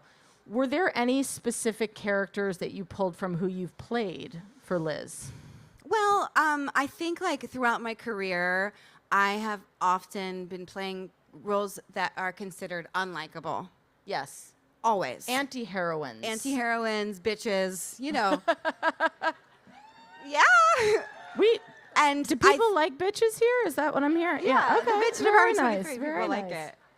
And I think that trajectory had happened naturally, but then there was also always like a deeper dive into like what's going on that like allows, because some of these characters that I've played have been like not greenlit at certain networks and then picked up later and not greenlit until I was doing it. Hard to get made characters. Oh, interesting. Oh, for sure. Oh, that's For interesting. sure. Oh, okay. I mean, the bitch in Apartment 23 was hard to get made because we have fans. It's about a sociopath. Right. With It you has know, literal a party bitch in the girl. title. Yeah. Right. She was described as like a party girl with the morals of a pirate. Okay. And so that kind of led me to a deeper dive into like why and what that is and how do you get away with it? How do you justify it? And it was like if you're on board with who they are before they're doing the thing. Right. And that's what has always interested me the most. And so this was my way to like really double down on that. Yeah. I think it works because I think the character of Liz to me is someone who, I mean, anti-heroine is confusing because I still liked her more than all the, I guess that's always the point. It's like I still liked her more than all of the other characters. Well, don't you feel like with the show, like, okay, like a show like Dexter or Breaking Bad? Yes. Those guys are doing bad stuff. Terrible. They're difficult men, as we But like to call them. Is it a result of spending time with them? Yes. That you love them and you get to know them. That's exactly right. And there isn't really a direct reference for like a female-led exact version. No. There's not. No, there is not. And so that's what I have been very interested in digging into. And so Yes. that's what I I tried guess to with play the with exception here. of some now with Killing Eve, but it's Yeah, a for very sure. different. It's a very different. Well, landscape well, for also men. in Killing Eve, Villanelle would not be the protagonist. No, she would not. No, she would not. But Dexter, There you like go. he's obviously the the protagonist. protagonist. Breaking Bad. You have, right, Mhm. very similar. So Liz, I guess talked a little bit more about why you want. I mean, it's obvious why you want to write an anti-heroine. That's a Because it's silly more question. fun. 'Cause It's more- delicious. right. It's fun. Yeah. It's interesting to do backstory. Yeah. And again, understanding why someone is the way they is, like how can you find like those vulnerability windows? Yeah. And it's just delicious and fun. It's much more fun than someone who's trying to do good. I just have never It's- played in that world. So one of the things that really struck me about the book is how absolutely on point the grifts are, like the specificity of even Chicago as a place. As a writer, do you just, you said you went to Punta Mita. Yeah. I was actually lucky enough to be in Punta Mita kind of recently. Oh, you did? Yeah, and you just nailed it. How do you, is it just research that you it's get just- so specific? It's just like, an idea can come anywhere. It could be Yeah. like not even that big of a deal. Like, oh, instead of doing New York, let's do Chicago. Instead Right. of, it can be like that simple, or it could be like really deliberate, like Punta Mita. I've been there and I get to go again, and we'll maybe like film a TV Film a show TV there. show You there, know, yeah, like all exactly. that's very deliberate. And Yeah. there's like the wish fulfillment of going somewhere beautiful that people will love to go and be there for a couple of months. Yeah. So it just kind of, and then like I'm working on another book and like the setting is somewhere else. Can you say something a little bit about? It'll be another mystery psychological thriller, but very different. Okay. And but yeah, very different. But I've been playing with my levels of bad.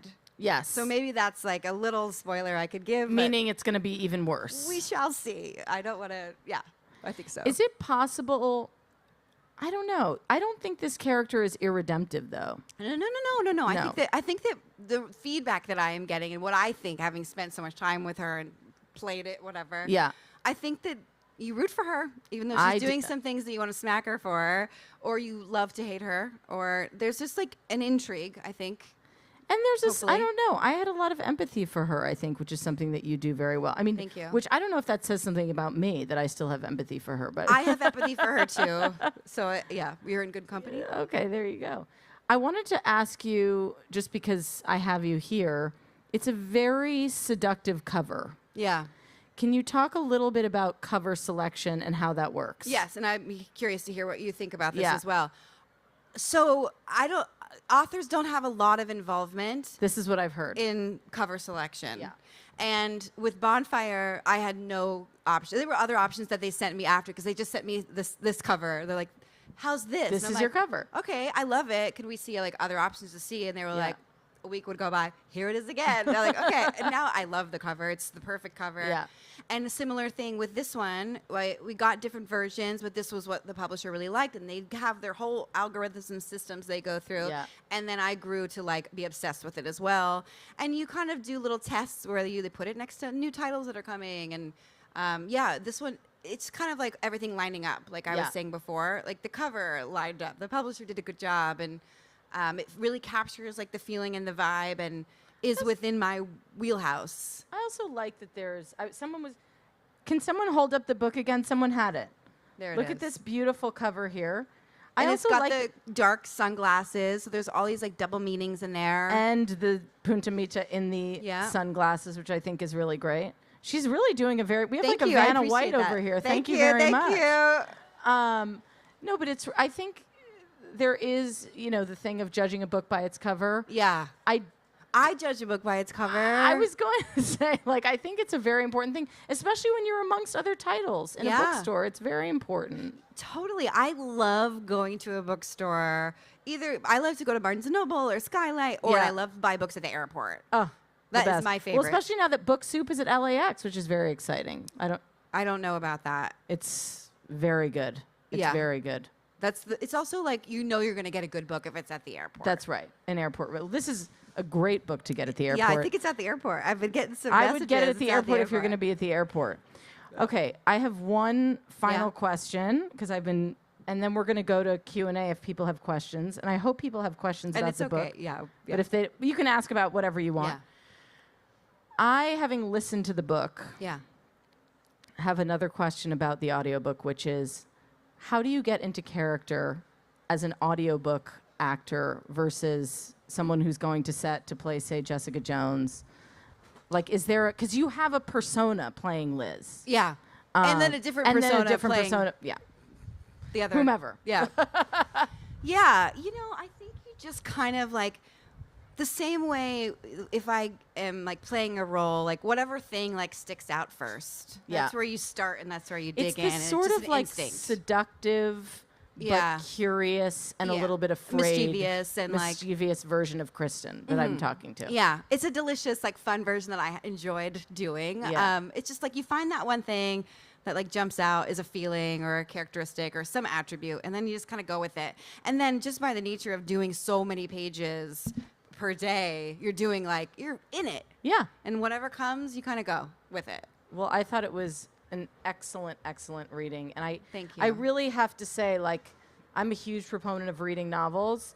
I'm also a huge proponent of listening to novels, and this is one that is an incredible listen as well. Yeah, thank you. Well, I want to go to a Q&A because people have questions. Thank you so much for answering my questions. This was awesome. So how are we doing this? Oh, I'll take care of it. Also, thank you. Yes, everybody, before she answers some questions, thank you so much for talking about the retreat. Thank you. Absolutely. So we have time for a few questions. A lot of you have been here before. You know the rules. Who gets to hold the mic? Me only. So we'll take as many questions as we have. Who wants to start off? I'll start here and then I'll come here. So I'll just ask for your name and your question. Hi. Hi, my name is Jasmine. I'm a huge fan of the Jessica Jones series. I didn't even know you read books before I came here. My mom did the research, and I highly plan on reading all of your books. Thank you. As soon as I can. Thanks. But my main question was, how do you get past, like, say, writer's block, or like in the acting version, like, what are your strategies to get past, like, being stuck? Yeah. I want to go into writing and acting, and I get stuck a lot. So what would you recommend for like getting past that? What are your strategies? Yeah, I'm a big fan of placeholders and bad pitches. And sometimes those things end up being great later. But to not get bogged down, just do something. Don't think about it too much. Just make a decision. Even if it ultimately isn't the right decision, make a decision, keep going. One foot in front of the other. Just like you got to keep moving like a shark. So that's kind of it. But sometimes the bad pitch versions like do end up being like very useful. So, That's yeah. great. Thank that you was a for great your question. Thank you. Hi, your name and your question. Hi, I'm Heather. Hi, Heather. But You look also, amazing. As you can tell, Yeah. big fan. I try to cosplay as Jessica every year for WonderCon. I love it. I just like, you're the queen, man. Thank you. Thank you. But I just want to ask, like, so at one point, when did you realize you just wanted to start writing these books? Well, I first wrote my first screenplay when I was 23. I wrote a play when I was in 6th grade, but I have no recollection of it. But that's the rumor. And then I wrote a screenplay at 23 when I was reading pilots as an actress and going out for auditions and like auditioning for like sitcoms. And I was like, I want to write a pilot, so I just did it. And then I like went through a phase where I just like got really into like reading all the thriller books. And I was like, let's just try that. So it started with scripts and then kind of went off to books. A long process, many, many years. Great. I'll Thank go you. to this side. You never dug out that 6th grade play? I'm dying to know about it, but I gonna love say. it. There's this is like, oh wait, Kristen, yeah, she was always doing something. She wrote a play in the 6th grade. That's great. Hi, your name and your question. My name is Carolina, and I absolutely love all your movies. Thank you, Jessica sweetheart. Thank Jones, you. all your characters are amazing. Thank you. I was wondering, what's your favorite book and why?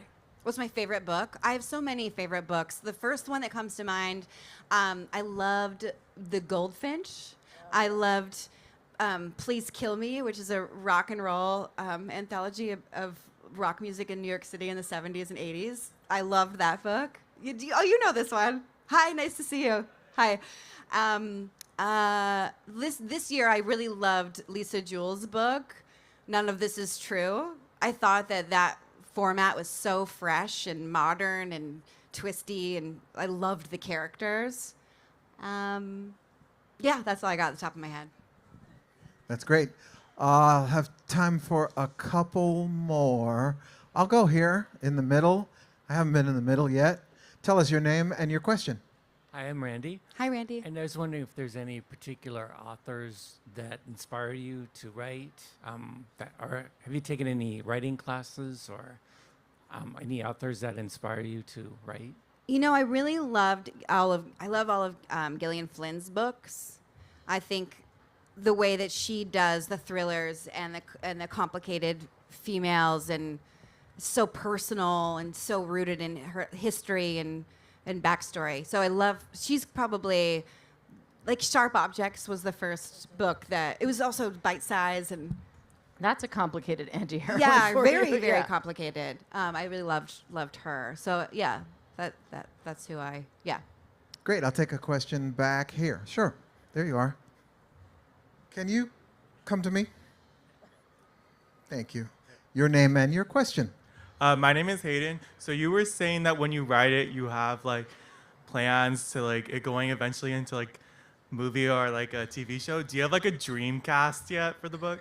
I mean, I have a dream cast, but who knows how that will all work out. But, knock on wood and fingers crossed that we'll get to make a TV adaptation. So I'm going to take 2 more. You'll start with you. Hi, your name and your question.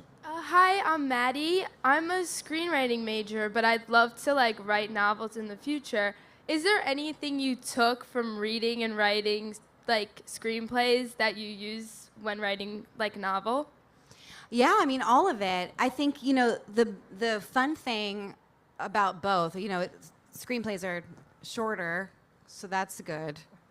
But when you're writing a book, you can all of the ideas that you have can all go in there because you have tons and tons of real estate. And that's a good thing and a bad thing because sometimes you don't have enough. But the sort of formulas that you have in a script or a screenplay, you don't have that in a book. A certain thing doesn't have to happen on page 30 like it does in your screenplay. So there's a lot of freedom. You can go off on tangents. You can do anything you want. And I think that there's a lot of fun in molding that and being very creative and free. Great. I passed by some people up in here. If you can come to the center aisle, I'll take your question. Tell us your name and your question. Hi, I'm Ella, and I love Breaking Bad, so I just wanted to ask, what was your favorite, TV or movie project? Oh, okay. That one was very good, obviously. I got really lucky to be a part of that television show, one of the best shows ever made. That one was really good. I loved the Bee in Apartment 23 because it was so funny. I loved Jessica Jones because it was just the deepest character work I ever had the privilege of doing, and the fans from that show have totally changed my life. I just finished Dexter. I had a lot of fun doing that. Honestly, I feel like I'm so lucky I get to play all these fun parts. I also loved The Witch and Night Books. If you guys haven't seen that, that's like a kids movie that's actually really great and one of my favorite ones as well. So, yeah. Thank you for those Thank you. answers. Thank So you. give up a big round of applause Thank you so much, for Kristen. Kara That was Priest amazing. and Kristen Ritter. Don't forget, head over to Vroman's, pick up a copy of that book, and Kristen will be signing right over in signing area 8.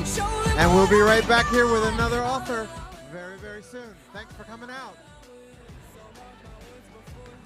Wait, are you with anyone else? I'm with 2 people. 2 more people?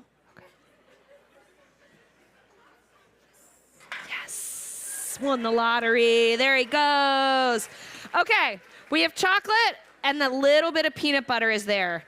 And we're using peanut butter as the fat and not butter or oil or coconut oil in this case because the flavor story is chocolate peanut butter. So every time you add an ingredient to a recipe, ideally there's a reason for it. Maybe it's textural, maybe it's technique, but I always think about what am I adding and is this enhancing the flavor story or is it going to detract a little bit from it? So I know I don't want my chocolate to be super hard when I go to eat it, which means I want to add a little bit of fat to it to soften it. It also makes it really pretty when you go like this.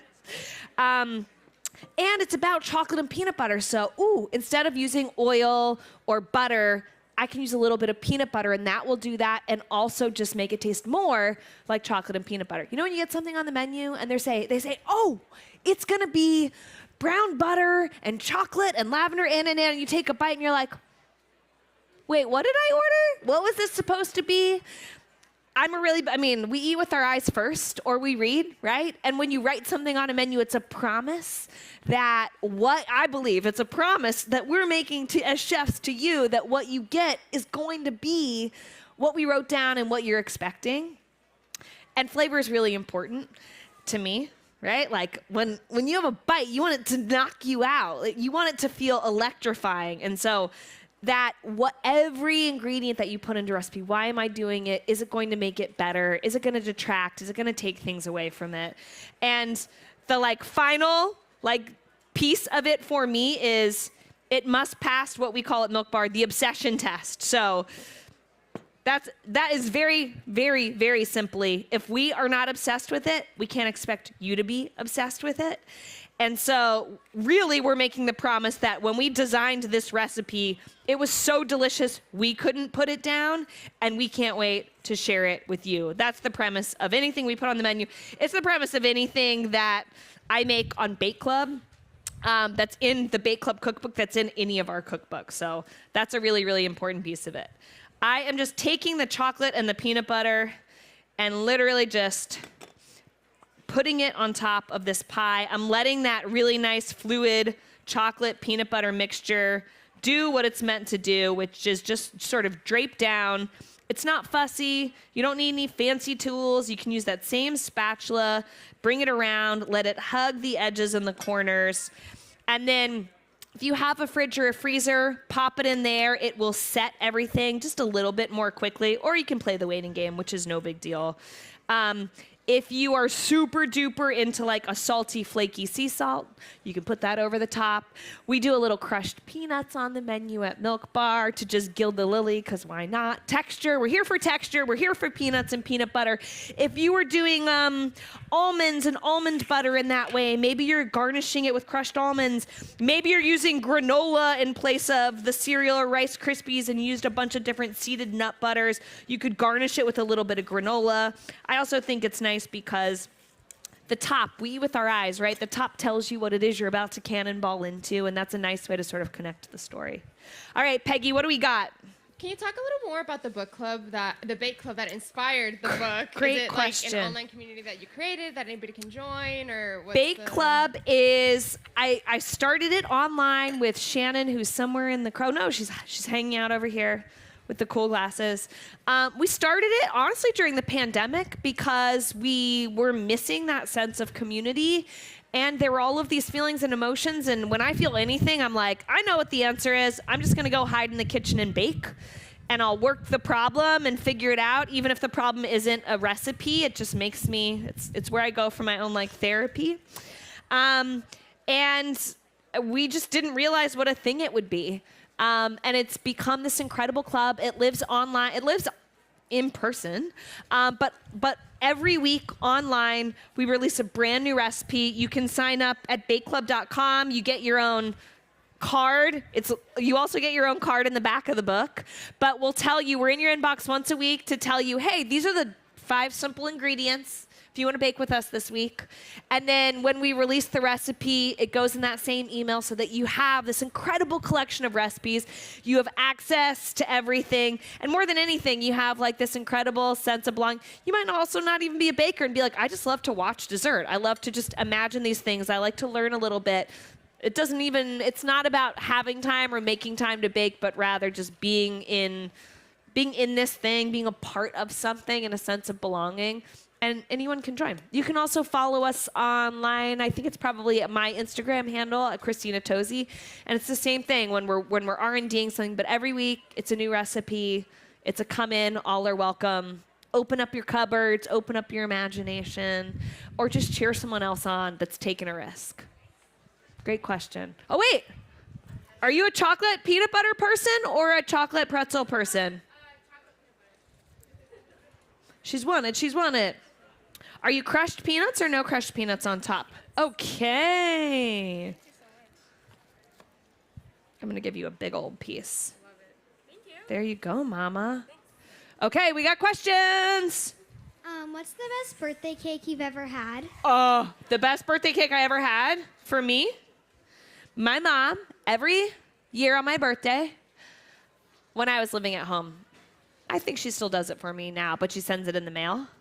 Funfetti box cake mix, tub of Funfetti frosting, freshly made. She would race home from work, turn on the oven, open up the box of cake, 2 eggs, oil, water in a 9x13 pan. She would frost the cake while it was still a little warm so the frosting melts down into it so it's nice and gooey.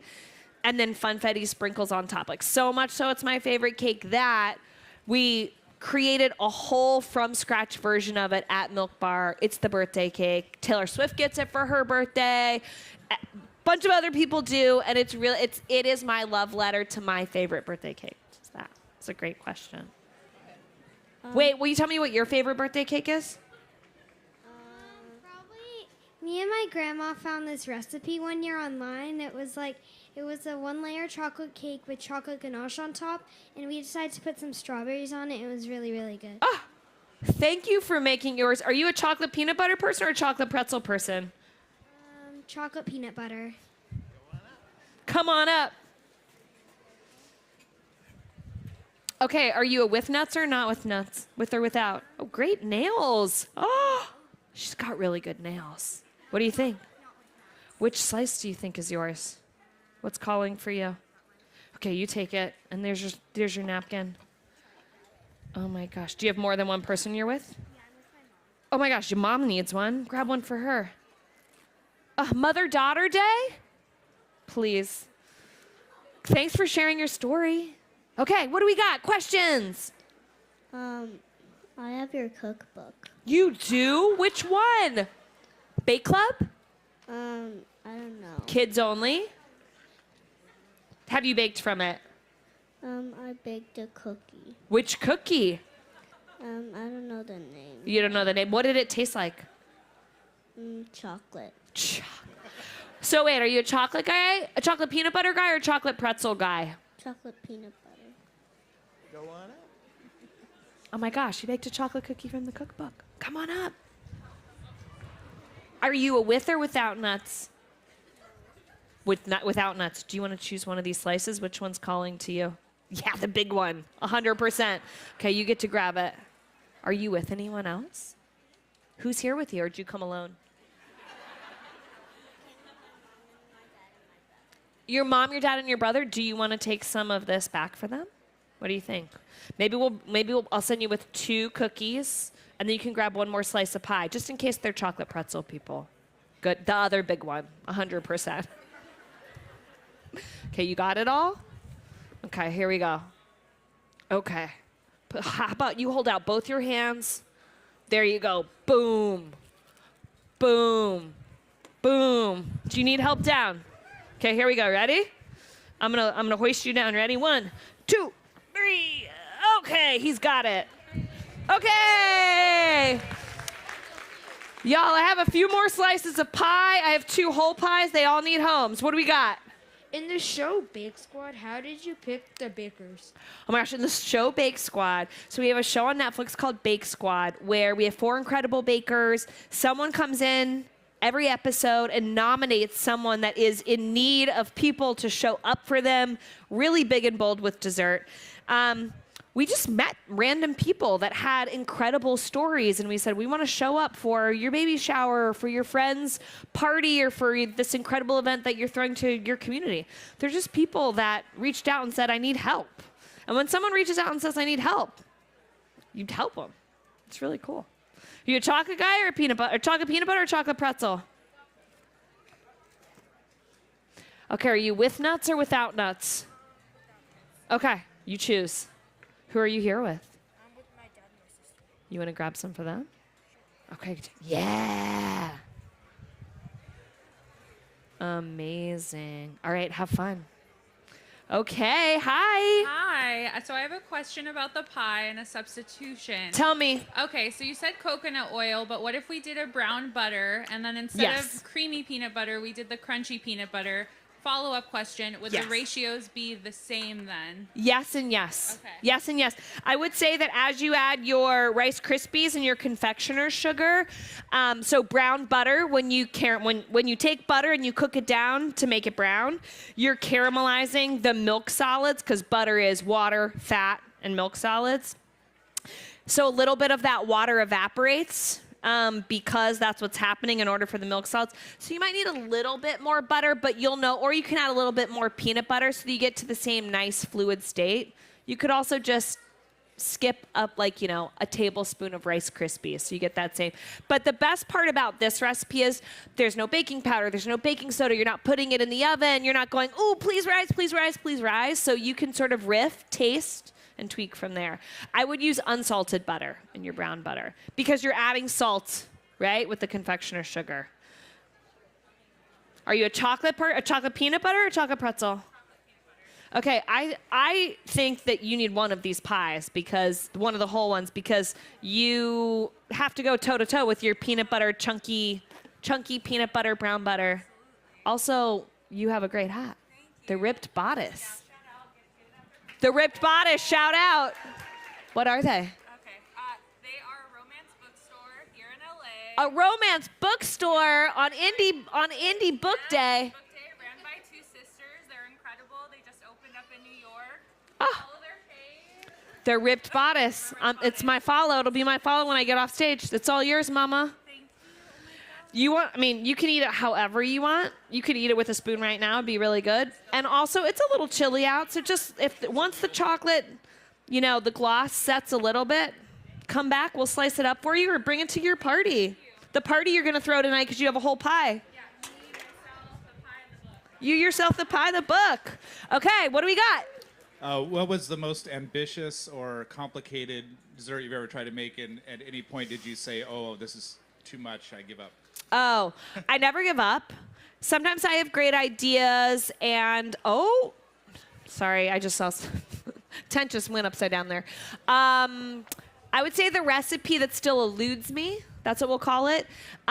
It was less about like the fancifulness of a plated dessert, and I have this idea for an American cheesecake that I've had since we opened Milk Bar. Ritz cracker crust. Go with me. It's a Ritz cracker crust, so it's not a traditional pie crust. It's Ritz crackers, it's melted butter, it's sugar, it's salt, it's a little bit of milk powder. It's pressed into a pie crust, not pulverized. There's still some like nice, chunky, sweet, salty, buttery moments. American cheesecake. It's the American cheese color. We've got fans. Maybe it has some like green tomato jam. Maybe it's a little green tomato sorbet on top, something like that.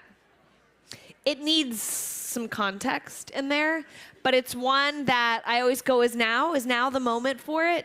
I probably have spent hours and hours and hours on it, and I used to try and convince the people on my team at Milk Bar that it should go on the menu, and this is where you have to like really, there's a vulnerability, there's an honesty always at Milk Bar. If we're not all obsessed with it, we can't expect you to be obsessed with it. Also, technically the boss. But others were like, it's not for me.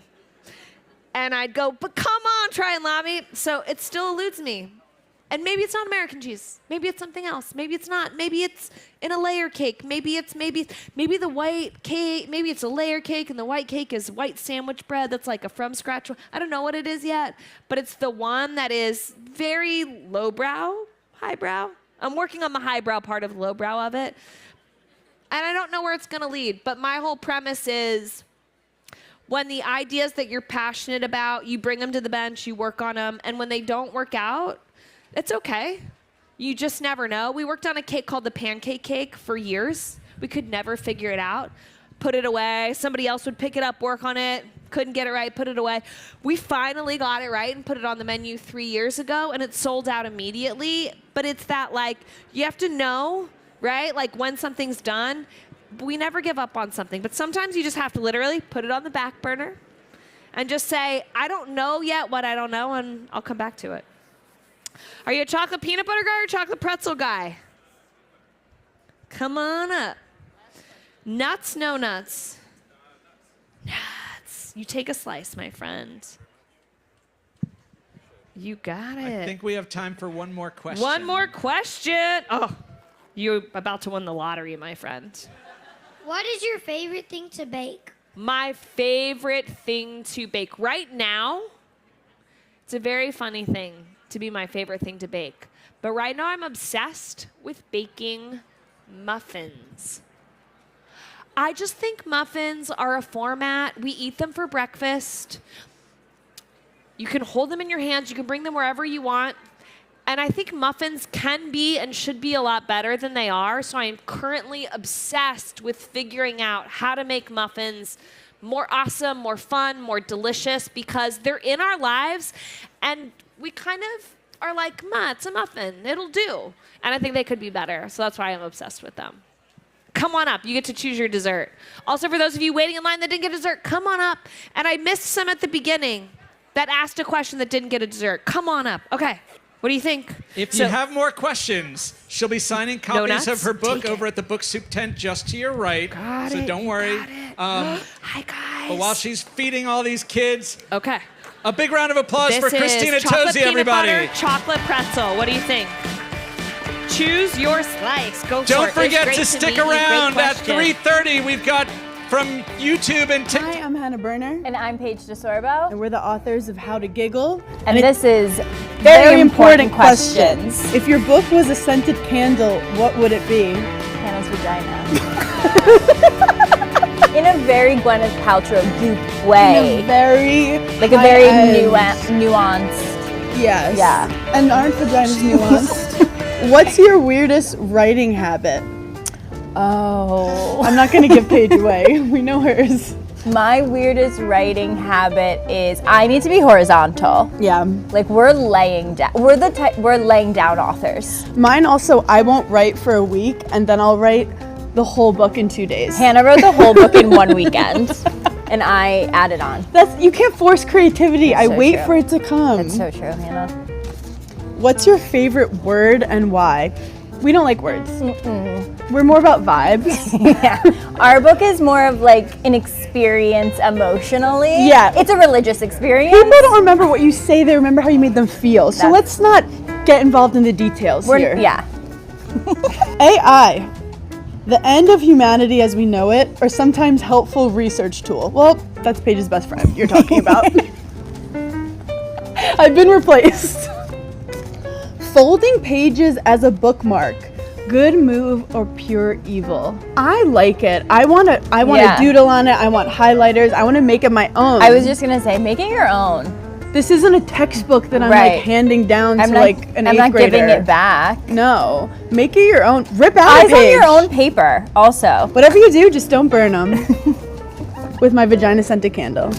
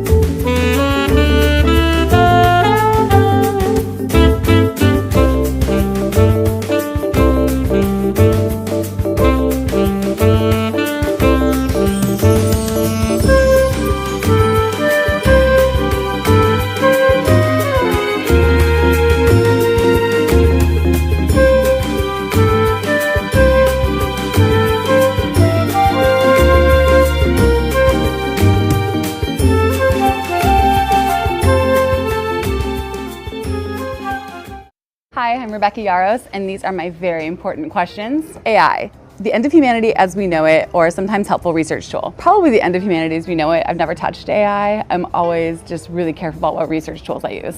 Folding pages as a bookmark, good move or pure evil? If you own it, who cares, as long as you're reading. What's your favorite word and why? Obsequious, just because it sounds like it's a lot of fun to say. If your book was a scented candle, what would it be? Probably smoke and lightning and very dark, dismal things. What book did you obsess over as a kid? Probably the Chronicles of Narnia. I think I read the whole thing straight through when I was in about 5th grade.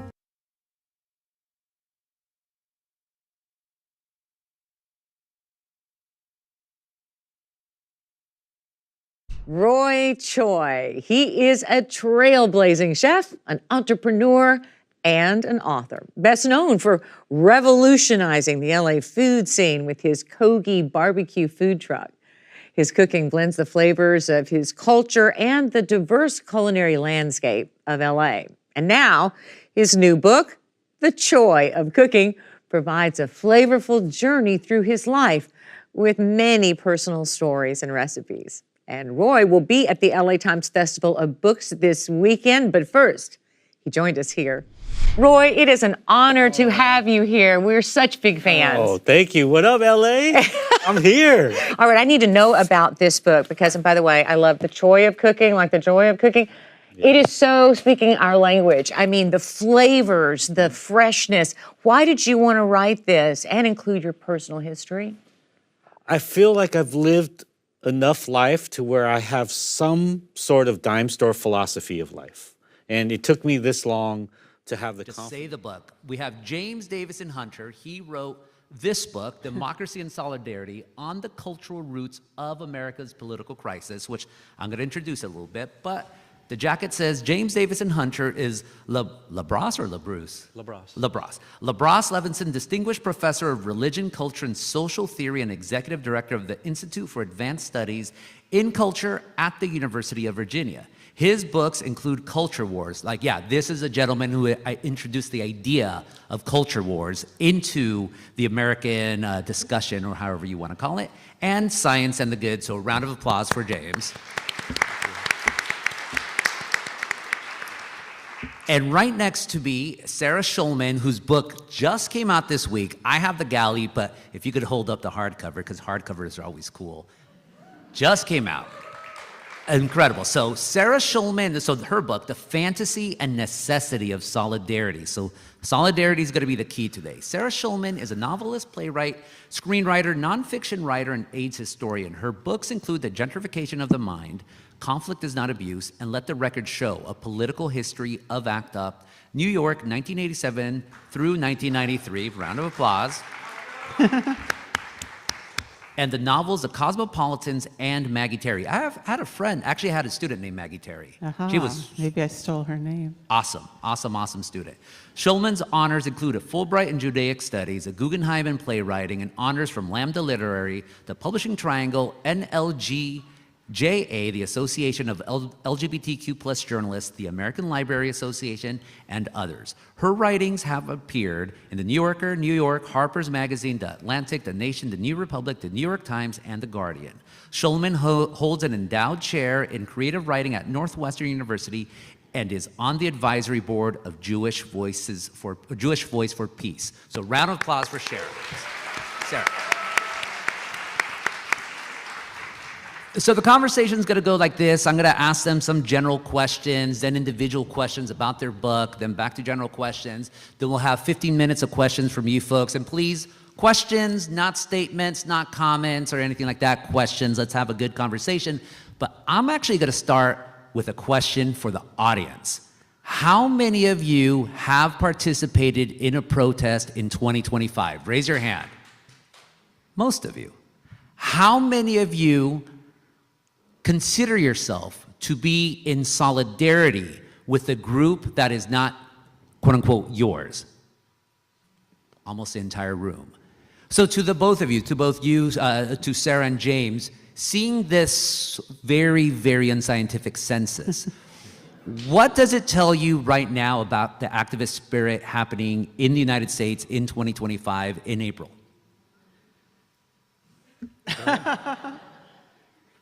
Well, people are realizing that we have to have big tent politics because basically every community is under attack from this fascist regime. And big tent politics means that you have to find a way to work with people without having to agree with them on everything. It doesn't make sense to ask a Salvadoran person who doesn't want to get kidnapped and a Harvard professor who doesn't want to lose their research money to see the world exactly the same way, but they're both facing the same obstacle. I'm a historical and cultural sociologist, and activism for me, it professionally is something that I study. It's not something that I'm promoting in my scholarship. So we're coming from very different perspectives, but as someone who, I didn't invent the concept of culture wars. That came from Bismarck in the 1870s. I just saw its relevance for what was going on in the US in the last third of the 20th century. And a lot of our activism has been organized around the polarities of the culture war itself. And these polarities have just gotten deeper and deeper. They are generally rooted in narratives of injury, rituals of negation, and ultimately ethics of revenge. And so the solidarity that we see is not a solidarity that is national in context. It is solidarity within different factions of the citizenry organized against each other. But it is living just an hour and a half, 2 hours outside of DC. It is incredibly mean-spirited at this point, especially, obviously, from the ones who are currently in power. I see the activism as being animated less by coherent, substantive views of what justice and beauty and equality could look like in the late modern world.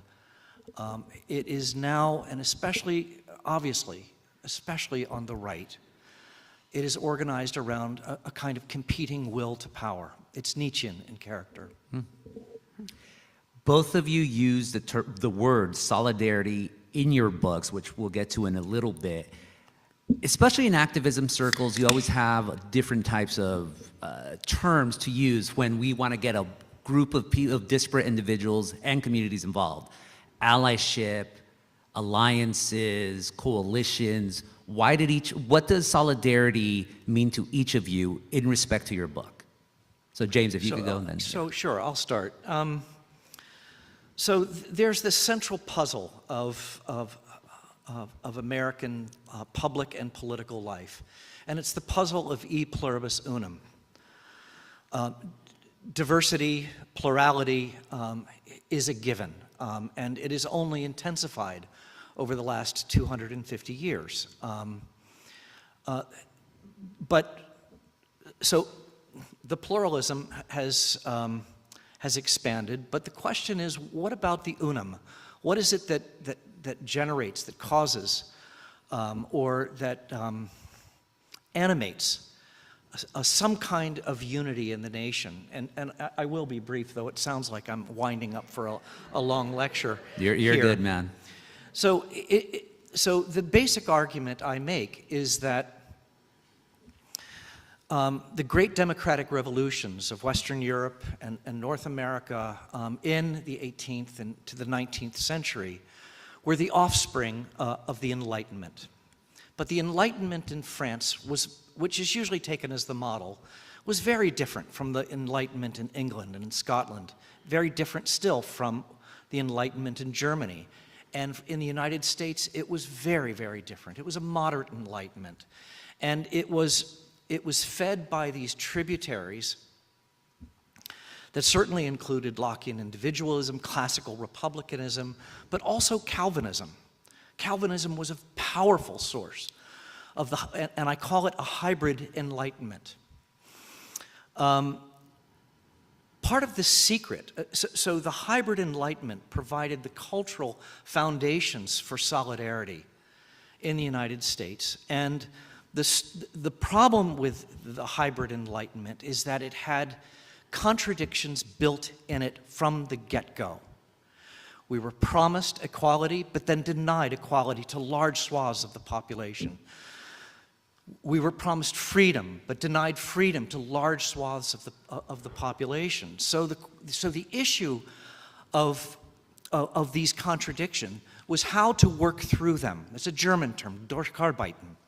Working through these contradictions in ways that retained sort of its groundedness within the hybrid enlightenment, and yet allowing it to evolve, looking different from generation to generation.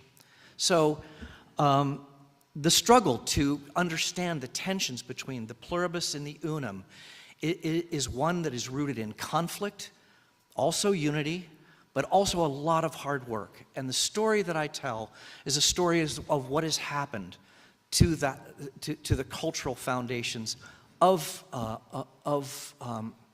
unity and or of solidarity.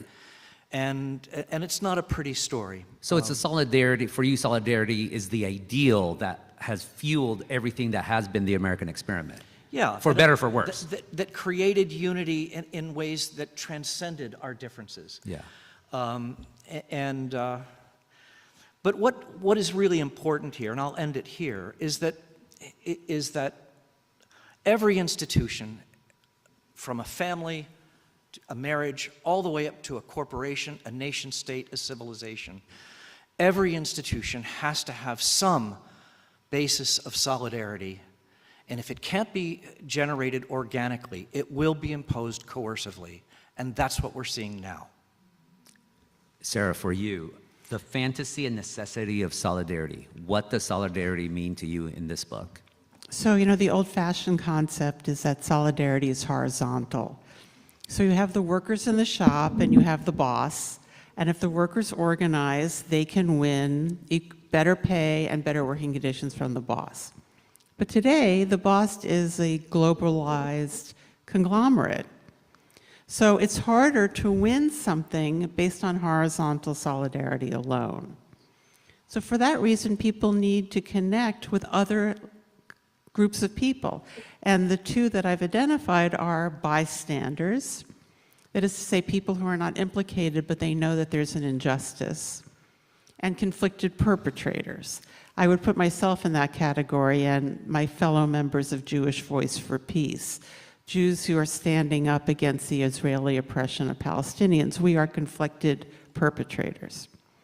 So in order to have solidarity in this global context, you need to have groups coming together that have unequal power. And because solidarity is by definition now unequal, it's a fraught relationship. So the purpose of my book is to make solidarity more doable. And the way I'm trying to do that is to take away a lot of the things that I think keep us from it, which are the idea of heroism, perfectionism, pure motive. These are all false, and getting rid of them will make it all a lot easier, because actually solidarity is a series of mistakes, self-criticisms, and building some kind of infrastructure for the future. The idea that you're going to swoop in and fix it, and that the people you're standing by are going to love you for it, that is all a fantasy. That is not the way it is. Why do people, or do you think in this day and age people still believe in that fantasy? Because that's very much how, especially in the civil rights movement, people thought, oh, we're gonna, you know, the classic example I think here in California is the UFW grape strike, where you think if I'm not gonna buy grapes, that means I'm marching in Delano along with everyone else. Do you still see that happening right now, especially with the younger generation of activists? Well, I've been in the Palestine Solidarity movement for about 16 years. And that is a movement that has very slow but steady building of infrastructure. So for example, organizations like Jewish Voice for Peace or Students for Justice in Palestine, these organizations are 30 years old. You know, people have been writing books, people have been creating concepts, people have been developing strategies like boycott, divestment, sanctions, and slowly now we're at a moment where the student movement, and the students are the milieu that have taken responsibility for opposing US money to Israel. They have something to stand on. But to answer your question, there are of course people who are coming into this movement every day, and they're so horrified by the butchery and the starvation that they want to fix it right away. And so they do things like become ultra-left, or they factionalize, or they start taking down other people because they're not good enough, and that's because they have this fantasy, this rescue fantasy. Yeah. James. Well, Puritanism has survived its secularization. Huh. And again, that's definitely true on the right, but it's also true on the left. And while I don't use the word fantasy, I do believe that solidarity depends upon opacity. This is why I use the word solidarity rather than consensus. Consensus is a rationalist term, and there's never been consensus. What unites people, again, I come out of a background of historical and cultural coherent story as much. And I was thinking a lot about one of the books I liked as a kid that was just about the PBS series Ramona, that was adapting the Ramona Quimby books, and it was just like all these behind the scenes thing, like how did they do this scene where she imagined having scrambled eggs in her hair is a thing I remember, and what was the audition process like, and all these sorts of things.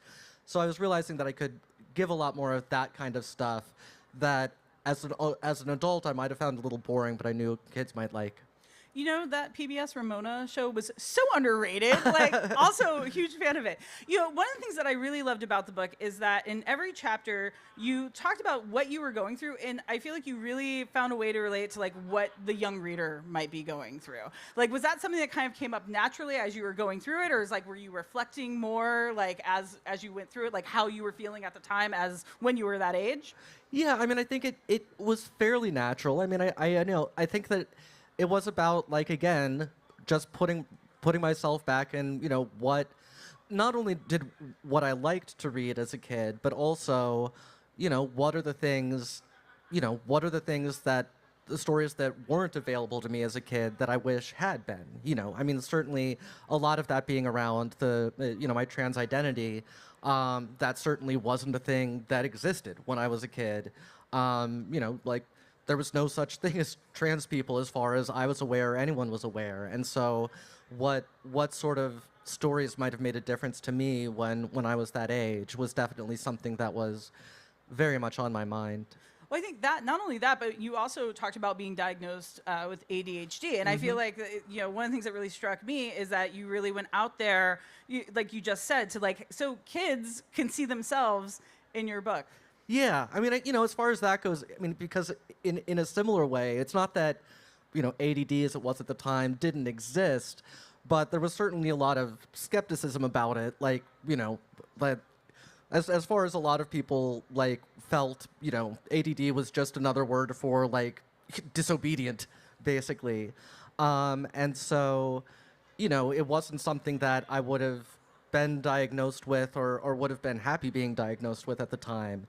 And, you know, as an adult coming to think of it differently and to realize that it's just a, you know, a brain that works in a different way and obviously has not held me back from success in life or anything like that. So that was, again, something that, a message that I would have loved to have as a kid. And so just, you know, and it's such an amazing feeling that that this opportunity has come to me in my life to be able to put that out in the world. I never thought that, you know, I never thought I'd be in a position to write a book at all and you know, have an audience for it. You know, you mentioned the Ramona Quimby book. What book were you absolutely obsessed with when you were a kid? You know, the number one answer is The Pushcart War. by Jean Merrill, I believe. And it is about a theoretical thing that happened in New York where the truck drivers all conspired to like push out the push carts and drive them out of the city, and there's like a corrupt mayor that is working with them, and the push cart drivers all have to get together and unify and figure out a way to fight back. And it's such a like, I don't know, it's such a like, in retrospect, very like leftist like solidarity, you know, action sort of thing, but it was just like an exciting adventure with all different characters and, you know, kind of silliness to it. And I also, as a kid, like, it's written as a documentary of a historical event, and for a time as a kid I thought it was. And I remember going to New York to visit, we had an aunt and uncle there, and I wanted to go to see the sights in the book and see the statue of General Anna that was supposedly in Tompkins Square Park, which was not there, and I was disappointed by that. But yeah, I can't tell you how many times I read that book as a kid. What is one thing about your book that nobody else knows? I don't know what, I mean, what do people know? I think, I mean, I guess what I would say is that what maybe people don't necessarily know is that I can't imagine ever having finished it had I not been given an advance and eventually told that if I didn't finish the book, they would take the advance back. Because it was, you know, it was hard. It was like enjoyable and wonderful and so hard to just push myself over the finish line. You know, you talk about in this version of the book, like having so many young fans who reached out to you. You know, kids look up to you, obviously more are going to be looking up to you as they read the book. You know, now that it's out, can you talk a little bit about who are the trans people who are older than you who helped pave the way and helped give you hope when you were coming out? Yeah, I mean, I think, you know, like the first answer to that is, you know, just all the trans people from, you know, like, you know, Stonewall days and things like that. And I mean, just going back for forever, like, you know, I cannot imagine having come out, you know, facing the things that they were facing then. But more directly in my life, there's one I've talked about before, a comedian in San Francisco named Natasha Muse, who was kind of the first trans person that I ever knew personally. And seeing her, I mean, first of all, just an incredibly smart, funny person that was just fun to be around. And also just seeing her and realizing that there wasn't anything weird about being trans. She was just a normal person with a wife and kids living her life and just happened to be, you know, a woman. And so that was really important to me.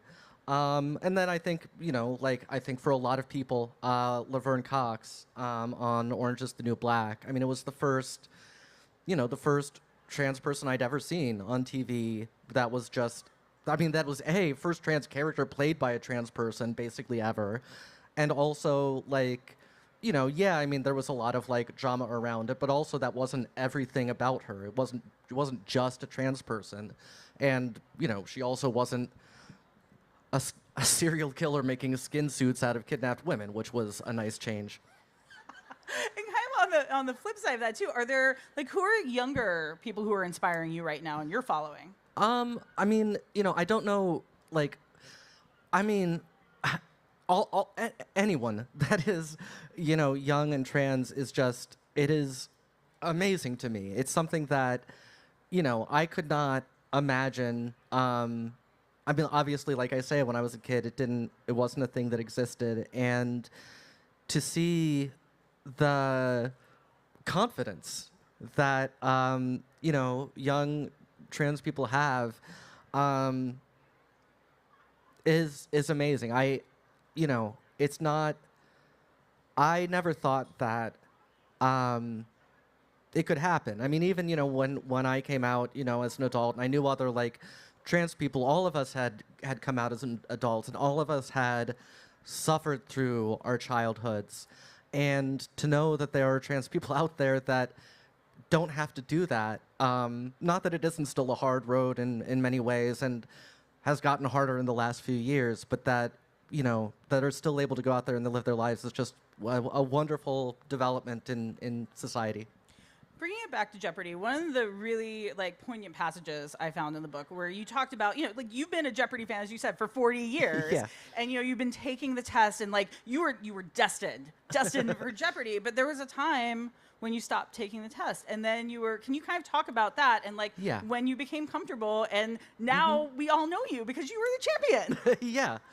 Yeah, so I had been taking the test for, years and years. Like basically since they started doing it online, I'd been taking it.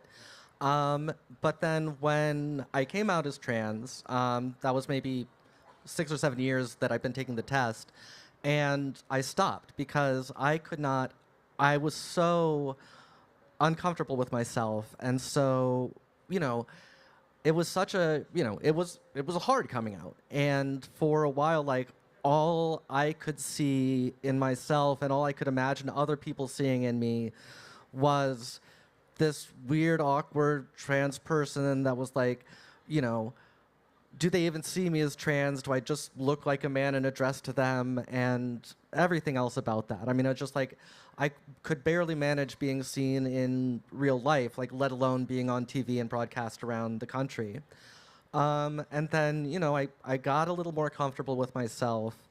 And I also, I think not even just getting comfortable with myself, I think I got to the point where I realized for sure that I wasn't going back, that I was just going to keep being trans and keep being openly trans, and that this had been a dream my whole life, and that I was just not going to give up on it.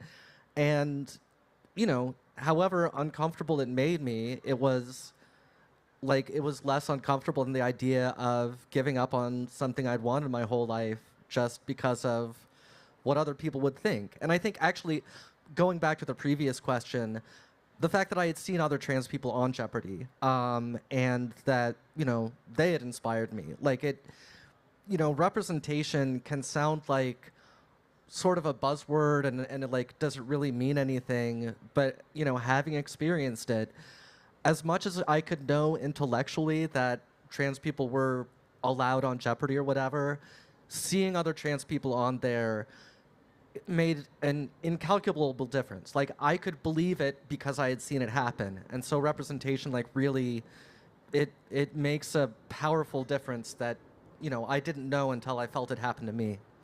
Okay, we have to talk about your incredible run. My burning question is, how hard was it to keep the secret about it? Because I mean... Yeah. It was hard, and I definitely, I told more people than I was supposed to.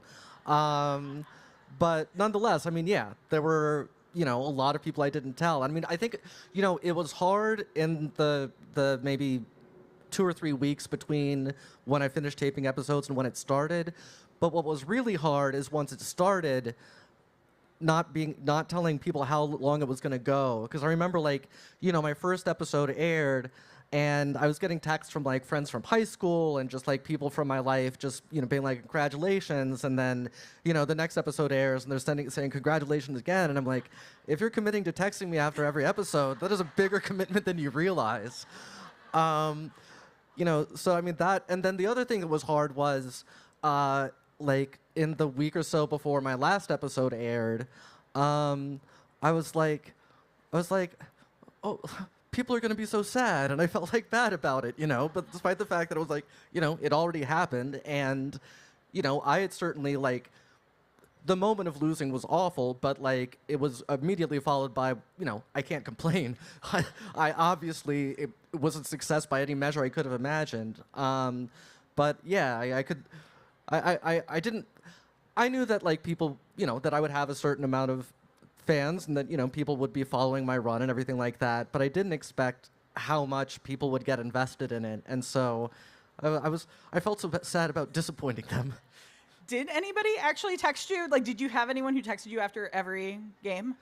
I don't think so. I don't think on everyone, no. I think people started, checking in a little less often, yeah. They tapped out at some point. After you got to game 20.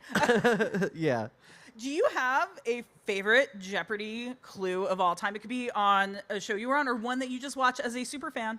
I mean, I don't know that, There's so many of them. Like one that I kind of go to a lot though is one. It was a Final Jeopardy one once that I watched, and it was something along the lines of like this Tony-winning musical is named for shares a title with painting by Marc Chagall, and what I like about it is like the path that you go there with it, because Chagall like is one thing that you know from watching the show is that Chagall is one of those clues where like anytime the clue says like Jewish painter, the answer is always Marc Chagall.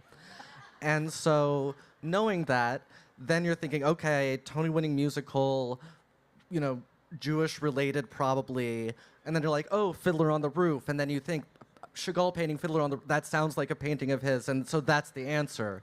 And so it's one that you can get to a few different ways, but it's also something, what I love about Jeopardy 2 is so often the clues will teach you something even if you know, as you get to the answer. So I didn't know that that's how the Fiddler on the Roof got its name, or it was named after that painting.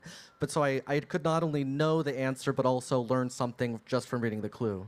That's so true. I've learned so many, things exactly the way you're saying. Like that path, you learn so many other factoids that make you even more of a force in future Trivial Pursuit competitions. Not that it's a full contact sport in my house or anything.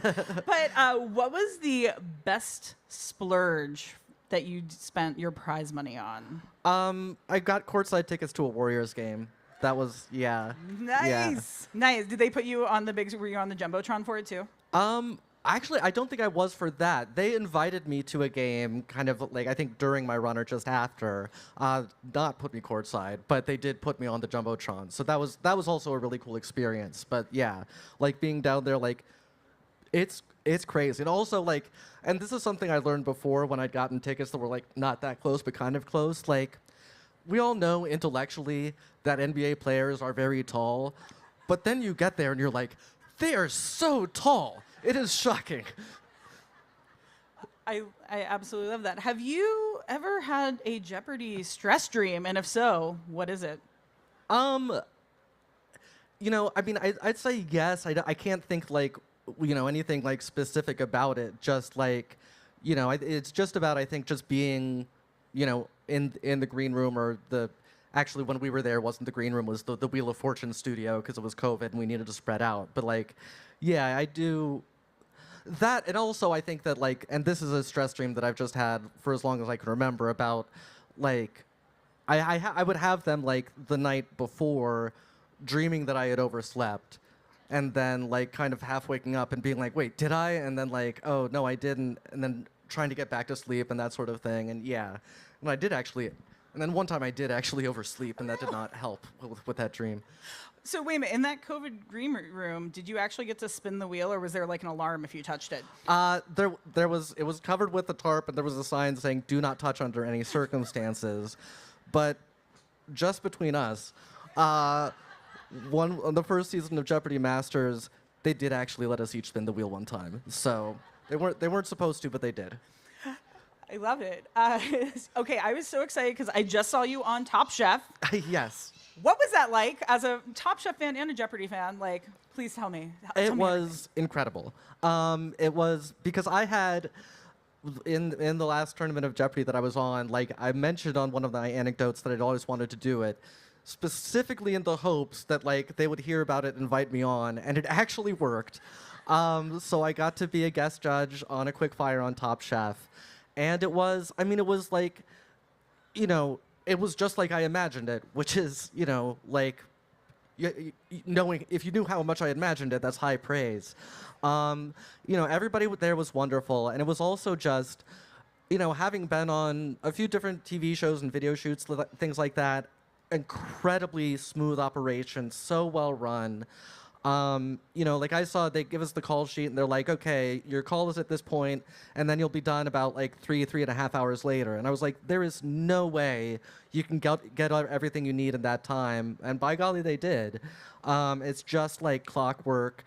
And so that part of it was amazing too. And also like, you know, watching Top Chef all these years, the one thing is you never actually get to taste the food, right? And so, you know, you think you know what looks good and what doesn't. and I got to taste the food. And I will say, like, yeah, we had to put some of the dishes on the bottom. They were there for a reason, but it was all so good. Like, they really are top chefs. They're not kidding around about that. Could you beat Ken Jennings in a quickfire? Do you think you would beat him? I enjoy eating food. I am not good at cooking it, nor do I think that I'm that qualified to judge it. I had a fun time, but I'm not, I mean, I'll tell you what, I can cook Kraft macaroni and cheese better than anyone. I will go up against anyone on that, but beyond that, I don't know. What has been the most surreal experience you've had since your run on Jeopardy? Like so many of them, but going to the White House, definitely. And like standing at the press, was that the so many podium in the thousands press of people would briefing message room, me and say, because was you're showing your messes and your it mistakes, definitely, like, I feel like I'm more inspired to cook and get in the kitchen because there's not as much pressure. And that is what it's all about. I think cooking is such a fun hobby. It's a creative outlet. And sometimes we just feel too much pressure or there's too many rules. And Scratch That is all about like letting that go, having fun, letting the mistakes guide the way, and learning to become a better cook through that process. So I'm gonna take these off because usually I'm not in glasses. All right, what are we doing here? Does anybody know? No, I'm the one who should know. We're making a triple pickle fried chicken sandwich today. Do you guys like pickles? Woo! Me too! And that's why I did triple pickle. Actually, a lot of times when I'm like developing recipes, and at least when I was at Tasty and developing recipes, I would think of like a recipe title that I really liked first. So one day, while I'm writing recipes for this cookbook, I thought, triple pickle, I like the sound of that. It's like kind of rolls off the tongue. And that's when this sandwich was born. It has all the best things because actually, Zoya, wherever you are, oh, she's in the back there, my partner Zoya, my fiance. She loves pickles. She's always like, more pickles. Does anyone else feel the same? Like, there's never enough pickles. So we overkilled it here. We did a lot of pickles. So right now, I'm whipping up an aioli. Sorry, I should tell you what I'm doing. Just mayonnaise. I mean, obviously, you can make your own mayonnaise if you want, but a lot of the message of Scratch That is if you don't want to, you don't have to. Store-bought is totally fine in some cases. We're not totally cooking from scratch. We're doing like semi-scratch. But you know what? It's good enough. If it's good enough for you, it's good enough for me. So we just made a quick little aioli. I did mayonnaise, a little bit of Dijon mustard. We got that pickle brine and some chopped up pickles in there. Again, maybe this is more than triple pickles. Maybe this is like quadruple. What's more, like sextuple pickles? No, that was kind of weird. But a little kosher salt, pepper, season that up. The pickle brine is going to be pretty salty, though, of course. Now, over here, we have some flour, beautiful flour, more pickle brine, of course, because we're hitting it hard with the pickles over here. I really want to make sure you let those pickles shine. Oh wait, I'm also supposed to be asking you guys questions, or do you have questions? Asking you questions. How you doing? Or do you have any questions for me? All right, I can keep going. I could ask you, do you like the Festival of Books? I also, guys, if you haven't gotten Scratch That yet, you're really missing out, and you got to go get it. But I also left some copies around the festival that you can go find for free. Like, I left them in little hiding places. Who knows if they're still there? I signed them. Okay, we're doing seasonings. We got some paprika. We've got some garlic powder. We got some salt and pepper, cayenne. And we are making a little wet brine over here. I think they're really trying to tee me up to make a mess and spill this because these bowls are very shallow. But I will take it slow. Oh, see, there we go. It happened. But you guys, if you know me, if you know my cooking videos, you know oh, God. It's okay, we're gonna make it. We're gonna make it through. I have been sabotaged here. No, oh my God.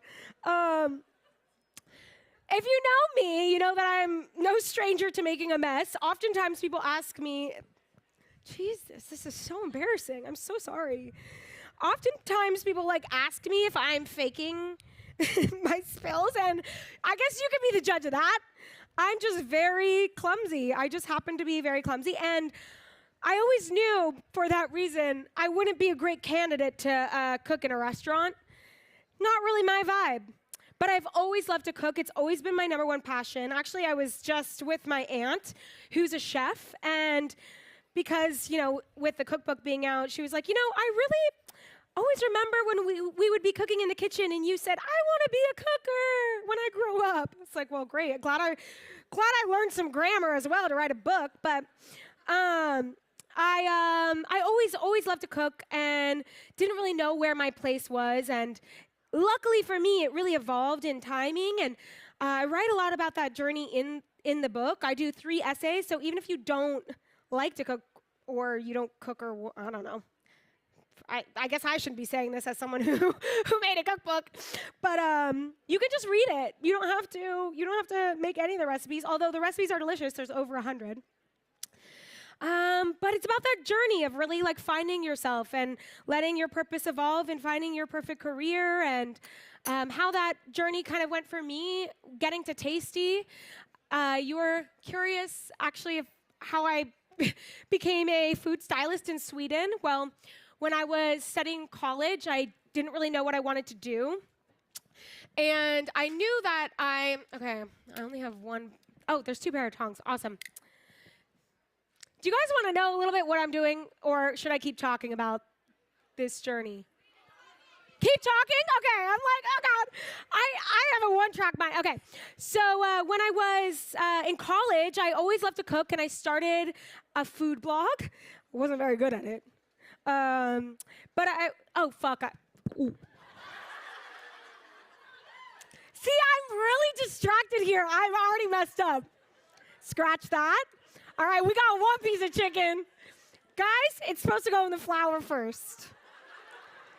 But you know what? It's all going to the same place anyways. Shake that off. We don't want a really gummy coating. That's all right. I promise I can cook, though, you know. So I was actually like food blogging and loved cooking, but didn't think it could be an actual career. I was like, okay, maybe I'll go into nursing. I was studying science. It's just so funny. You're like, look at me, like, who the hell you think you are? You're gonna be a nurse? Are you gonna be a nurse? Thank God I'm spilling chicken. Imagine if I'm spilling bodily fluids in the hospital. But yeah, had dreams of becoming a nurse. And after I started, 1 second, guys, you know me. I need to do one thing at a time. After I was like food blogging, I was like, okay, you know, maybe this could be a career. So I decided to give myself a gap year. And I've always loved to travel. Oh, we're a little hot. Let's turn this down. We're gonna do $3.50 for the fry. It's at $4.50. It's a little hot. So I was like, I'm gonna give myself a gap year. I'm gonna give myself a chance, give myself some time. Maybe the food blog will take off in this year. Because there wasn't digital food media that exists as it does right now. It was like blogging was the thing. And again, I wasn't very good at it. And so I moved to Sweden as an au pair. I went on aupairworld.com, found a family, and I started living there. And I was cooking for the family, and that was really cool. The boys I took care of, I would bring them to school in the morning. I would make them breakfast, bring them to school, and then I'd have the whole day to blog. And so it was a really amazing way to kind of like open the door to something. Again, I wasn't very good at the blogging, so instead I looked for, well, actually, I was a part of the International Association for Culinary Professionals, which is something you just join when you're networking after college and you don't know what you're doing. And I looked it up because it's kind of a directory, like a phone book almost, and I found one person in Sweden. I called her up, And I said, hello, I would like to cook for you. She was a food stylist. And she was like, my assistant just quit. Great, you can start. Which was amazing. Of course, it was very lucky. But there's something that kind of happens that I talk about in the book that it's like if you kind of follow that guide of your intuition and believe in yourself and follow the path, even if it doesn't really make sense, but you have a belief in yourself, things kind of evolve in this amazing way, in this magical way. And so I started working as an assistant food stylist in Sweden for Mia. I also talk about this in the book. And while I was there, I was like, oh my gosh, this could really be a career. I hadn't seen that before of like, oh, I don't have to be in a restaurant. I can be here. Like, we were cooking all day, taking photos. It was so cool. And again, I was a little bit, I really was a failed food blogger. I was not good at it. I wasn't consistent, and I was just like, I found kind of this niche in that food styling. And then almost a year to the date, this little thing called Tasty sprung up, and the second I saw my first Tasty video, I was like, that is my job. I know it. So I applied for the internship, and I held all my interviews via Skype and at weird hours because, again, I was in Sweden. And I told them, listen, I've never made a cooking video, but I'm very tech savvy and I love to cook. And if you give me a camera and tell me what button to push, I will push it. And they said, okay, this girl is balls, so let's give her a chance. And that's what they did. They gave me a chance. I flew back to LA that next week, and I started my job at Tasty. And it was an internship. I had to learn a lot. I really put my head down and tried to learn as much as possible. I became one of their top producers. I got the job, and then, like the full-time job, because again, I was an intern. And that's where my path kind of took me, and now we're here. I, left Tasty, as some of you guys know, a few years back, and while it was my dream job then, things really shifted, and I had learned so much on my own that I was like, okay, I'm gonna give myself a shot and really try to make this career my own. And so since then, I've been about really differentiating myself and trying to grow on my own and find my voice and my footing. And I have been so blessed to do that through various social media platforms, from YouTube to Instagram and TikTok and a little bit of Substack, and just really getting to share that journey with you. And if you guys know any of my cooking videos, you'll see that I like to share a lot more than just the recipes. I like to share my life. I like to share what I've learned or my journey. And so that's really what I want the cookbook to be as well, like so much more than just the recipes, which is why I say if you don't cook, you can read it, you can look at the beautiful pictures. It's so bright and bold and colorful and messy. And yeah, I didn't want to write a cookbook unless I could really capture my essence, and I think we really managed to do that, so that's what's so exciting. Okay, now enough of that. We are here frying this chicken, and look at that. I messed up before, and we still got a beautiful fried chicken here. Yeah. Because you know what? You mess up a little bit, it's okay. You keep going, and you'll learn. Okay, now, really, any questions? Does anyone have a question? We got a microphone for you, too. Thank you. I was trying to use my outside voice for a second. Do you have any recipes that didn't make the book? Oh, my God, so many recipes. Oh, let me think if I can come up with any on the top of my head. I mean, so many don't make the book. I will say, maybe some of you are Persian here, because I have started to make a lot of Persian food, and my fiance is Persian, Zoya.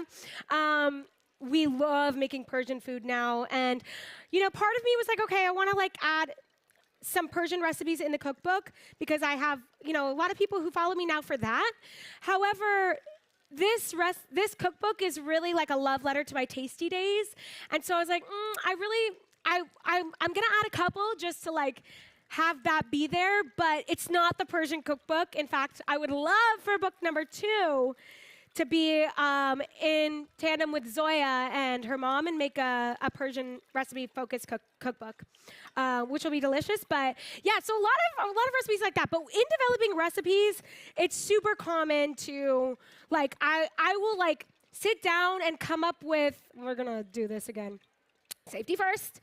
I would like really write down all the recipe titles that I think were like fun and sounded really good, and then you kind of like edit from there and be like, maybe there's too many banana flavored recipes, which actually did happen. They were like, can you scale that back? I was like, oh, really? If you know me, I love like a banana flavored thing. And do we need do I need another pan for the buns? Well, we were gonna toast them up, I think, right? Okay, thank you. But yeah, did that answer your question? Good, because I don't even remember some of the. I just move on. I have the worst memory, and I'm like, I can't even believe we're here right now. That the book is finally out. Because okay, damn, I feel like I'm just like 80 years old when I'm up here doing this. I told you that I was so tech savvy. But when it comes to, okay, there we go. An induction cooktop. There we go. All right, we've got our beautiful pickle brined fried chicken over here. Here we go, another question. Hi, Alex. Hi. I'm a huge fan of yours, and also I'm Iranian. Oh my so God. I think I have to ask, what is your favorite Persian dish that you've made or that you've had? Oh, well, I love it all. Really, I love it all. I love tachin tadig.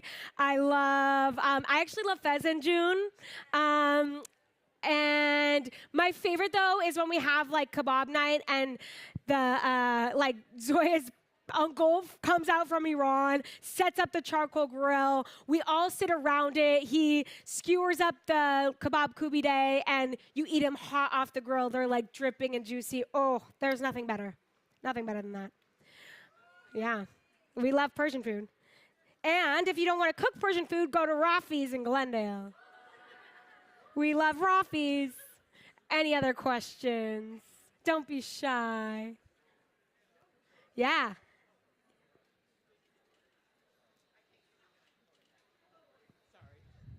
Will you give us a hint about where you hid those books? Oh my God. Where? I don't even remember. I told you I had a memory of a goldfish. They were like, they're all over. But I think the other one over there was gone. And then I had one over here, but I think it's gone. And then mostly at the festival over there.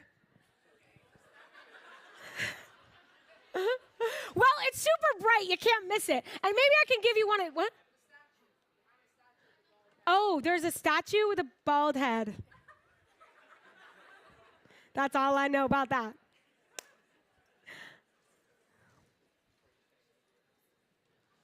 What? Oh, hello. Hi. What actually inspired you to start writing a cookbook versus, I guess, waiting a little while? Or? I know, yeah. I always wanted to write a cookbook. I always knew I would. I think, again, there's like a lot of fear that comes with it, of like, oh, that's really daunting. It takes a long time. And so I actually had some offers when I left Tasty, but I just wasn't ready because I was really in video mode. I was still building, and I was like, I'm not ready to switch that brain yet. And I knew I wanted to do it myself. I wanted to write the book. I wanted to like really have ownership over it.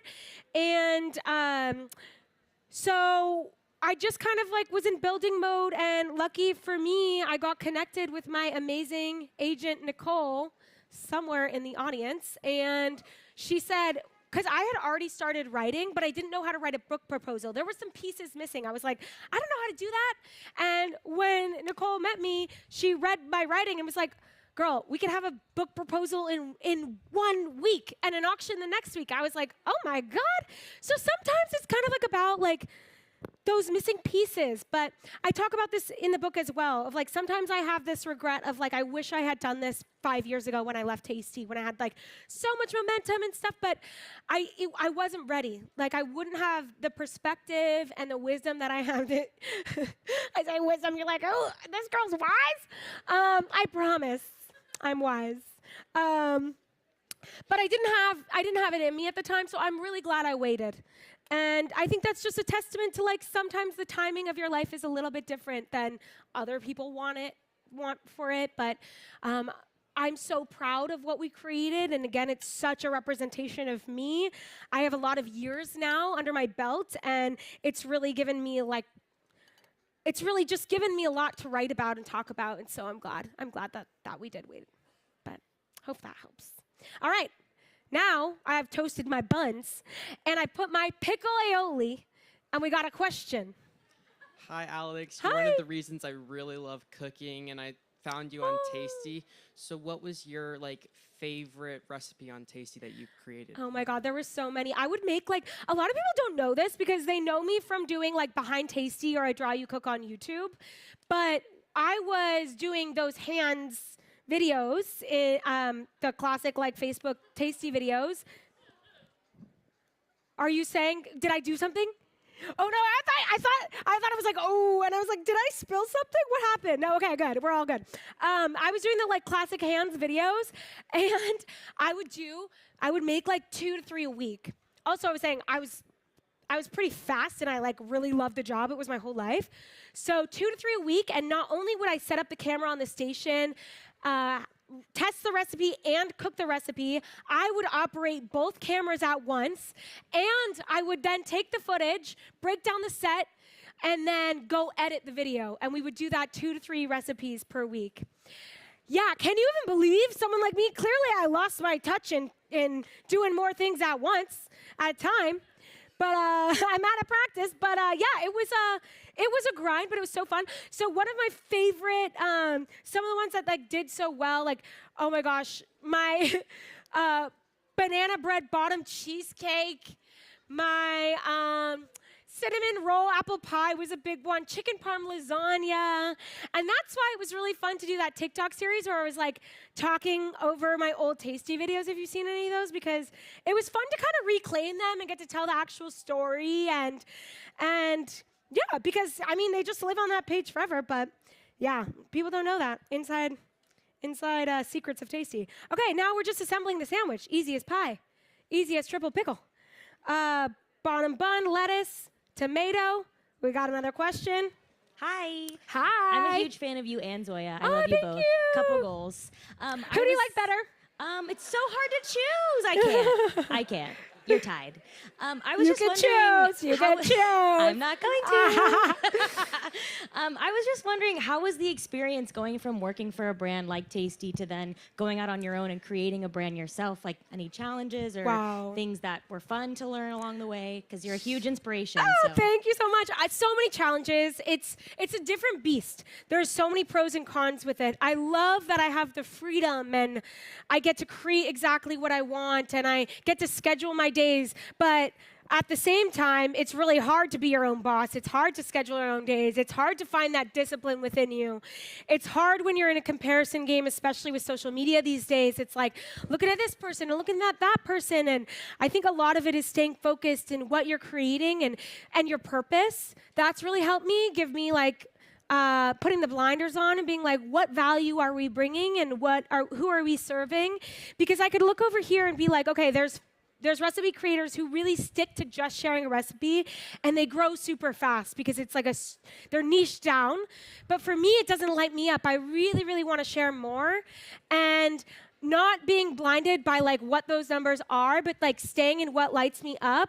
Because at the end of the day, we have people coming up to us saying exactly that, you've changed my life and watching you brings me so much joy. So just staying in that, and it really helps. But totally different beasts, but they're both great. Yeah. Hi, Hi. Alex. I'm a fellow BuzzFeeder. You're one of the reasons why I wanted to work at BuzzFeed in the first place. So I'm really happy to be here supporting you. What advice could you give about separating your identity from your past employer, creating your own brand, and just going forward? Wow. A lot with that. Again, kind of keeping your eyes on the purpose and what lights you up. And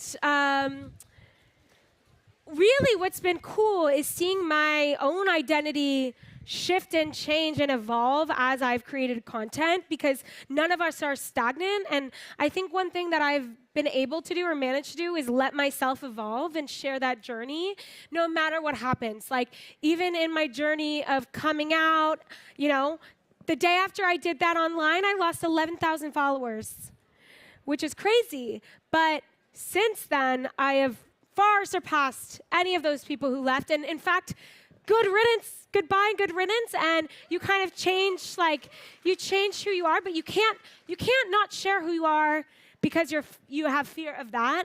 But on the other side of that, life is so much more beautiful, and the people you create, or the people that follow you because of what you create, love you for you. And yeah, so just really staying true to yourself and remembering at the end of the day, that's all that matters. Sharing your joy and sharing your love, and like, I don't know, it's so fun. Like, I think some people might look at Scratch That and be like, how am I gonna learn from a cookbook that's about mistakes? But it's really not about that. It's about letting the mistakes be okay, part of the process, because as you learn to let the small stuff roll off your back, say scratch that when you mess up, and you get back in there, you're gonna develop those tools in the kitchen, but then you're gonna apply them to your life, and you're gonna be able to do that in life. And it's so important to be able to fail and get back up again. So that's a lot of the messaging as well. Yay! Any other questions? Yeah. Oh, well, tonight we are making Persian feast. Zoya is as well. Actually, no, we're making like kind of Mediterranean, like, what we're making actually is the, well, little plug there. We are making the sheep pan chicken shawarma from the book. Oh gosh, just take my word for it.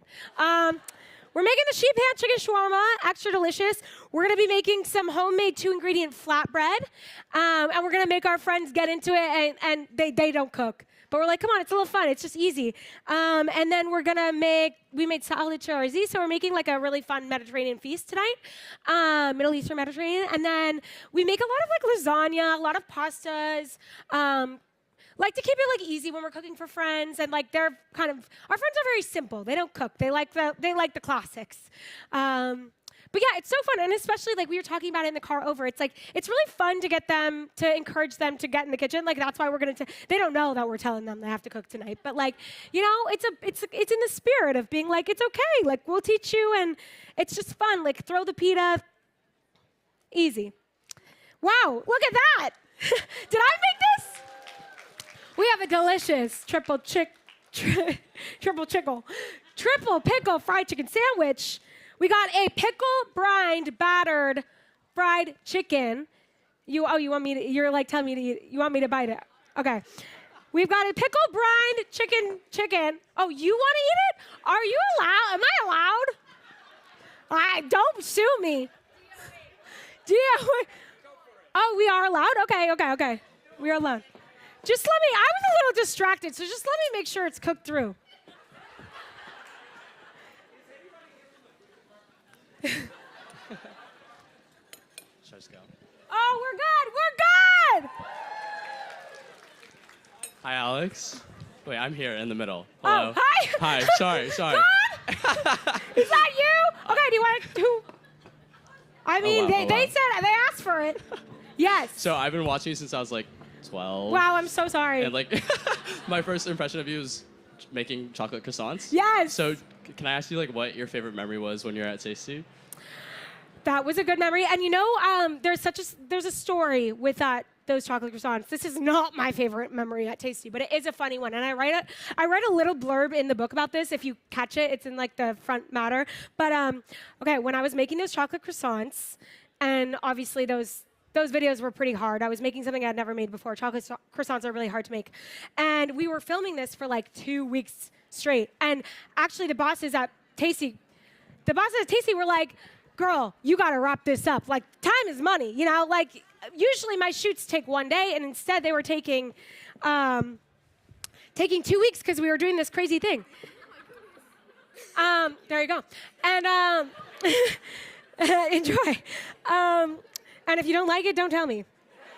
Okay, so I finally got this recipe down. I was like, guys, it is working. I'm not gonna get fired. Here we go. We're gonna finish up this video today. And lo and behold, I placed out, that's good, yeah! I promise I did not pay them. I finish up the croissants and it's working, like they're rising in the oven, or they're rising. They're in the proofing process before baking. So I put them in this tiny little oven that no one ever used. And I was like, okay, I'm just gonna keep them safe in here while they proof, and then we're gonna come back. I was like editing. I come back to the kitchen, we're like, okay, we're gonna bake them, then the video's gonna be over. I open up this little mini oven and I see to my horror that someone has turned on the oven and they were baking inside, they were burning inside. And I was like, oh my God. Like I screamed like, oh my God. And then this poor girl was an intern and was like, oh, and I was like, oh, it's okay. Like, oh my God, I don't know if this is okay. But yeah, actually, so those croissants burned and I didn't have time to make another one. The recipe really did work, I promise you. It wasn't something we did like fake this at Tasty, but I had to go to Trader Joe's and we had to finish the shot. So in the final behind Tasty chocolate croissants, the final shot is Trader Joe's croissants. And you can see it. You can see it because there's 2 pieces of chocolate in there, and you'll be like, actually, I only put 1 in there. But people didn't really notice in the comments, which is surprising because people notice everything, and they didn't notice that until I told them. Okay, yeah. Hi. I'm wondering where you were in Sweden and if you have any favorite Swedish recipes. Yeah, I was in Stockholm, and I love like Swedish cinnamon buns, and I made a video at Tasty actually of making the lussebulle, which was fun, and obviously the meatballs, love Swedish meatballs, and IKEA is great.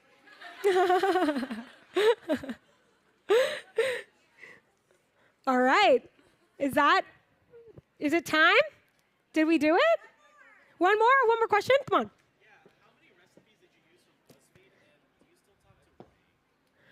How many, wait, I need.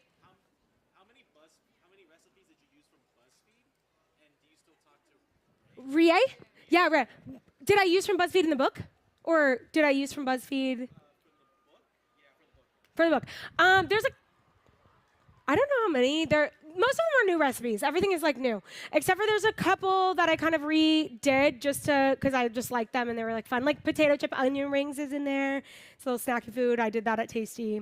I also, the week I left Tasty, although I did not put it on Tasty, I made the funfetti lemon bars, and that's in the book. Although again, that wasn't on Tasty, but most of the recipes are new. And yes, I still talk to Rie, and I'm gonna be in Los Angeles for my cookbook tour finale stop. You can get the tickets with the link that's on my bio, but I hope Rie will be there. I gotta call her up and make sure she's gonna be there.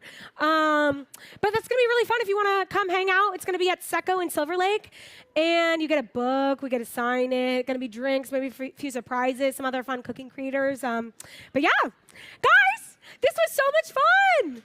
I wish I could hug you all. Alex Traeger, everybody. Thank you. She will be signing copies of her book. You can purchase it just to your right. Wait, do one more time while I record you.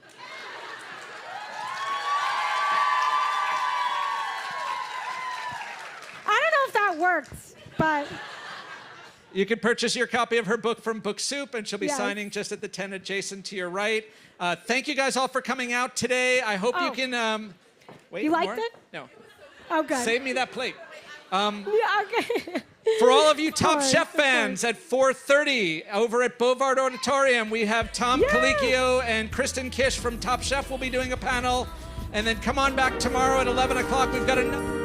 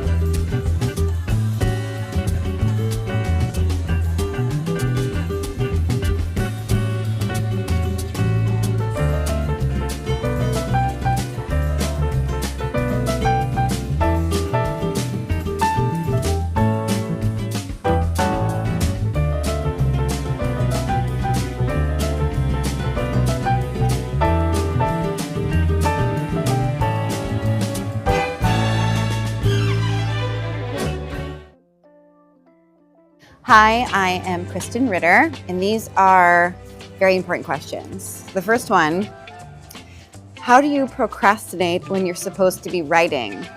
I do laps in my house, or I'll find things to clean that maybe I've already cleaned, and I find busy work, laps in the house cleaning. Okay, next one. Top to bottom, how many cups of coffee did it take for you to write your book? Well, so many I could never even count. 2 a day over the course of several years. Thousands of cups of coffee. Next one. What's your favorite word and why? I think that changes all the time.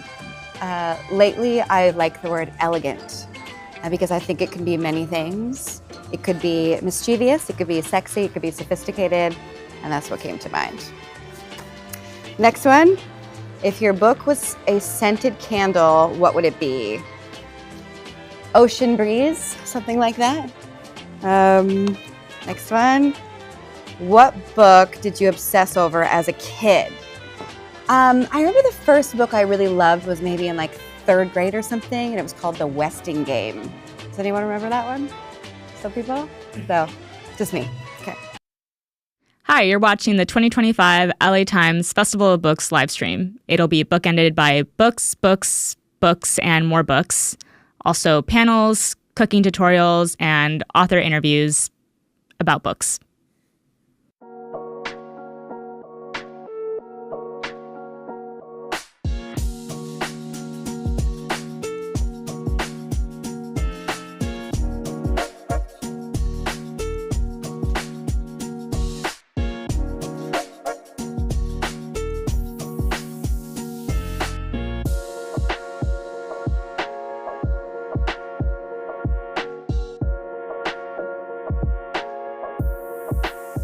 What's your final view on to what degree she believes all this stuff? She lied. She tried to manufacture evidence. I'm Christopher Goffard with a new series from LA Times Studios. Each week we'll be diving into a consequential case from Los Angeles and beyond. It did mark the first time that there was a criminal trial which disclosed that the government had lied to its people in part. Crimes of the Times. Subscribe to Crimes of the Times on your favorite listening app. This is one of the most heartbreaking cases. The victim couldn't be more innocent. If you see this truck, when you see the word Kogi, it's like in LA if you saw a truck that just had big old letters that said meat, M-E-A-T. That's what Kogi means. Roy Choi. He is a trailblazing chef, an entrepreneur, and an author. Best known for revolutionizing the LA food scene with his Kogi barbecue food truck. His cooking blends the flavors of his culture and the diverse culinary landscape of LA. And now, his new book, The Choi of Cooking, provides a flavorful journey through his life with many personal stories and recipes. And Roy will be at the LA Times Festival of Books this weekend, but first, he joined us here. Roy, it is an honor to have you here. We're such big fans. Oh, thank you. What up, LA? I'm here. All right, I need to know about this book because, and by the way, I love the joy of cooking, like the joy of cooking. Yeah. It is so speaking our language. I mean, the flavors, the freshness. Why did you want to write this and include your personal history?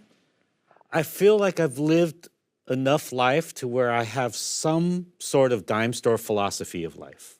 And it took me this long to have the confidence and the courage to put it all on paper. I felt like the recipes that I have tinkered with all through these years were strong enough, and I felt like my life had evolved enough to where I reached a place where the cooking, the eating, and the health of my life was something that I felt I could share with others. You have an evolution in your relationship with food, right? From the time you were a kid, it's really changed. Yeah, I mean, it's been all over the place. It hasn't been just one path. It's been kind of a multiverse. On one level, I used to eat no processed food because I grew up in an immigrant home where mom was cooking all the time and aunties would come over and cook all the time. But then I went through my own, struggles and trials and tribulations of just being an American kid growing up here in LA. And so I just would kind of like go down rabbit holes of doom scroll eating, basically, and then eat a lot of fast food, junk food. I was addicted to candy and chips and snacks and milkshakes. I used to pound like 4 milkshakes at a time. You know, I would eat the whole cake, whole cheesecake. You know, we were talking about lasagna earlier. I used to eat the whole tray of Stouffer's lasagna, not a corner of it. You know, like that would be a normal eating day. But you started to evolve when you started working in kitchens. How? Well, the kitchen, for any cook out there, they'll know this. We live a dual life because all day what we're doing is we're cooking the most healthiest food possible. And we're eating that food as we're cooking it. So we're eating tons of nutrients and vegetables all day.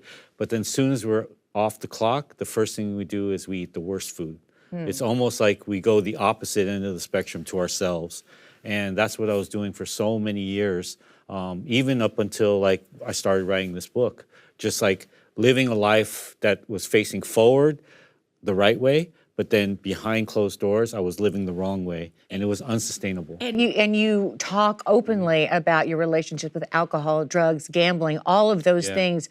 And now I want to talk about being here on the other side of this, because it finally all clicked and fell into place for you. And one of the things I love about this book is that you and I love flavor bombs. Yes. Having the inventory in your refrigerator of the pureed herbs with olive oil, or give us some examples of what you want to see and what our audience should see when they open their fridge that'll make eating healthy easier. Well, that's one of the core philosophies of this book, is that cooking itself is hard enough to begin with, right? Because you have to do all the prep, all the cleaning, you have to take everything out, and then maybe if you don't have the muscle memory to do it every day, that becomes a chore. You don't want cooking to be a chore. Like we as cooks, we wake up every day like an F1 racer, ready to go cook, you know? And so you have to be able to put yourself in that position, and that's what's called mise en place. That's what's called having your prep ready. And if you open your refrigerator or your cupboard and everything, if you spend a day or a half a day preparing that, then the rest of your week is all set up. Because then you open your door and you're inspired, right? Because then you know you have 5, 6, 7, 8 flavor bombs in jars that you could just take a little bit out, like magic potions, and put them in. It takes half the cooking out because you've done the cooking ahead of time. So what it really does is when you're ready to eat, you can make food in 5 minutes. You had a really hard time, as did all of our restaurateurs during COVID. It's not over yet. It's still going. You know, it's, I mean, COVID was very difficult for restaurants, but that's not the past, it's the present. Just recently, we're losing legendary restaurants. You know, Papa Cristo's is the most recent. We don't know as restaurateurs what lies ahead for us because we're still month to month. You know, there is no reserve in running a restaurant. So as the costs continue to go up and the rents go up and the cost of goods go up and labor and everything, the prices can't go up, you know? So it's an unbalanced equation.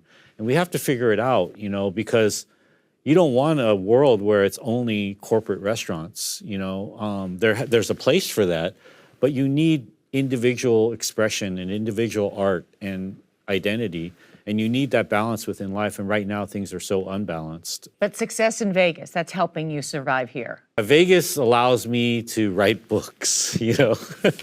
You know, Vegas has figured out, but on a serious level, Vegas has figured out a balance, you know, because the economy that flows into Vegas, it's a hospitality town. Beyond the gambling and everything, at the core of Vegas, it's a hospitality town, and they care. And I think that's the thing about LA is we have to care about our street food, about our tacos, about our mom and pop shops, about our individual restaurants, and reinvest in those. Vegas is a town that cares about restaurants. So what happens is the economy is built so that the balance is there. You're going to be at the Festival of Books on the demonstration stage, and you are going to cook us kimchi steak tacos. Roy Choi, you are a joy. Thank you for being here. Oh, thank you. Thank you so much. Chef Roy Choi will be at the Festival of Books cooking stage at 12:30 on Saturday, April 26th. Visit latimes.com/Festival of Books for more information. We'll see you there. A person's world is their experiences. But there is something really powerful in a person who can relate to an experience in a news article and write something to us that is their experience.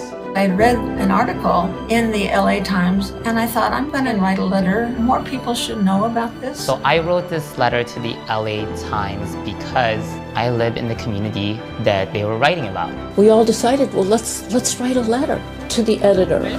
Maybe something can happen. If you write a letter to the Los Angeles Times, it's a pretty good bet that someone who has some power will actually read that letter. A series like this, based on the letters that people write to the LA Times, can very well supplement our journalism. We're here for the real star, Janez. But a bit of housekeeping first about My who name we is are. TJ Klune, and How these many are of y'all have very ever listened to Vibe Check important before? questions. Oh. We love to hear it. Vibe Check is a weekly news and culture chat show. We call it your favorite group chat come to life. Zach and I host it together with our dear friend Saeed Jones. And for you locals, if you listen to KSRW, you hear me there too sometimes. And for this special episode of Vibe Check in Los Angeles, we Angelinos are here, of course. Saeed refused to come because Saeed does not love Los Angeles very much. But it's okay because Dinez Smith is with us. And Dinez is our resident poet for the day. So we're really excited. We're going to get a few poems out of Dinez and get some tea about other things as well. Yes. So yeah, we're really excited. So, welcome, Dinez. We're so happy to have you. We start every episode of Vibe Check by just checking in and checking our own vibes. So to start, what's your vibe today? Whew, complicated question. Am I being honest and oversharing? Yes, you or are. am I like doing like Yes, you TV are. ready answer? Yes. I'm like 8 different people right now. Okay. If I'm being real. I am thinking about my grandmother today. Yeah. We got some bad news about her health I'm sorry to hear yesterday. that. So sorry. And so I'm coming in carrying that. On the upside, Delta upgraded my flight this morning to first class, so that's great. All these Delta girls. You're a Delta girl too, I'm a Zach. Delta Who do you fly? The ghetto. That's what American Airlines. Girl! It's where my points are. Why? I don't know. I don't know. Are you like, did you like live in D.C.? I did. I You covered did? politics Wait, in that was D.C. a That's read. why- wow. No, For it's just Phil. about who takes care of your airport. That's when and I I'm so start- sorry for you. I was a that- DCA Reagan Airport girly for years. So you're the Republican? trauma exists. No, I got out. I mean, American, Reagan, sounds very Republican to me. I call it national. I don't call it Reagan. Okay. But anywho, your vibe. Continue. Yeah, Continue, so my friend. vibe is like mixed, right? I think a lot of this year, even given the tumultuous like presidency that we're living through, right? Like, and how that's affected my like household where I have a very immigrant Venezuelan husband, and all this stuff, right? There are like these flashes of things where I am called into attention and the need to support the people I love. And luckily those also come with a lot of blessed togetherness. And just a lot of good times as well. But it's hard, right? So like I'm like sad for my grandmother, but I'm also just like, oh, I get to take her to the doctor a lot now. And like I get to have those rides and I get to love on her and show her the love that or put back into her the love that she has for so long put into me. Yeah. Right? Now it's her caretaker. Or like my husband, right? Like I get to like show up for him. So it's like beautiful, right? So my vibe right now is like very sturdy, I like very that. useful. But also like if I see the wrong like Cheerios commercial or like, you know, those little Google commercials where Yeah. like a father has been like cataloging his child's life for 18 years, Yeah. I might disintegrate. Girl, can I tell you?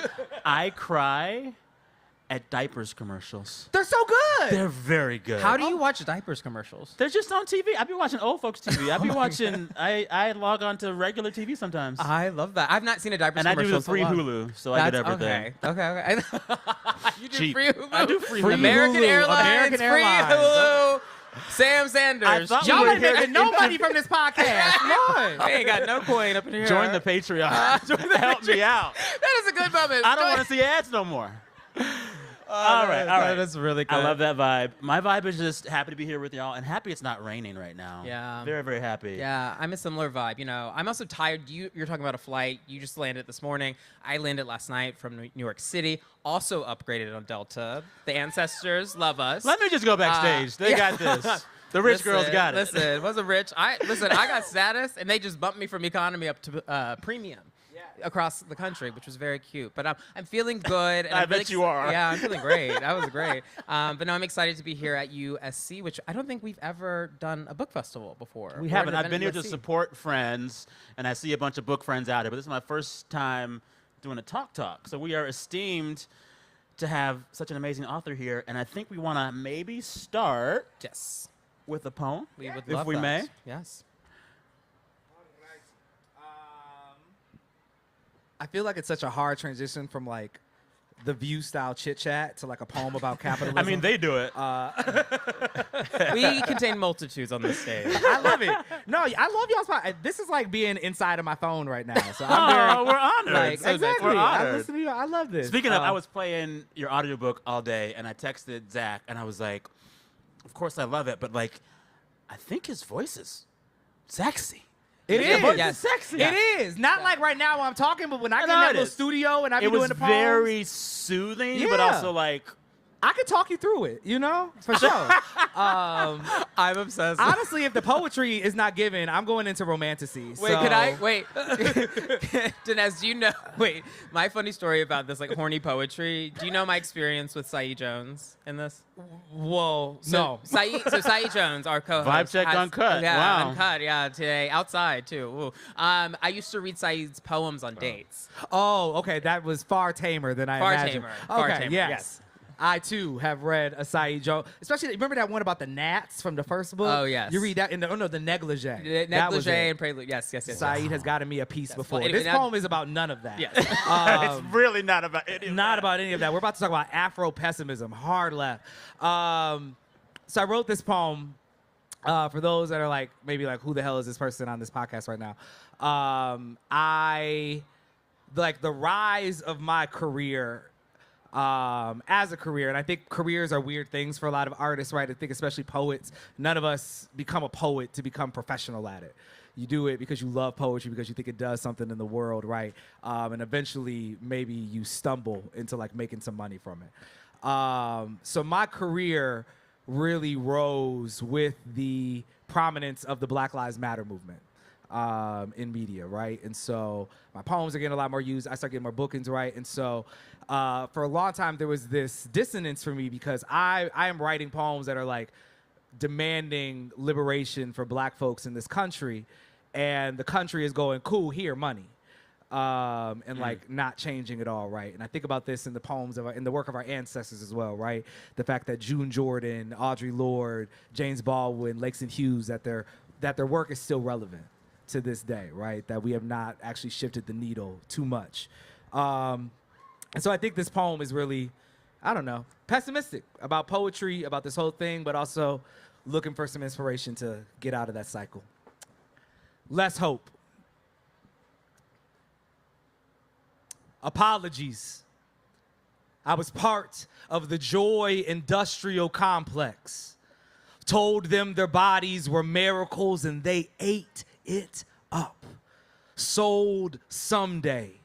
Made money off soon and now. Snuck an ode into the elegy. Forced the dead to smile and juke. Implied America. Said destroy but offered nary step nor tool. Pay taxes knowing where the funds go. In April, offerings to my mother's slow murder. By May, my sister filled with the bullets I bought. June, in my father's life locked in a box I built. My brother's end plotted as I spend. IDKY, I told you it would be okay. Not, won't. When they aren't killing you, they're killing someone else. Sometimes their hands at the end of your wrist. You, meaning you and me, are agent and enemy. There I was, writing anthems in a nation whose victory was my blood made visible. Mama too sugar to weep without melting. My rage fed their comfort, foaming at my racial mouth, singing gospel for a God they beat me into loving. Lord, your tomorrow holds no sway. Your heaven too late. I abandon you as you did me, c'est la vie. But, sweet Satan, OG dark kicked out the sky, first fallen and niggered thing. What's good?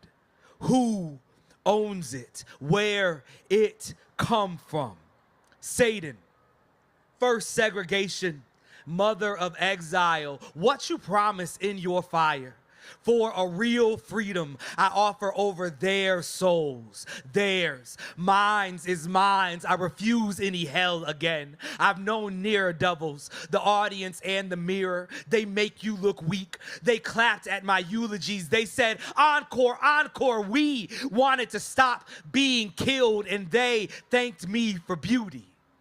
And pitifully, I loved them. I thanked them. I took the awards and cashed the checks. I did the one about the boy when requested, traded their names for followers. In lieu of action, I wrote a book, edited my war cries down to prayers. Oh, devil, they gave me God and gave me clout. They took my poems and took my blades, Satan, like you did for God. I sang. I sang for my enemy, who was my God. I gave it my best. I bowed, and worse, smiled. Teach me to never bend again. Thank you for that. Thank you so much. Thank you. So when I first read this poem, it hit me like a bag of bricks in the best ways. When we first met, I was a journalist working in crime. I was editor-in-chief. That's funny. Working in crime. I was working in crime. I was making crime and writing about it. Now, I was covering crime, and I was the person, when I worked at The Guardian, that I got the phone call that told me that another black person was killed. And I was the one that then called the family to say, hey, this is Zach Stafford with The Guardian. I believe your loved one was just shot by the police. Do you have a second to talk? And through that process of living through those traumas, I, similar to what your poem said, traded their names for followers in lieu of action. And I felt really burdened by this, just writing about black pain and then being celebrated because they called it beauty when I wrote about it, but they didn't call it beauty when that black person survived violence ever. So why did you decide as a writer to start working through this on the page when you did? Because I think after your book, Homie, you were like, I need a break from writing about all this. Yeah, I mean, I think after Homie, I think maybe about the subject matter, but I think I just needed a break from writing. I had my first 3 books were all published in 5 years. Yeah. And that's a lot of words. That's how you get that Delta money. Yeah, exactly. Thank you, Miss Delta, formerly Miss Northwest. But I just think I needed a break from words. I do think as writers or as people that work in language, silence can be such a scary thing to encounter. But I actually think I just needed to fill the tank back up for a little bit. It was good to be quiet. It was good not to create for a little bit. But I maybe also need a break from the work. I think where it really started to break down was when George Floyd was murdered in my hometown of Minneapolis, Minnesota. Here's the rain again. Y'all go ahead and move. Y'all ain't got to get wet. Take care of yourself. Yeah, so sugar melts. You can move back. Exactly.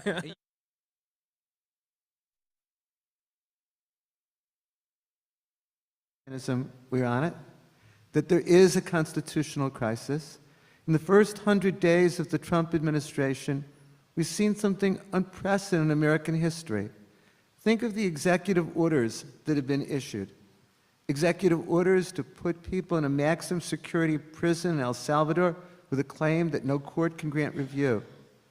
Executive orders to eliminate federal agencies created by Congress, even though the president has no power to do so. Executive orders to cut federal spending that's appropriated by statute. Claims by the president to fire anyone in the executive branch, even those protected by civil service, when there's laws that limit removal.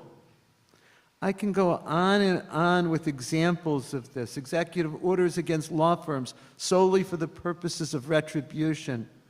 Punishing universities in ways that violate federal law and without any semblance of due process. I wrote in the book that there was a crisis of democracy because American government had lost the faith of the people. I wrote that we're in a crisis because our society is more deeply divided than it's been at any time since Reconstruction. But if you look at what's happened since January 20th, even more our government has lost the faith of the people. We've become even more divided. And as I say, no democracy lasts forever. We all know of democracies that were there and no longer are. And what we have to do is make sure that we don't go down those paths, that we, as the people, make sure that the guardrails of democracy hold. Thank you.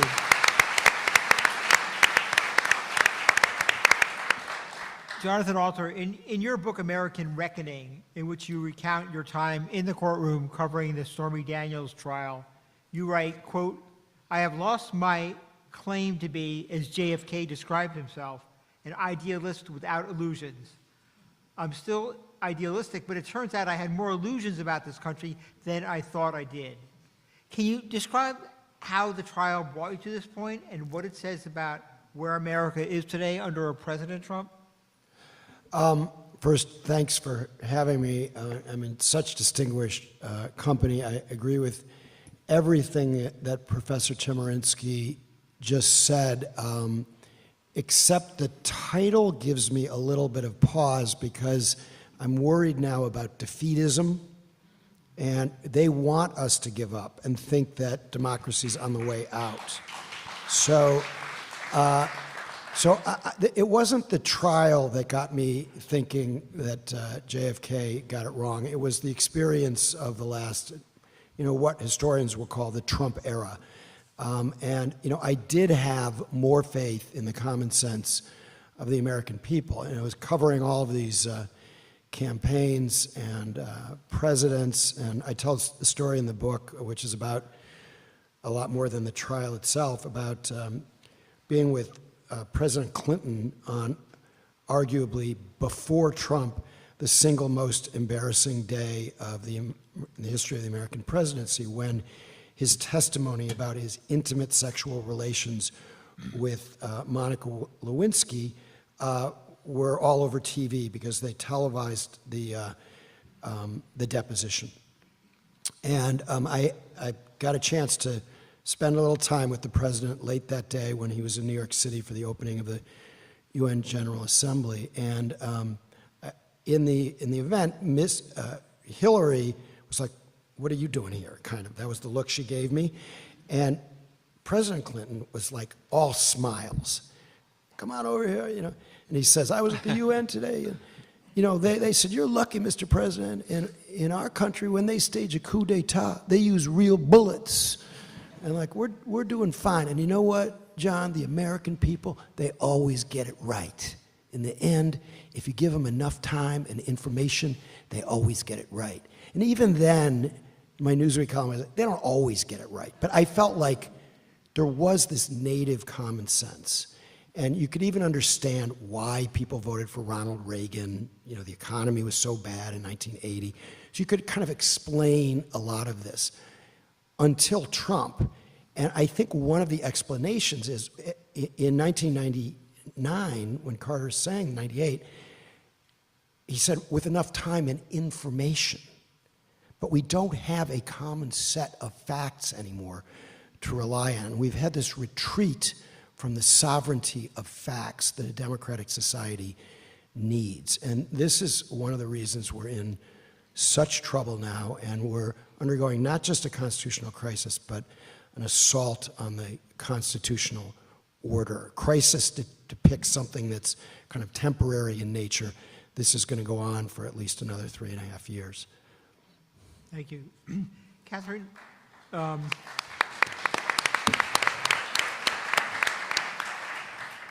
in your book, your latest book, Money, Lies, and Politics, you argue that the big story of our time is the rise of the anti-democratic political movement in the United States. This movement, described in the book, you write, isn't looking for a seat at the noisy table of American democracy. It wants to burn down the House. And you argue that this all began long before Trump entered the scene as a presidential candidate in 2016. Can you recount what the strands are that led to this moment and what Trump's role has been over the years in either tapping into this energy or accelerating it? Thank you for the question, and I want to thank my fellow panelists, and I want to thank all of you here today for what at times is going to be an uncomfortable conversation. But the movement the anti-democratic movement long preceded Donald Trump, but he gave it rocket fuel. He is described sometimes in sort of religious terms as a Caesar or a David, an imperfect ruler through whom God chose to enact his will. And here's the thing, often people ask, how could a movement that claims to stand for values, the religious right, which is one, I would say, one feature of the larger anti-democratic movement, how could they put their faith behind somebody as transparently amoral and, as Donald Trump? And part of it is transactional. He gave the movement everything they wanted, the religious right everything they wanted, or the Christian nationalist movement everything they wanted, unprecedented power, political access to public money, which is a huge goal, policies that privilege certain religious and political viewpoints. This is a movement that has been exploiting religion for politics and power. And judges, of course, because movement leaders know that most of America does not support a lot of their aims, but the way you can impose unpopular positions on the public is through the Supreme Court or capturing the courts. But there's more to it than that. This is a movement that has been reactionary and frankly undemocratic at its core for a very long time. Its anti-democratic aims were sort of hidden for some time. They often tried to represent themselves as just wanting a seat at the noisy table of American democracy, but their aims were really they opposed the principles of a pluralism and equality and justice that represent the best of the American promise, and they really wanted to trade in our democracy for a much more sort of theocratic and dictatorial order. And Trump is a lawbreaker. He shifts the goalposts and he shifts them again and he shifts them again until they're nowhere near the playing field. And in this way, he's a perfect representative of a movement that doesn't believe in democracy, a king, right? Someone who's going to trade in the rule of law for the iron fist. And this is what movement leaders have long sought. Now, the religious right, or the Christian nationalist movement, is only one sector, I would say, one feature of the larger anti-democratic movement. But it's really important to understand that this is a leadership-driven movement, not a movement whose agenda is set by the rank and file. Some of the culture war issues that motivate members of the rank and file to vote a certain way were not picked by members of the rank and file. They're really established by leaders of the movement for political purposes, and it functions on the Christian nationalist side as a kind of giant voter turnout machine, because movement leaders know that in a country where 40 to 50% of people don't bother to vote, and additional numbers have their votes sort of downgraded or taken from them through gerrymandering and other tactics, you don't need majorities to win election. All you need is a disproportionately motivated minority. So Donald Trump sort of courted and got the buy-in from leaders of this movement, and they have turned out the votes for him. And at a lot of the gatherings that I've gone to where Trump has spoken, the sort of religious right gatherings or March for Life and kind of organizations like that, he'll say, I think I gave you everything you wanted, and I think I gave you more. It's not we got more, it's I gave you more. And he's telling them, if you turn out for me, you support me, I'll give you what you want. Thank you.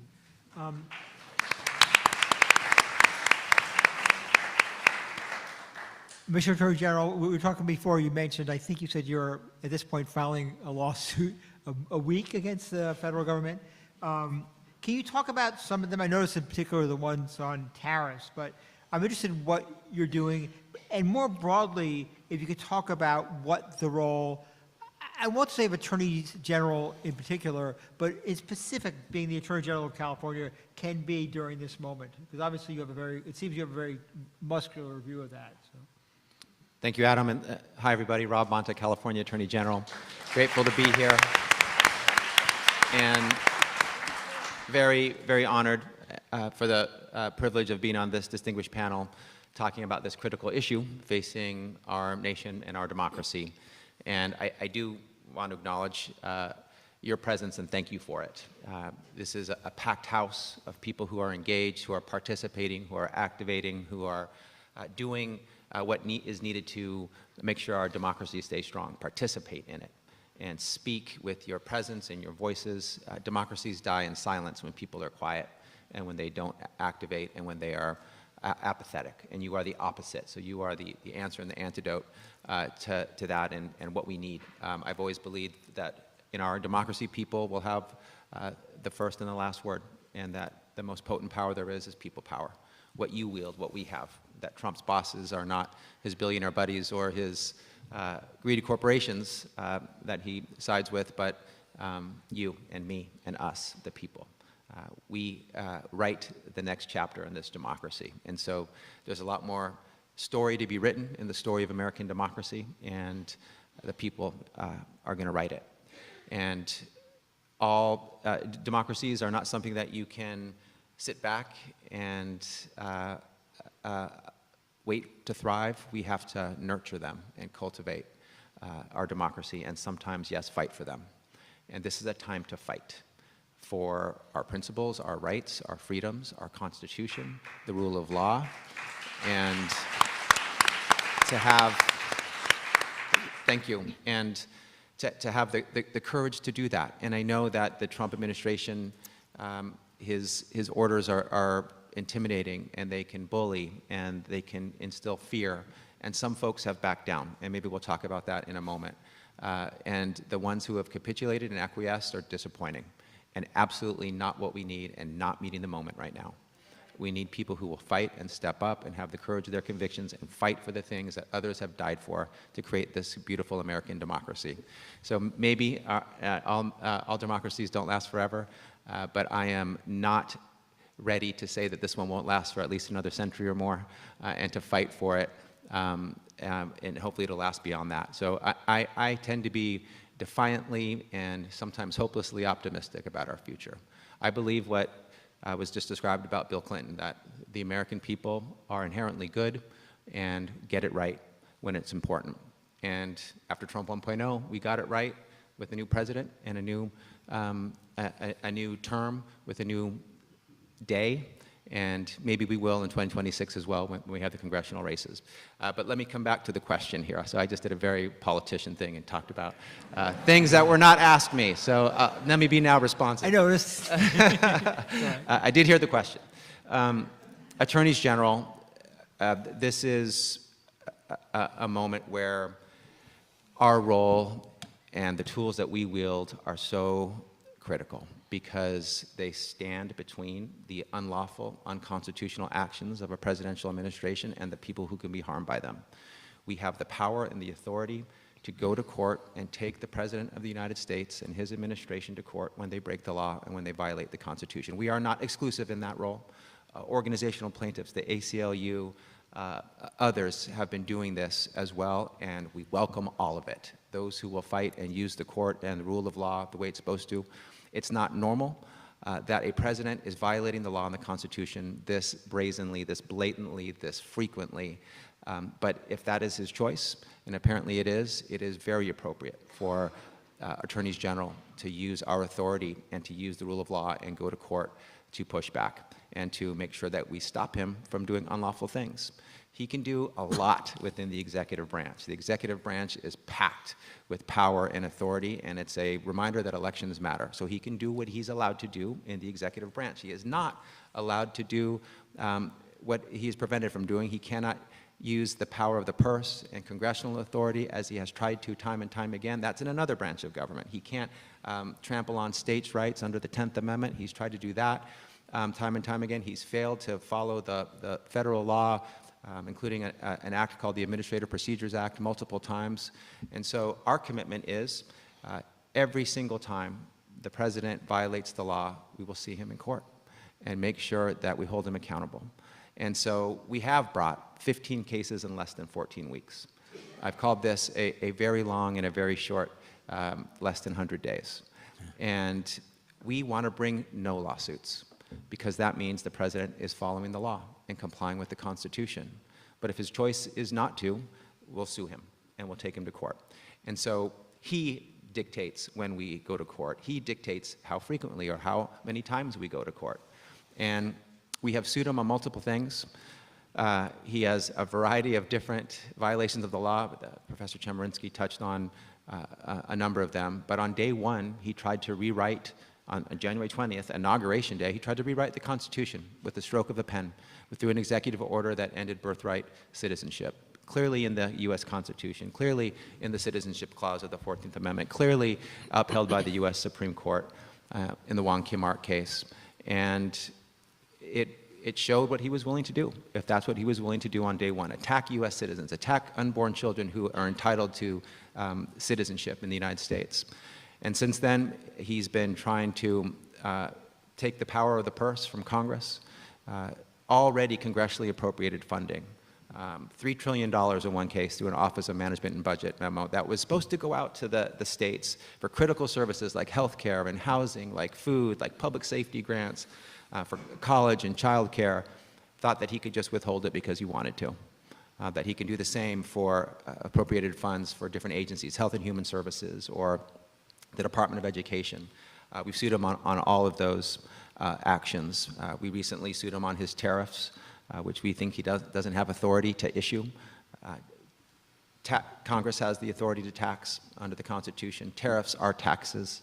Sometimes the Congress can delegate authority, if done clearly, to the president to issue tariffs, but the law that he relies on does not even mention the word tariffs, and no president has ever used that law to impose a tariff in its nearly 50 years of existence. So we think we have a strong case on that. But the North Star is the rule of law, compliance with the Constitution. If he violates the law or the Constitution, we take him to court. And we have been broadly successful thus far. It's in the early stages of our cases, in the early levels of the judicial process, meaning we've been in federal district courts where we've gotten temporary restraining orders, preliminary injunctions to halt much of the unlawful action up to this point. And the standard for a restraining order or preliminary injunction, it asks, one, are you threatened with irreversible or irreparable harm? And two, are you likely to succeed on the merits? And courts have said, yeah, we think you're likely to succeed and win this case ultimately. Right now it's a more preliminary decision, but we think you ultimately will. And so the courts, at least in the lower stages, they're broadly working. We're going in for court orders, we're getting court orders, we're stopping the unlawful conduct. What happens later at the appellate level, at the U.S. Supreme Court level, still to be determined. And my office sued during Trump 1.0 over 120 times and won the vast majority of those times. We were able to protect DACA and prevent an expanded public charge rule and the funding for the border wall. Really important actions that we took, and so far we've been very successful as well. California, let me brag on California for a moment. We're the fourth largest economy in the world. I think we recently saw that news. We went from fifth to fourth. The largest state in the nation, the most diverse state in the nation, and the state that has led to the phrase, as California goes, so goes the nation. So we humbly with humiliation, believe that we are first among equals among our attorneys general across this nation, and we're proud to work with all of the 20-plus Democratic attorneys general that are in this fight, and they are in this fight. And I'm grateful for their partnership. New York AG Tish James called me when I became AG, and she said, California and New York have been the bookends defending democracy, and now that you're AG, do you want to be a bookend defending democracy? And I said, yes, Tish, I want to be a bookend defending democracy. So we're fighting, and we work in a multi-state fashion. Many of these cases that I just mentioned that we're a part of, the we that I'm referring to is the family of Democratic attorneys general that are fighting hard, fighting for the rule of law, fighting for democracy. So this is a place and space where we've been able to be active, where we've been able to be impactful and get results, and we have that commitment to continue to bring lawsuits each and every time the Trump administration breaks the law. Thank you. Let me use that as a bouncing off point for a question I want to ask. People, as we just heard, are looking to the courts as a line of defense here. Do courts today have the legitimacy and authority to push back? How do you think the courts have been doing so far? And I guess, do you all have faith in the judicial system? And I'll throw that to all of you for a discussion. Mr. Alter asked whether or not I was pessimistic. I'm not pessimistic, I'm petrified. I'm neither optimistic nor pessimistic at this point. I'm uncertain. But I believe that ultimately, if the guardrails of democracy hold, it will depend on the courts. Because the core of the rule of law is that no one, not even the president, is above the law. The common thing that I and everyone here has been talking about is how Donald Trump has shown such complete disregard for the law since January 20th. In fact, he even said on social media, "He who saves the country violates no law." And there have been dozens of lawsuits filed. The federal district courts have so far issued many temporary restraining orders and preliminary injunctions, including in suits brought by Attorney General Bonta. So far, the courts of appeals, when it's gotten them upheld, the Supreme Court hasn't done much yet. But what the Supreme Court has done has had a very mixed record in the few months of the Trump administration. So one question that we have to ask is, will the courts enforce the Constitution and laws of the United States? I'm hopeful, but I'm afraid. The second part of this is, what will happen when court orders are issued? Will the Trump administration comply with those court orders? And we don't know. J.D. Vance said that the president doesn't have to follow court orders when they question the president's legitimate powers, and the president gets to decide what his legitimate powers are. When judges ruled against Trump, there have been vicious attacks on the judges. Name-calling, calls for impeachment, none other than the Speaker of the House of Representatives calling for the elimination of courts. And what happens if the president then violates those court orders? It's uncertain. We've never had a president violate court orders before. You know, many people refer to Andrew Johnson saying, John Marshall made his ruling, let him enforce it. Andrew Jackson never said that. It's apocryphal. It was attributed to him 20 years after he died. Every president, Democratic, Republican, has always complied with court orders. What will the courts do? What can the courts do if President Trump defies those court orders? And there's some indication he's already defying court orders. If a president can violate the Constitution and laws of the United States, and the president can defy court orders, literally the president then can do anything. And the word for that isn't a democracy, it's a dictatorship. That's why I'm petrified. So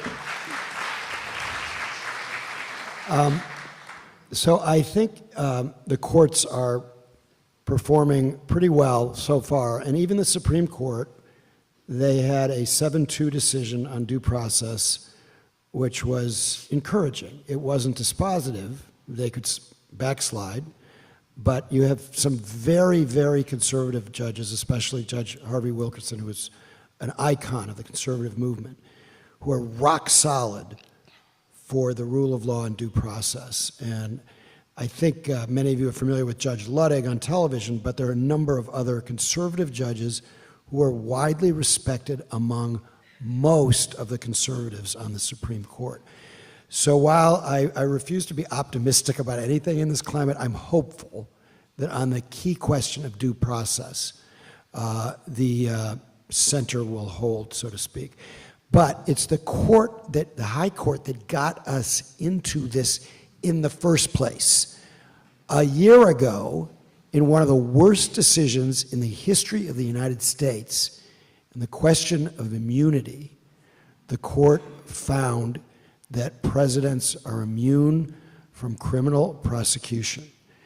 Not from civil cases, interestingly. I think a lot of people wrongly believe you can't sue the president in civil court. You can continue to do that under the Paula Jones decision. But criminally, the president has a lot of new power. And the problem is immunity breeds impunity.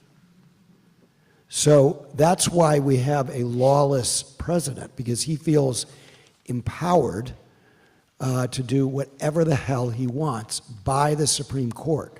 So it's up to the Supreme Court to say, you know, we don't think you can get thrown in jail when you're president, prosecuted, harassed by some local prosecutor somewhere. But we do think that you need to respect our court orders, and we're going to be quite particular about you doing so. And I think there's going to be a struggle. It's not true that we have no history with disobeying a court order. So when I was working on my biography of Jimmy Carter, I was really struck by what they called massive resistance to Brown versus Board of Education. Basically, that was a court order, unanimous decision by the Supreme Court, that in the South was not carried out. Even Jimmy Carter, when he was chairman of the Sumter County School Board in Southwest Georgia in the early 1960s, did nothing to carry it out. He later made up for it in a lot of ways, but so we do have this history, and we really did not have a democracy in the United States until 1965 in the Voting Rights Act. If you have majority black counties across the South where in elections between, the end of Reconstruction and 1965, you can count the number of black voters on one hand in majority black districts, that's not democracy, right? So not just African Americans, but anybody who studies history knows that in many cases we have been here before. The Palmer raids, throwing people in jail, the FBI, what they did with the COINTEL program, them wiretapping journalists. A lot of this stuff we have seen before. What we haven't, to Catherine's point, is from the top. And we have not seen it from the very top. And that's what makes this unprecedented. And that's why neutering Donald Trump politically is the key to easing this crisis. Fortunately, that's underway, and partly because of self-inflicted political wounds. But you keep your eye on those polls, because he puts the bully in bully pulpit when he thinks the people are behind him.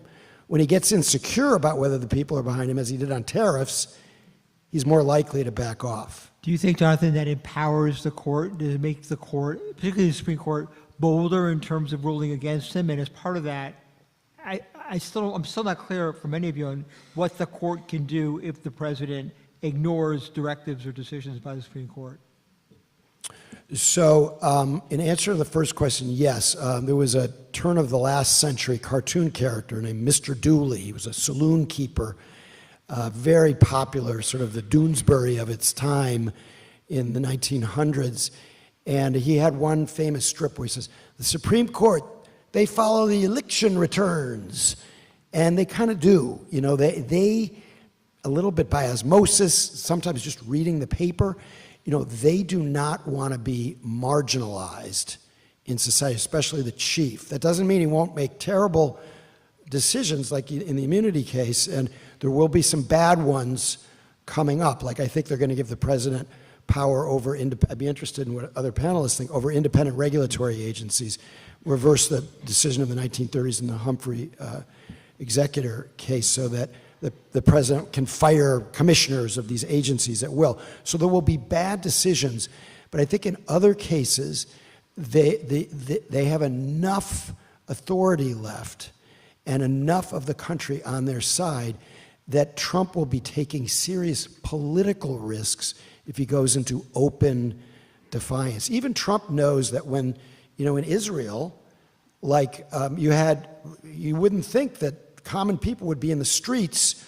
over obscure questions of the judiciary, but that's why there were all these demonstrations in Israel. And Trump knows that there would be enormous blowback if he is an open defiance. So what he's trying to do, and this is the way he always works, this is what they did in the trial that I covered, is slow walk it.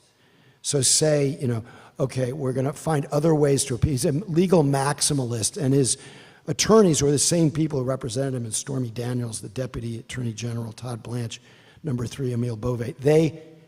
That's the way they roll. So they'll do anything they can not to implement it without being in total defiance. But just one more point. They're misreading the politics. You saw Stephen Miller in that horrific Oval Office scene, right? Where where they've got the guy who describes himself as a cool dictator from El Salvador. It's a contradiction in terms. If you're a dictator, you're not cool. But anyway, that's the way he defines himself.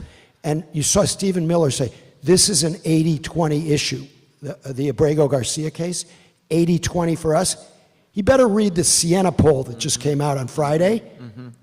It's a 60-40 issue the other way. And these are very important things.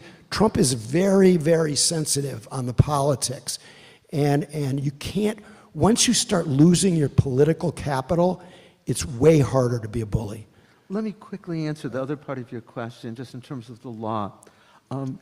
If there's defiance of a court order, the court always has the power of contempt. There is criminal contempt, but usually criminal contempt has to be prosecuted by the United States Department of Justice. It's under the control of Attorney General Pam Bondi. There is a provision of federal law that allows a federal judge to appoint a special prosecutor with regard to criminal contempt, but the president can pardon anyone convicted of criminal contempt. There is civil contempt. Civil contempt can fine someone or put them in jail until such time as they comply with the judge's order.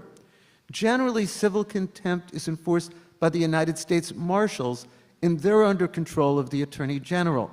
On the other hand, I very much agree with you. If there's open defiance of court orders, hopefully the people will then speak in relevant effect, and maybe it would be enough to change enough Republicans in Congress that there could be a response from Congress when the president is defying court orders. Thank you so much. I'd like to echo what my fellow panelists are saying. We are facing unprecedented presidential overreach and also unprecedented levels of corruption. I think the courts below the level of the Supreme Court are doing a fairly good job of trying to slow roll this. I think a crisis will come if they recognize, if those decisions are defied and they recognize they have no way of sort of physically enforcing them. And it's hard to know, it's impossible to know in advance whether the Supreme Court will sort of contort itself and contort the law in ways that conform to the agenda that Trump has given the majority of that court. I think in our history, we can see episodes of presidential overreach.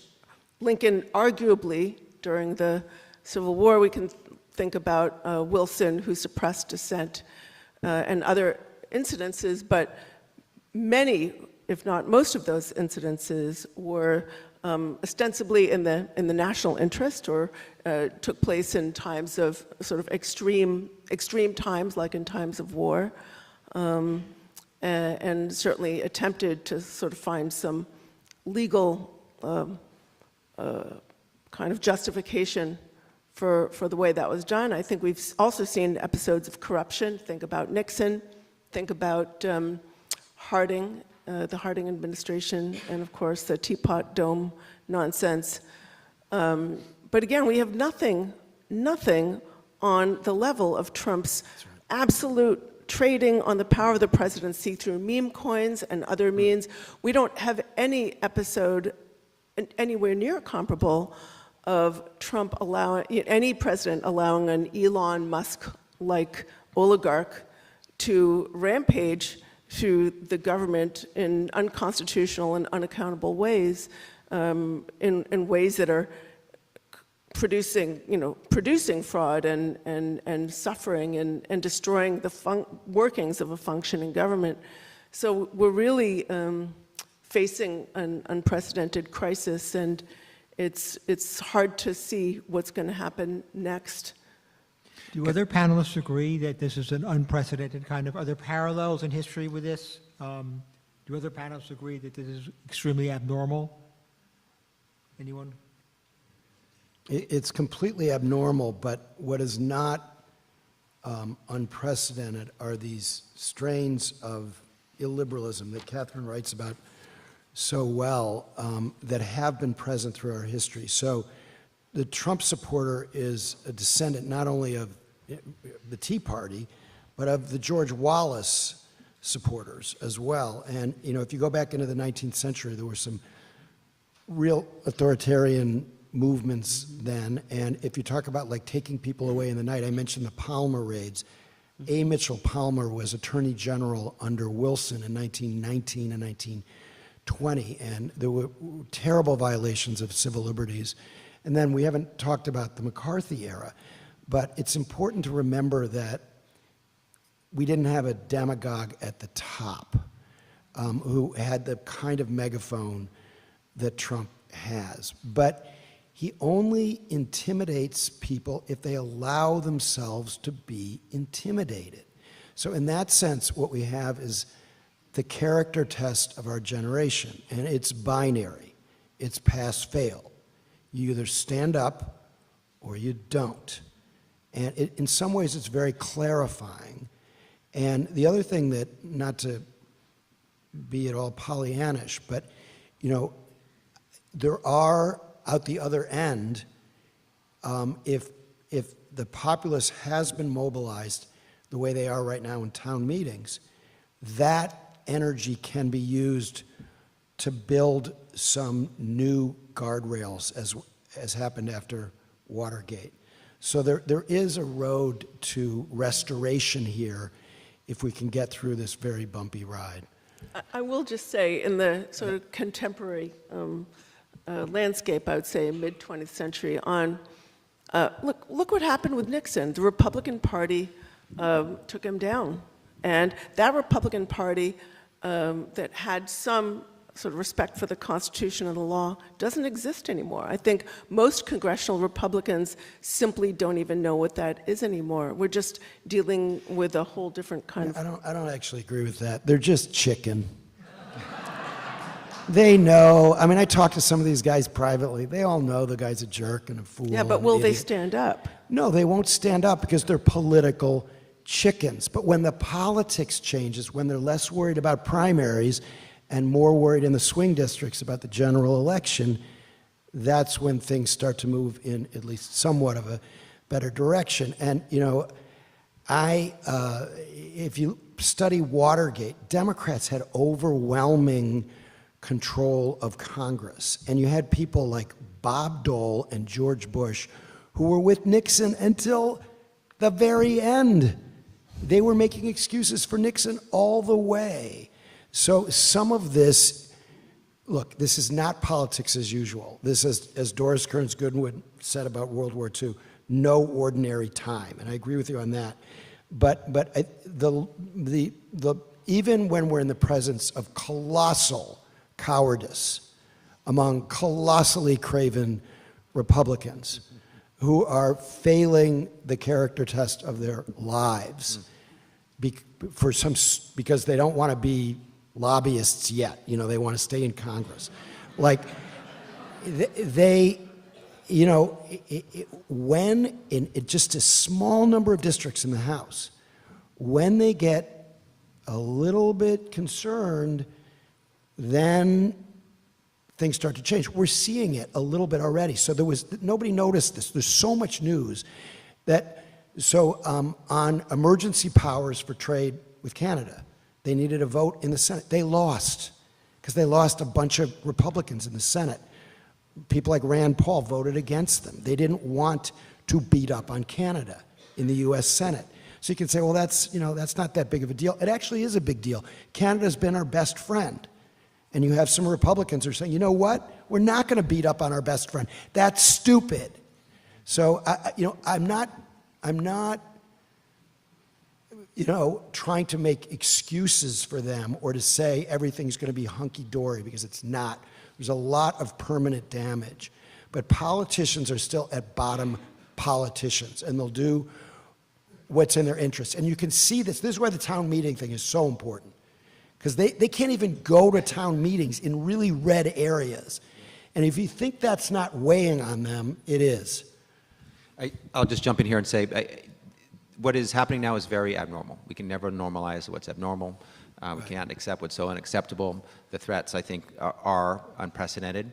And the history of America has shown that we've definitely faced unprecedented threats, and we've overcome them. We've had civil wars, world wars. We've had a Great Depression and recessions. We've had terrorists act on our own soil. We've had international pandemics. And what we do next is what's important, how we respond and what we do.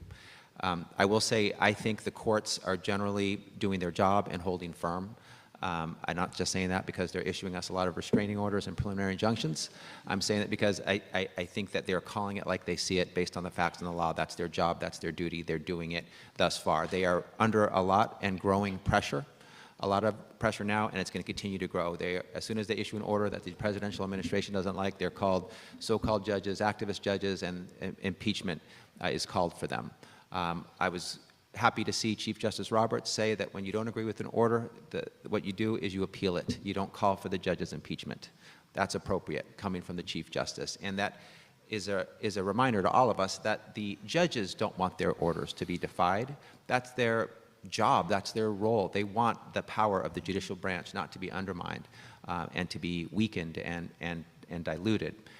When it comes to orders that are not being followed, we have seen some in our own cases. When we think an order isn't being followed, we bring a motion to enforce the order. And when we have done that, the order has then been followed. We haven't had any contempt in any cases yet. So there's a progressive set of steps that one would take if there is lack of compliance with an order. And as the Professor Chemerinsky just said, contempt is our next steps. And we haven't had that in any case yet. There's some judges, Judge Boasberg and others, who are talking about it, launching investigations. They think they might be at that level or close to it. So we might see contempt. I do want to make a quick point about criminal immunity. The presidential criminal immunity is for the president for criminal cases. None of the cases that we've brought are criminal. We're not seeking to put anyone in jail, to have anyone convicted of a crime. They're all civil. And so there's no immunity from them. And when there is a contempt motion, or perhaps a contempt order one day, it is not the president who carries out the order in nearly all cases. It is the head of a department, the head of an agency. It is that person who is responsible for that conduct who could be put in jail and given the keys to the jail door and say, you can walk out anytime, just follow the order. And we're not there yet. So I'm not naive to think that we might not be one day, but we're not there yet. And we have a democracy, a court system that is being stress tested for sure. But it hasn't broken under that stress yet. But it's certainly receiving that stress, and we may see some buckling, but so far I've been very proud and pleased with the court's actions across the country. So my takeaway from this so far is that we think the courts have generally been rising to the occasion, and the Republican Party has certainly not been rising to this occasion. Let me ask about the Democratic Party, and also, I'm asking this with a little trepidation considering where I work, about the media as well. And whoever wants that. Well, I'd love to talk about the media, because my title of my book is Money, Lies, and God, Inside the Movement to Destroy American Democracy, and lies refers to disinformation and conspiracism. Look, I think the capitulation of certain media bosses, ABC and CBS and others, is disgraceful. On the other hand, I don't think that they represent the real threat that we're facing. They're not representing the bulk of the threat that we're facing in our information economy. Unfortunately, we have a massive propaganda and disinformation outlets masquerading as media and that have drawn people into kind of fact-free disinformation bubbles, which makes them easier to control, or find little issues that frankly don't matter to ordinary Americans and that are being deployed for the politics of outrage, and they turn those issues into the story of the day. They're like the shiny baubles, or you guys know what a laser pointer cat toy is, that with like a little red thing on the, so the cat jumps at this thing and doesn't see all this other stuff. That's what they do. They distract people. And they also find people to scapegoat, groups of people to scapegoat. And, you know, the purpose of scapegoating is, again, a distraction. It's a key for any authoritarian project. So I think that, and then, of course, a lot of Americans aren't even consuming much media or much of what counts as media at all, and they're just sort of allowing themselves to be spoon-fed disinformation through curated social media sites and things like that. And the purpose of a lot of that is to, again, separate large subsection of the American voters from the facts and inculcate in them fear. They are coming for you in your homes. They are going to change your gender or your child's gender against their will. Public schools are nothing more than Marxist indoctrination factories. They control every penny you make, and they're coming for you, and therefore you need to put your faith in a strong man, you know, a guy who's going to crack heads as long as those heads belong to the people you've been told to hate. So I think that's a real problem with disinformation. And then the other question was about media and Democratic Party. Democrats. About that. Yeah, listen, I think some Democrats were slow to sort of react. I think others have done a good job, and some folks really get it. But again, I don't want to blame the victims here. I think the main folks that we need to blame are Republicans who have utterly failed to respect the Constitution, respect the rule of law, and do the right thing. Let me speak to the Democrats part. Let me separate it to talk about the Democrats in Congress and then Democrats in our society. I think the Democrats in Congress were shell-shocked by what happened in the first 100 days. I don't think they were organized to respond to it. There's so much that they need to do. The Democrats can hold unofficial hearings, even though they're the minority party. They can't hold official hearings, but they can hold unofficial ones to publicize what's happening, bring exposure to it. They can issue statements of conscience. You mentioned what happened after Brown. The Southerners in Congress issued a Southern Declaration of Congress stating their principles. The Democrats in Congress can do this. The Democrats can designate spokespeople for particular issues and be sure that when things are done by the Trump administration, they are there and ready to speak out. The Democrats in Congress at times can file lawsuits because the president is usurping Congress's power, and Congress is an institution. Even just the Democrats within it can file lawsuits to challenge that. And those are just a few examples. But then I think there's the question about what about the Democrats in society, the people who oppose what's happening? And I think we need to do three things. First, we need to be sure we're informed and help others be informed. I've heard so many people, and I'm sure you have too, say, it's just too upsetting to read the news. We can't afford that at this moment in time, and we have to make sure that those around us are informed. Second, we have to be involved and we have to fight back. I agree that fighting back right now on the front lines is through the courts, but we've got to support the organizations that are doing that. Sometimes they need volunteers. They can definitely use financial support. I'm sure everyone in this room is a part of an organization or a club. We need to make sure that those organizations and clubs are involved. And finally, we've got to find ways to speak out. Maybe it's through petitions, maybe it's through demonstrations, but in whatever way we have the ability to speak out. My guess is that everyone in this room has heard that famous quote from Martin Niemöller, where he said, they came for the socialists and I didn't speak up because I wasn't a socialist. They came for the trade unionists and I didn't speak up because I wasn't a trade unionist. They came for the Jews and I didn't speak up because I wasn't Jewish. Then they came for me and there was nowhere to speak up for me. And I think we just have to make sure we're not the generation that says that in a few years.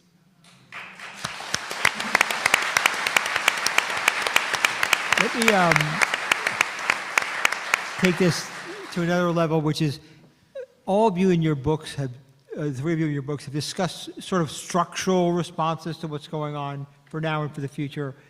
And I'd like you to talk a little bit about whether or not these things are feasible or would help at all, or responsible for why we are where we are. So abolishing the Electoral College, term limits for Supreme Court members, something to do about the change in campaign finance laws created by the Supreme Court, and finally, do we want term limits for Supreme Court members? And I realize it's kind of a broad question, but the idea here is talk a little bit about what the country can do going forward to change structurally, or should do, to avoid this kind of situation, maybe to deal with this one.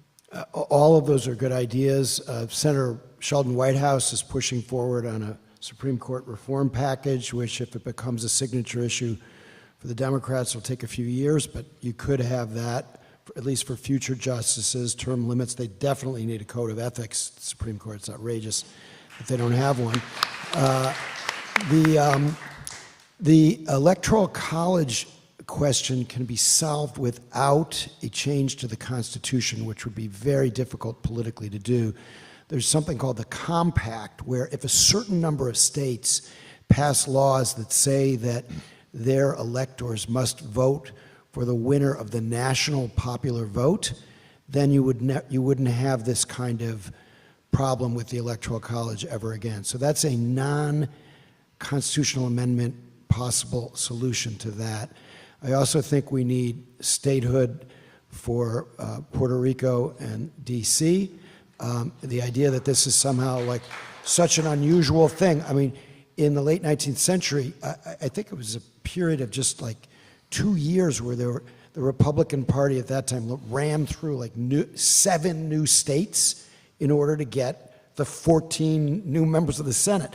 It was a raw political play. And if the Democrats, and by the way, you don't need 2/3 to do this. If the Democrats ever get control of the presidency and the Congress again, which I believe they will, you could do that. You could do statehood. It takes some political balls to do it. And then I think Erwin was touching really well on these unofficial structural changes that the Democrats have been very slow on. So they're only now developing a shadow cabinet, which exists in other countries, right? And I just saw something today about Chairman Martin of the Democratic Party has the People's Cabinet, they call it. They should have already had that in place. There's plenty of time to move forward on that. And just to mention one more time, these town meetings. I mean, you can call into Republican districts in California to get attendance from people in those districts, kind of get out the vote for town meetings before even working on the midterms. Because when they face these angry multitudes at the town meetings, they start canceling them, right? But what's happening now is they're the empty chair town meetings, which are really effective at capacity building, where the Republican won't show up in the Republican district, so a Democrat comes and has the town meeting, answers questions, and they have, and you go, well, what do we do next? And the answer is, come to the next empty chair town meeting, and that will help us build politically in this district so a Democrat can win the next time. So there's a lot of work to be done well before the midterms politically. I mean, before we can take on the structural issues, we need to win at the ballot box. And there are things we can do as individuals, and then there are things we can do when we join together with others and support democracy-building organizations. But there is no substitute for the power of the vote. The way I do my research is I go to a lot of right-wing conferences and strategy gatherings. So I went to America Fest last December. It's 20,000 hardcore MAGA supporters in Phoenix, Arizona, at the convention center. It's put on by Charlie Kirk's Turning Point USA. And I heard Steve Bannon speak. And he was speaking to this crowd. He said, when you lost in 2020, he's there with his flak jacket, probably just got off the yacht with his billionaire friend. And he said, when you lost in 2020, you didn't get under the covers and suck your thumb. You got out there and determined to fight. Now, there are things they did that we would never want to do. Inspire political violence, spread disinformation and conspiracism. But they really worked hard, and Charlie Kirk's organization played a role in this, turning out the vote. They went after their base, and they went after low propensity voters or disengaged people, or people who had never really been approached. There was a speaker who talked about going after the Amish. Like they really found new people to evangelize with their untruths, shall we say. So, and they also spoke about ways that they do this. There was a lady who stood up and she said, if you're going to have an election in November, don't start canvassing in September. You got to have a barbecue in March. And just invite all the Republicans in your neighborhood and don't even talk about the election. Just get to know people and talk about, their issues and what concerns them. And then when you approach them again in May and start talking about issues, you have a relationship. So we can all do these kinds of relationship building, reach people in our circles. I feel like in sort of, whatever, moderate, liberal, democratic leaning and moderate spaces, there's a lot of talk about how do you get your, uncle who's, watching Fox News or Newsmax every day, all day, how do you get him out of that rabbit hole? And you could just bash your head against a wall for years, as many of us know from personal experience, trying to reach that person, but maybe some of that energy would be better spent reaching people in your circle who might feel disengaged, or maybe they didn't, they think, oh, neither of the candidates are good, so I'm not going to vote at all, or vote for this third-party person who doesn't have a hope. Or the 15% who are reluctant, they voted for Trump on the economy, and now they're getting disillusioned, and they're reachable. These are not hardcore base voters. The hardcore base, which you're right, you can't ever reach them, and people should stop talking about trying to convince, Uncle Bob to change his views. It's not going to happen. But there's 15% that decides all of this, and a lot of them voted for Trump because he was a businessman and they run a small business and they don't want to be regulated. These people know the tariff policy is stupid. They know that prices aren't coming down as he promised. They are reachable, but they're only reachable if people ditch a dopey woke agenda. They're not reachable with some of the old kinds of progressive appeals, even if they're right, even if the progressive, on the merits, if they're right.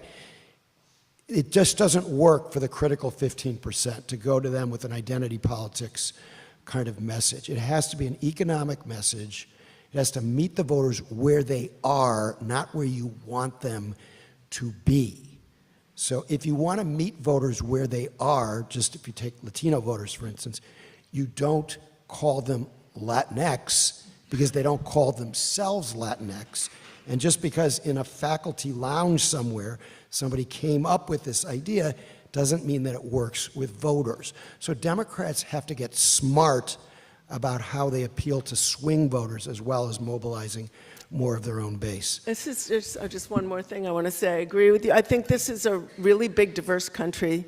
Those of us who support democracy outnumber those of us who want to live in a cronyistic, kleptocratic autocracy where public money is being funneled to the dear leader and his allies. But we're not all going to get everything we want. It's like a big, noisy family. Not everybody gets everything they want, and we probably shouldn't get everything we want.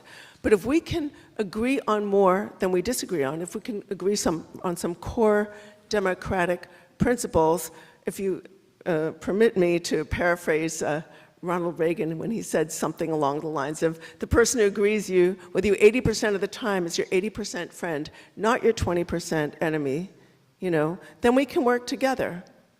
And I'll just add, democracy is a game of inches. I think that's been stated before, and there was no mandate in this election. The president won the election. He won the Electoral College for sure, but his popular vote was only 1.5%. And so elections matter, and he won, and so now we're faced with the next 4 years. But his polling today is terrible. And it's lower than it was at this time under Trump 1.0. It's lower than Bush. It's lower than Obama at this time. It's lower than Biden. And there's a lot of time before the next election, unfortunately. But if the elections were now, there would be a response, a democratic response that would, I think, usher a very strong midterms for the Democrats. So that point about staying engaged, staying enraged, staying active, everyone having something to do. No one is powerless. No one is helpless. Everyone can do something, whatever that is. So I just want to ask you to not give yourself a pass and do something even if it hurts or even if it's something that you don't want to do, because that's how democracy will thrive. I do want to say that the Republicans right now are absolutely asleep at the wheel and craven. The Republicans in Congress they're a co-equal branch of government. They have the House and the Senate, and they are allowing the president to do their job for them. They are allowing the president to trespass and infringe upon their co-equal branch of authority and do their job, and they're quiet and silent.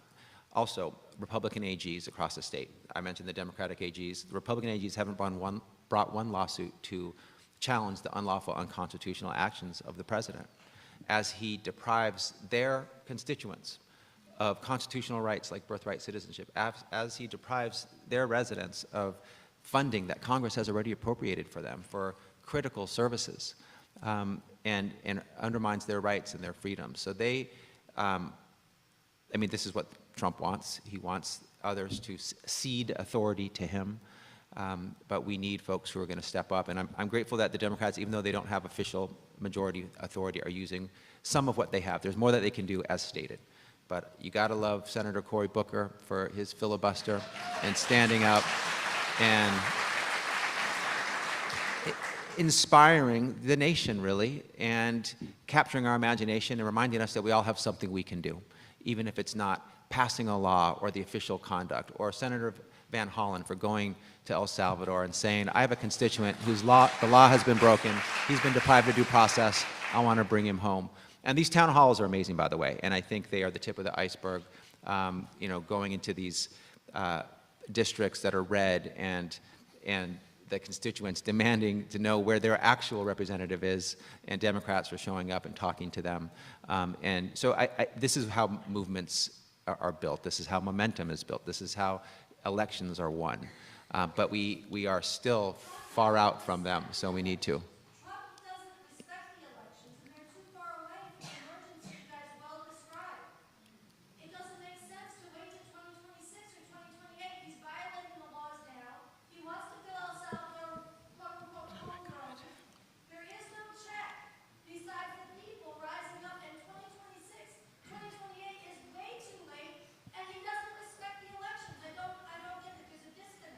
I was going to say, that's a good... You get the last word because we're out of time. Thank you. You should have been up here on the panel, right? Everyone, the authors are going to be in signing area 1, which is marked on your map. So go buy books and have them sign it. So, on the Thank you. town meeting thing, Thanks, Adam. Thank you. That was a pleasure. Yeah, I enjoyed it. Good to see you. Great job. Thank you. Yeah. great job. Great job. Yeah. Good to see you guys. Great to see you. Thanks for having me.